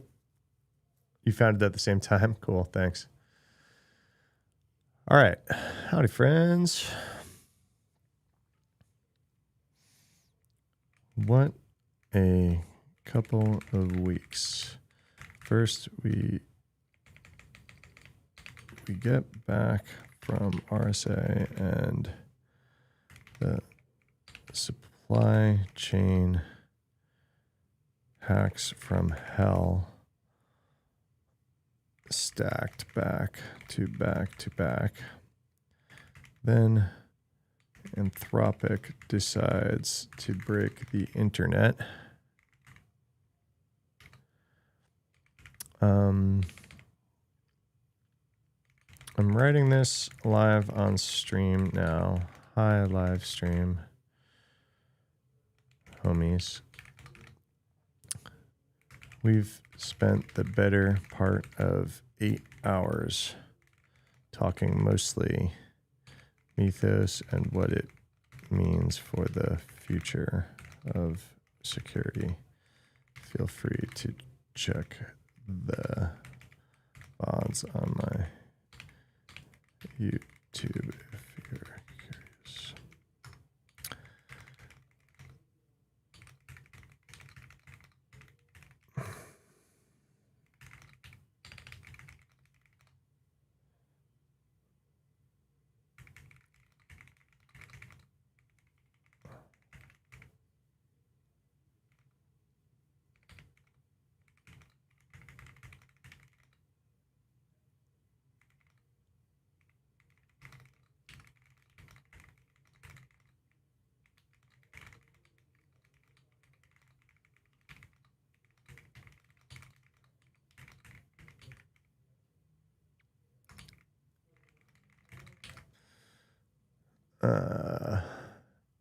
So you don't need Whisper Sync. You just need 10 digits. Click. Yeah, Whisper's cool, and I use it from time to time. I'm not as comfortable just like speaking this kind of stuff out, though. I don't know. I type pretty fast too, though. All right, we need a few more stories to beef in here. Let me check my if I did any starring of things in my Feedly, because if I start in my Feedly, it winds up in a Google Doc. Oh, I did. Wait, this says week of 3/27. No, this is old. Week of 4/3. Oh yeah. But the only story in there is Veracrypt, which is kind of a bullshit story I found out. Is that really it? Let's go to Feedly, everybody. You guys can see behind the curtain a bit. My like security news feeds, and we can star a few things if they sound interesting. Treasury Department announces crypto industry's cyber threat sharing initiative. That's cool. Let's see if that's actually worth it. Several dozen high-value corporations hit by new extortion crew and help desk phishing spree. Oh, yeah, I had that up on Bleeping. I think I'd rather cover the Bleeping article than the Register article, right? Bleeping had that. Where's the raccoon one?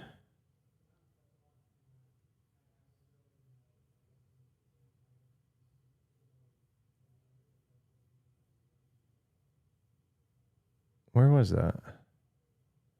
I thought I had that up. I do. Oh, it's Google new hacker. Do you Am I crazy? Oh, wait. I might be filtering out reds. How do I show on red?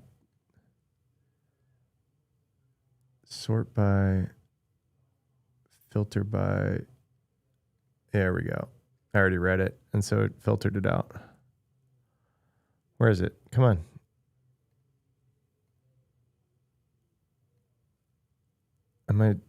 Am I dumb? Oh, it was yesterday. Okay, there it is. All right.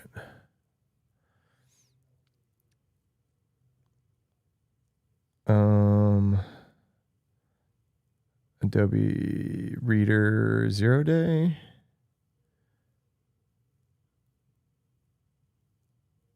Do we care? When attackers have the key, this is sponsored. Smart Slider, WordPress. I don't think I care. Cyber Scoop is pretty good.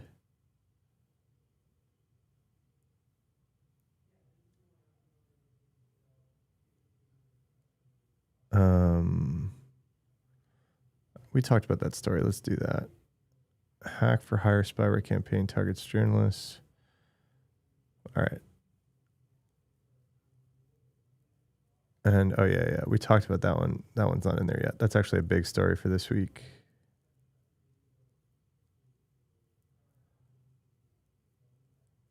Okay. Huntress is usually pretty good.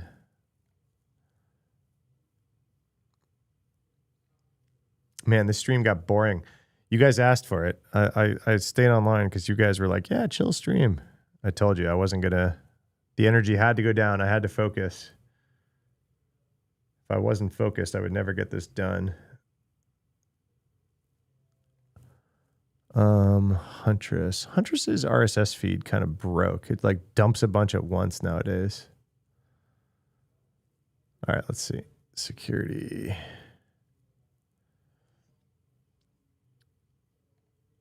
You're not complaining. All right, cool. You guys are chilling. Sorry for anyone who like just showed up. Go back. Watch the start of stream. I promise it's better. You're fixing Palo security policies. All right, we're all just co-working together. I like it. Hacker stole 700,000 from UK energy company. That's kind of fun. Just by redirecting payment. Those are kind of fun ones usually.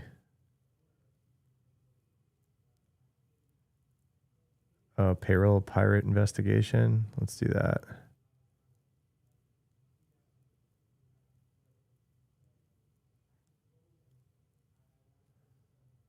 Anything else I'm missing? Any other big stories we didn't talk about?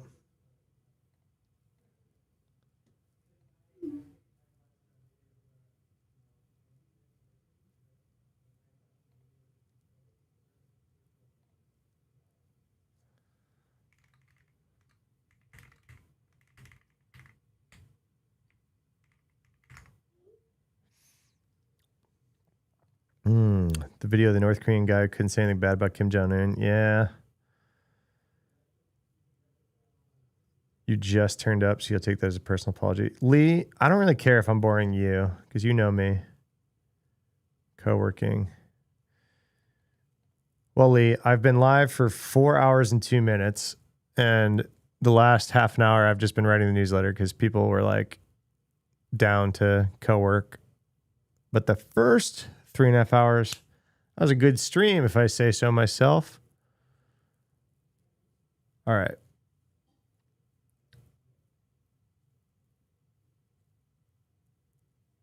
So all those little stars that you guys just watched me do, they all end up in a Google Doc formatted for me with a little bit of AI summary that I usually just throw out because it's usually hot garbage. Hot garbage. Let's see. Yeah. All right. So let's see.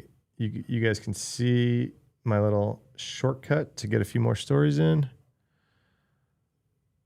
And I do a little paste. And now we're at 2,600 words. Yeah, so it's too much. So there. Look at all that. Like formatted stories with summaries. But this is all like AI generated kind of bullshit. So I generally delete it all and kind of write my own thing. So we're going to go through these stories. We're going to write some of our own stuff. Hot Pocket. Down to co-work is a great shirt idea. Oh, dude. Oh, man. Oh, I don't think I have it with me. My favorite sticker from RSA it's the Claude logo, and it says Employee of the Month.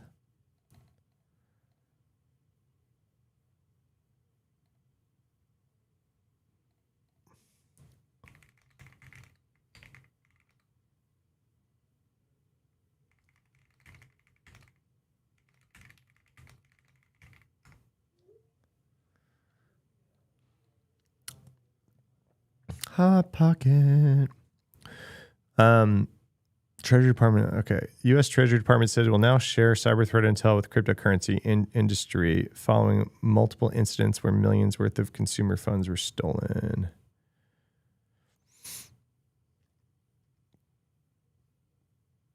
All right, cool. This is kind of like, you don't really need too much of my opinion here. So I might throw this. I have another little AI helper that sounds a whole lot more like me.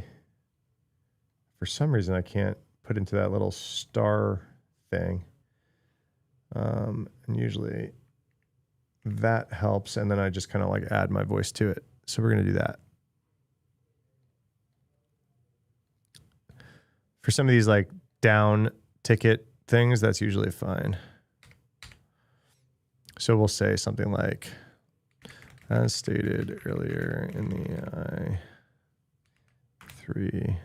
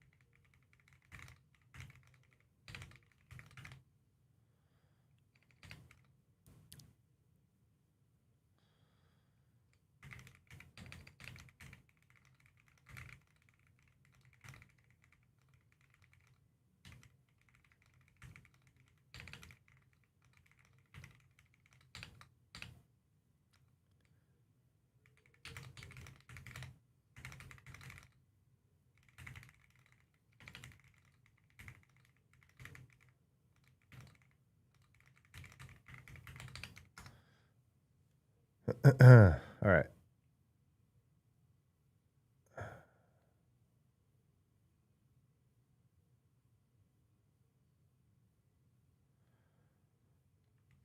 And then here's a bit of the shite in my voice.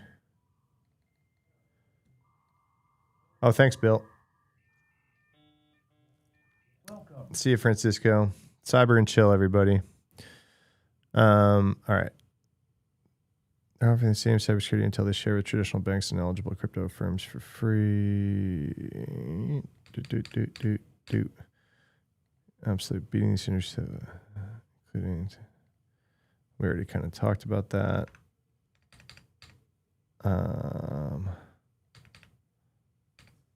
While Treasury extends a helping. Okay. The Trump administration just proposed slashing the CISA budget to exactly this kind of threat and sharing with other industries. So we're getting more crypto-focused cybersecurity cooperation while cutting broader private sector programs. Crypto industry clearly needs the help it can get. We can just get rid of all that. All right. So see, a little bit of me, a little bit of just summary bullshit. So later I'll take over the number one from here, bud. You mean the number one fan in chat? That could be you. Cool. You know what's funny? Since I got way more boring, my viewers have gone up. So maybe I just need to just shut the fuck up some more. That's what I need to do. All right, we talked about this early on stream. I thought that this would have, it says like Google Threat Intel wrote about it, but it's just a LinkedIn post from one of the guys. This Austin Larson guy who's legit. He's a principal threat analyst at GTAG. But he's also like personally named and targeted by threat actors a lot. So he kind of catches a lot of crap. Oh, we're not connected. Connect. Let's see if he accepts me. So this is it. This is the whole post. Like GTI customers can find out more details here. And if you click this, it's like virus total. Sign in. It's like, what? So this UNC 6783, financially motivated, tied to the raccoon persona, social engineering and phishing campaigns, primarily focuses on compromising business processing outsourcers. So like help desks and stuff. We've seen them target the support of help desk staff. Yeah. Campaign relies on social engineering via live chat. Yep. What does this tell us? Corporate Zendesk stuff. Okay. The researchers say, we already read all that. After stealing sensitive data, the threat actor proceeds to extort victims, contacting them via Proton. Where are they getting the Zendesk bit?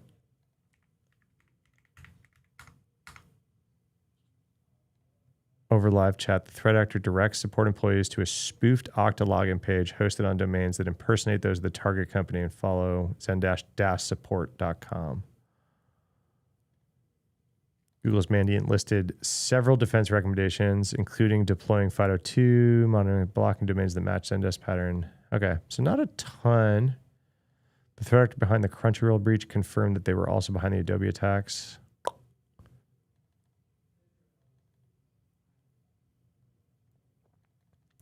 While GTIG did not offer more information, threat intel about...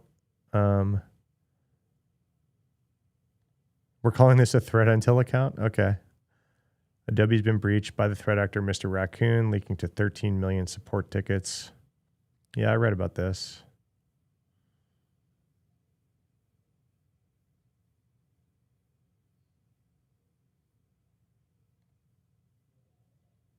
Oh my God, that's so funny.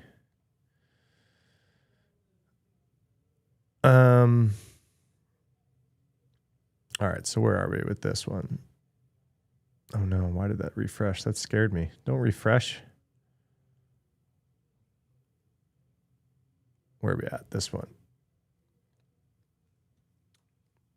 Let's get rid of this AI nonsense and replace it with some new AI nonsense and then make it sound like me.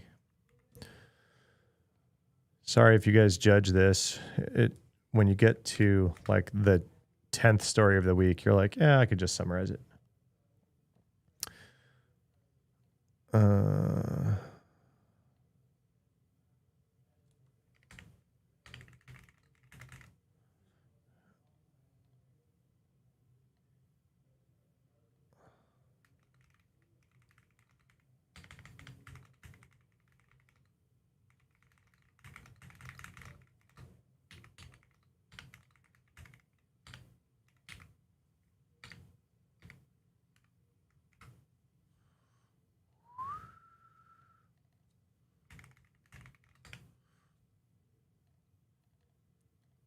Raccoon 2Cs. Oh my God, I'm so brain dead at this point. Instead of going directly after big companies, they're compromising the BPO pros. They handle customer support. And once they're in, they're making off with Zendesk support tickets, caning all sorts of corporate data, and then turning around and extorting the original targets. The playbook's pretty slick. Their social engineering support staff through don't care about all of this. They'll social engineers locked on companies.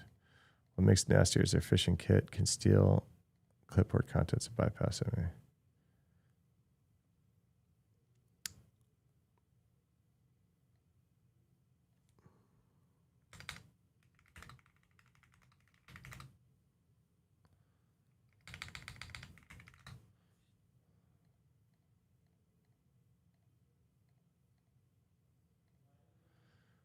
Ba-da-ba. Who's got some detection engineering threat hunting ideas? You just said the key word. Let's do it.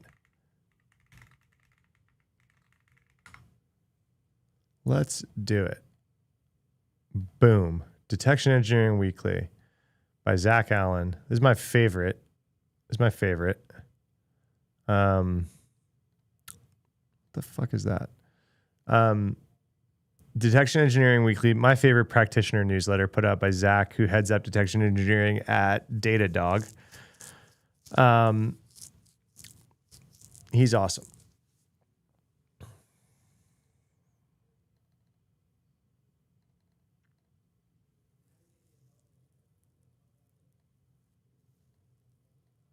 Oh, cool. He's getting into Pi. I live in Pi, so that's cool. Oh, Nebulox sponsors me too. They're like AI threat hunting. So there you go. Guitar, you want to talk about any of these? I can even steal some of these from my newsletter. Blind spot. Why organizations are confusing temporary friction with permanent safety. Excellent commentary on the risks in the adoption curve of AI and agents in security.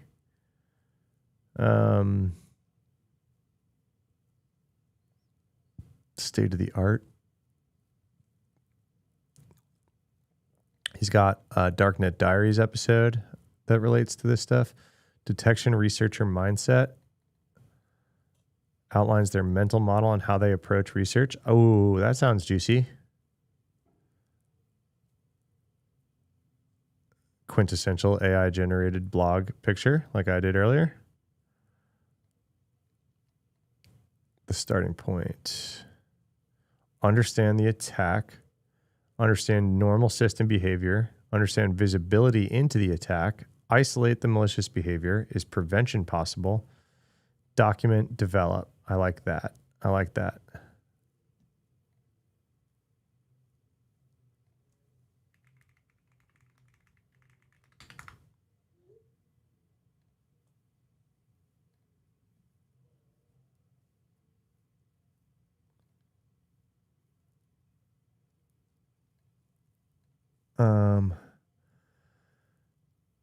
Dude, sick. Thanks to the research. Yeah. Have we covered how websites sometimes detect that agents are on the sites trying to scrape the content? I haven't really talked about it a lot. I got people in my life really trying to bypass all that. Dark reading and Hacker News. I'm not a huge fan of either of those. Dark reading used to be the shit. It's kind of not my favorite anymore. And Hacker News is good as like a raw feed, but the articles are kind of slop. AI scrapers, but I have had an idea where you give it identity and name, birthday, and accounts, and it's your own Chrome extension fingerprints. Convince the model it has an identity. Yeah, I mean, the real move there is just get more advanced browser use.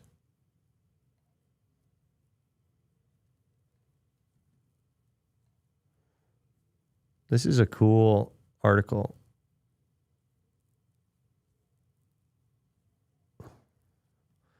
I'm going to steal this for my newsletter.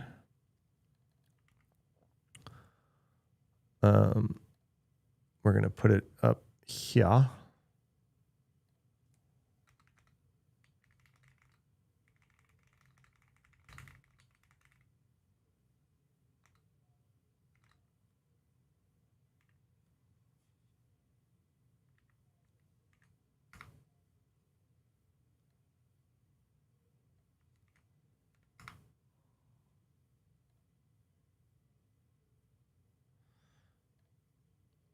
AI good at hacking, vibe coding? Question for anyone.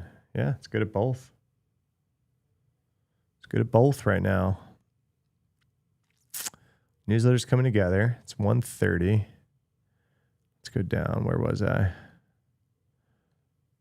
This one looks okay. And then the FBI one. We talked about this on stream on Tuesday, I believe, right? This is actually a pretty big story.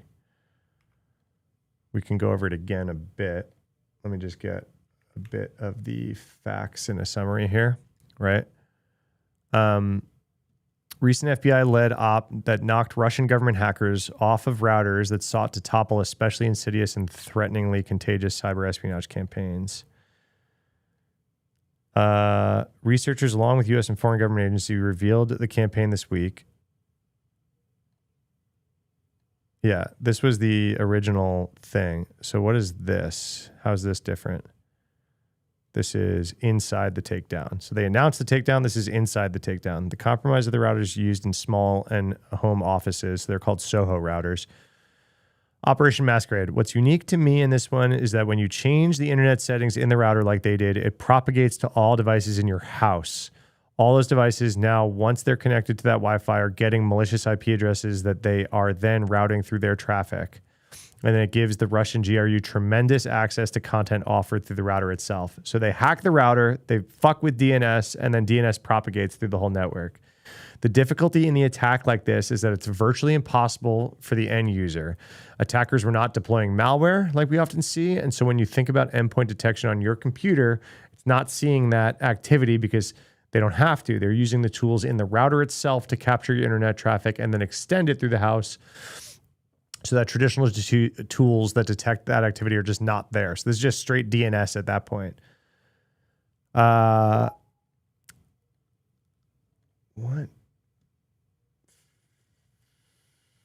Oh. Oh, cool. I sent the connection to Austin Larson as I was speaking about him on stream, and he just wrote me a message.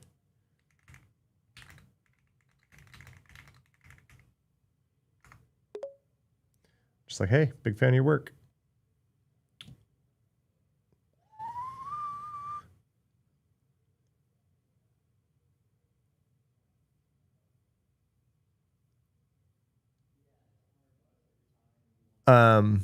All right, the FBI understands the role. We've got a long track record in leveraging the success of which created the FBI Boston offices, partnership, private sector. So the only thing that's kind of interesting there is like the partnership in the private sector is like part of that stuff that they like announced somewhat recently, right? They're like, oh yeah, there's all these the privateers type thing, right?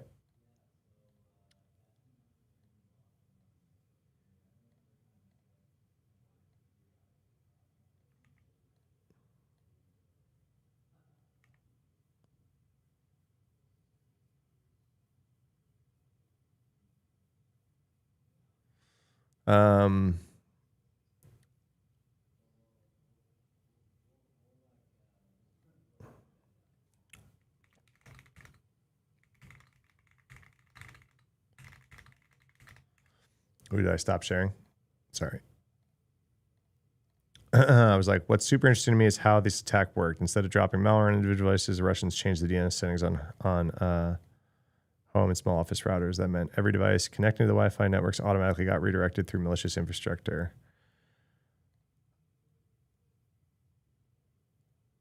Yeah, I don't really care about that.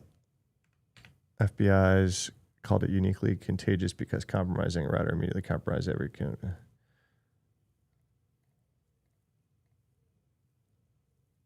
Sinkholing domains to actively cleaning infected devices. Doop. Yeah. All right, that's cool. And then, oh, this is the same story. This is the same story. This is Pay Pirates. I don't really care about this, actually. I changed my mind. I don't really care about this. And then payroll. This is the payroll pirate one. I feel like they did a ton about this a while back, but it's okay. These are interesting stories. We're not going to do all that in there. And then sometimes they have, Microsoft's pretty good at putting interesting pictures about the attack in their stuff. Yeah, like this. So I will copy that picture into here. Attacker DNS routers, EDR cannot detect that. Yep, because you're messing with the router.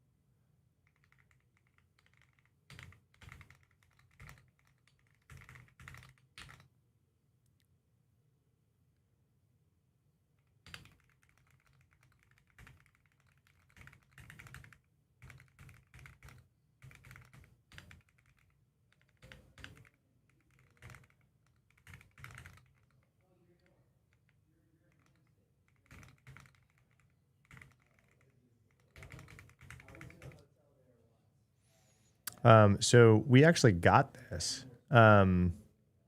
We got like some targeted spear phishing trying to change payroll here at Volneu. We caught it. I've got like good email security software that caught it, but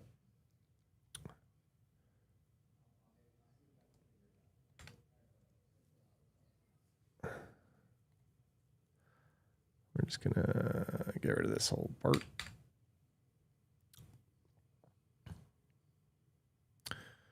All right. Miscellaneous Matt J is usually like my funny meme section.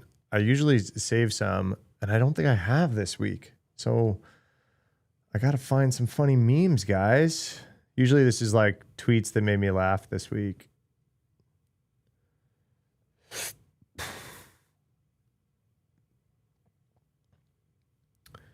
So we got to find it. I have a few Instagram accounts I like to check for this kind of stuff that are kind of funny.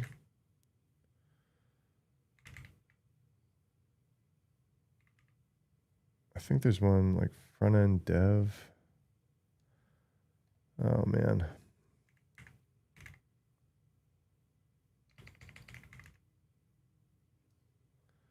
Oh no. I can't find it.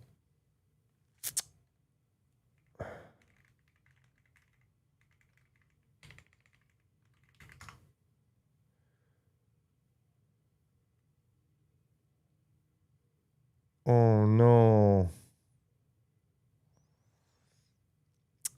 Oh no, I can't find it. It's so hard to like find a specific page. Instagram search sucks. Does it like start with an underscore?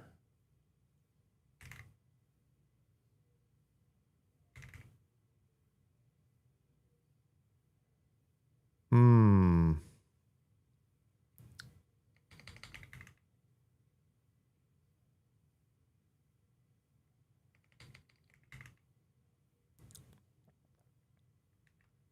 Damn. That stinks. Let me try my phone.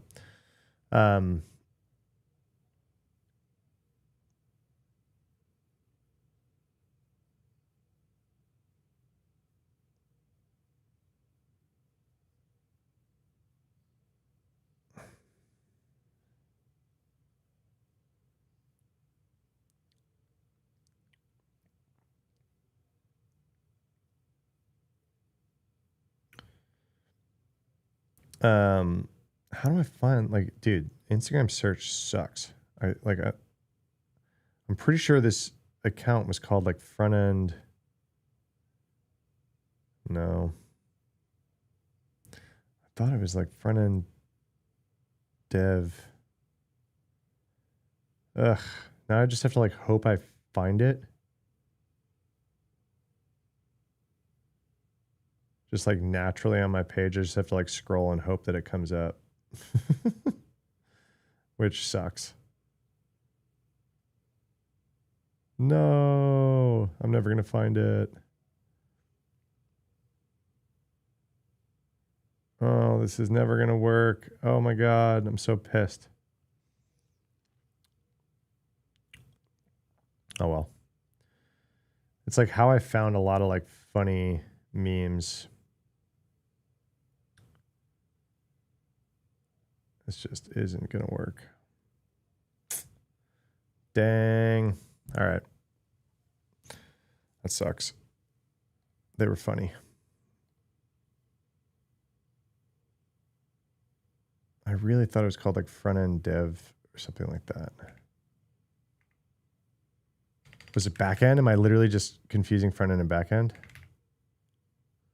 That'd be so funny. No, it's not. Oh.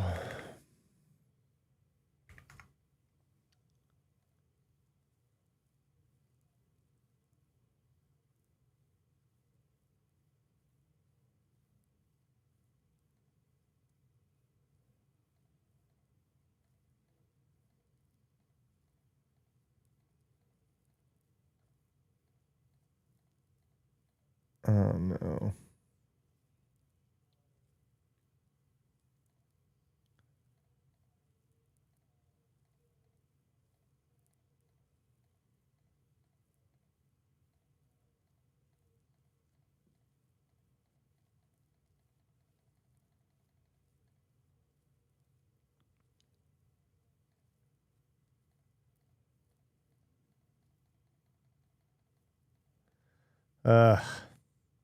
I do suck at finding it.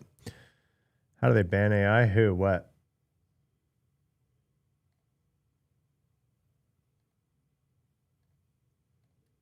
It's really hard. Like, I follow this effing profile. Oh, that's what I'll do. I'll go to my following list.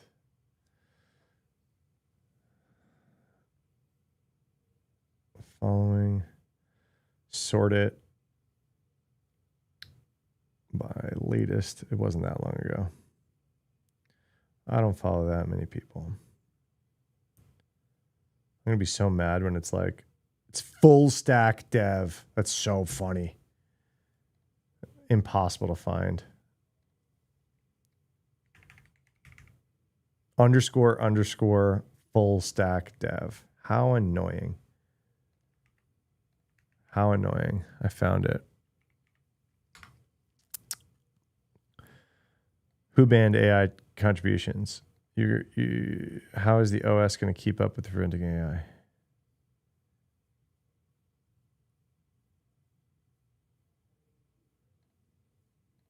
Sorry, I'm not following. Added more bugs to fix later. All right, so these are the kinds of pages that are kind of funny to me. Oh, that's just one. That's just one.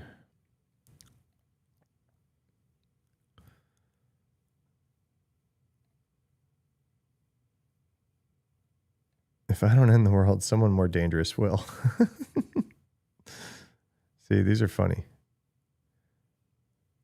Yeah, here's like a carousel.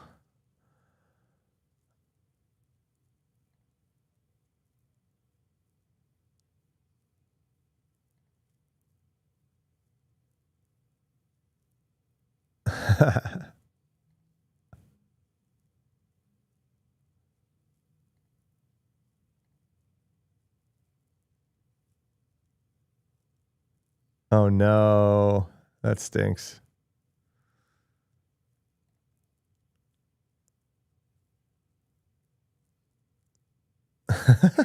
Status, actual code 200, status 500.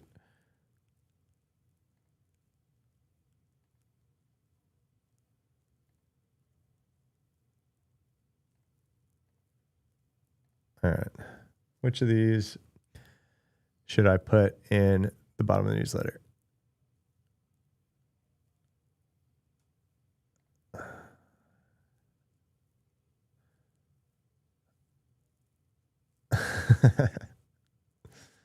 It's from October, though.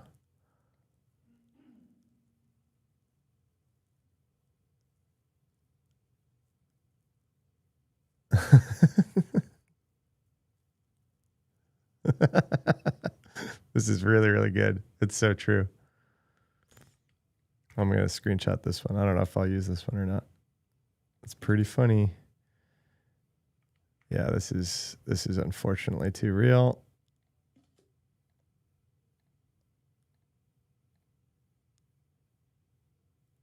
Oh, that's so good. All right, we'll go with those three. How about that? Not all downtime is caused by cutting. Yeah, duh.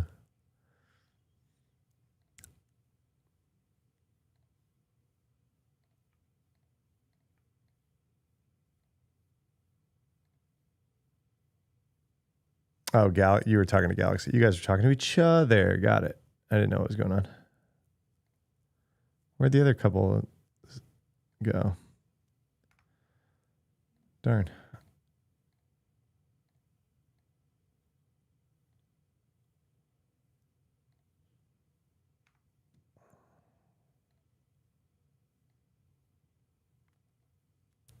Meme curation. Usually I save memes throughout the week. I just didn't do that. I'm not doing that section anymore. All right, cool. I think newsletter's looking pretty good.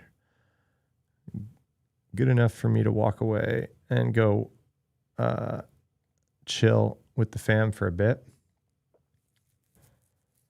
All right. Well, you guys wanted a more boring part of stream, so you got it.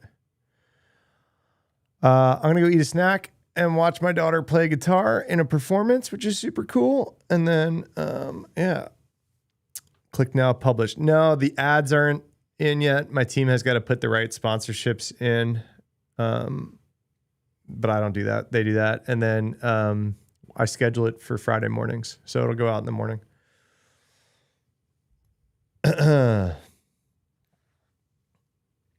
Cool. All right, guys. I haven't even stood up since 8 o'clock this morning. It's now 2 p.m. Friday is not live. I'm not even coming into the fucking building tomorrow. No, I do have to film some YouTube stuff tomorrow. So, all right, Nightcry. Good to see you at the end of stream here. And yeah, I'll see you guys Tuesday morning.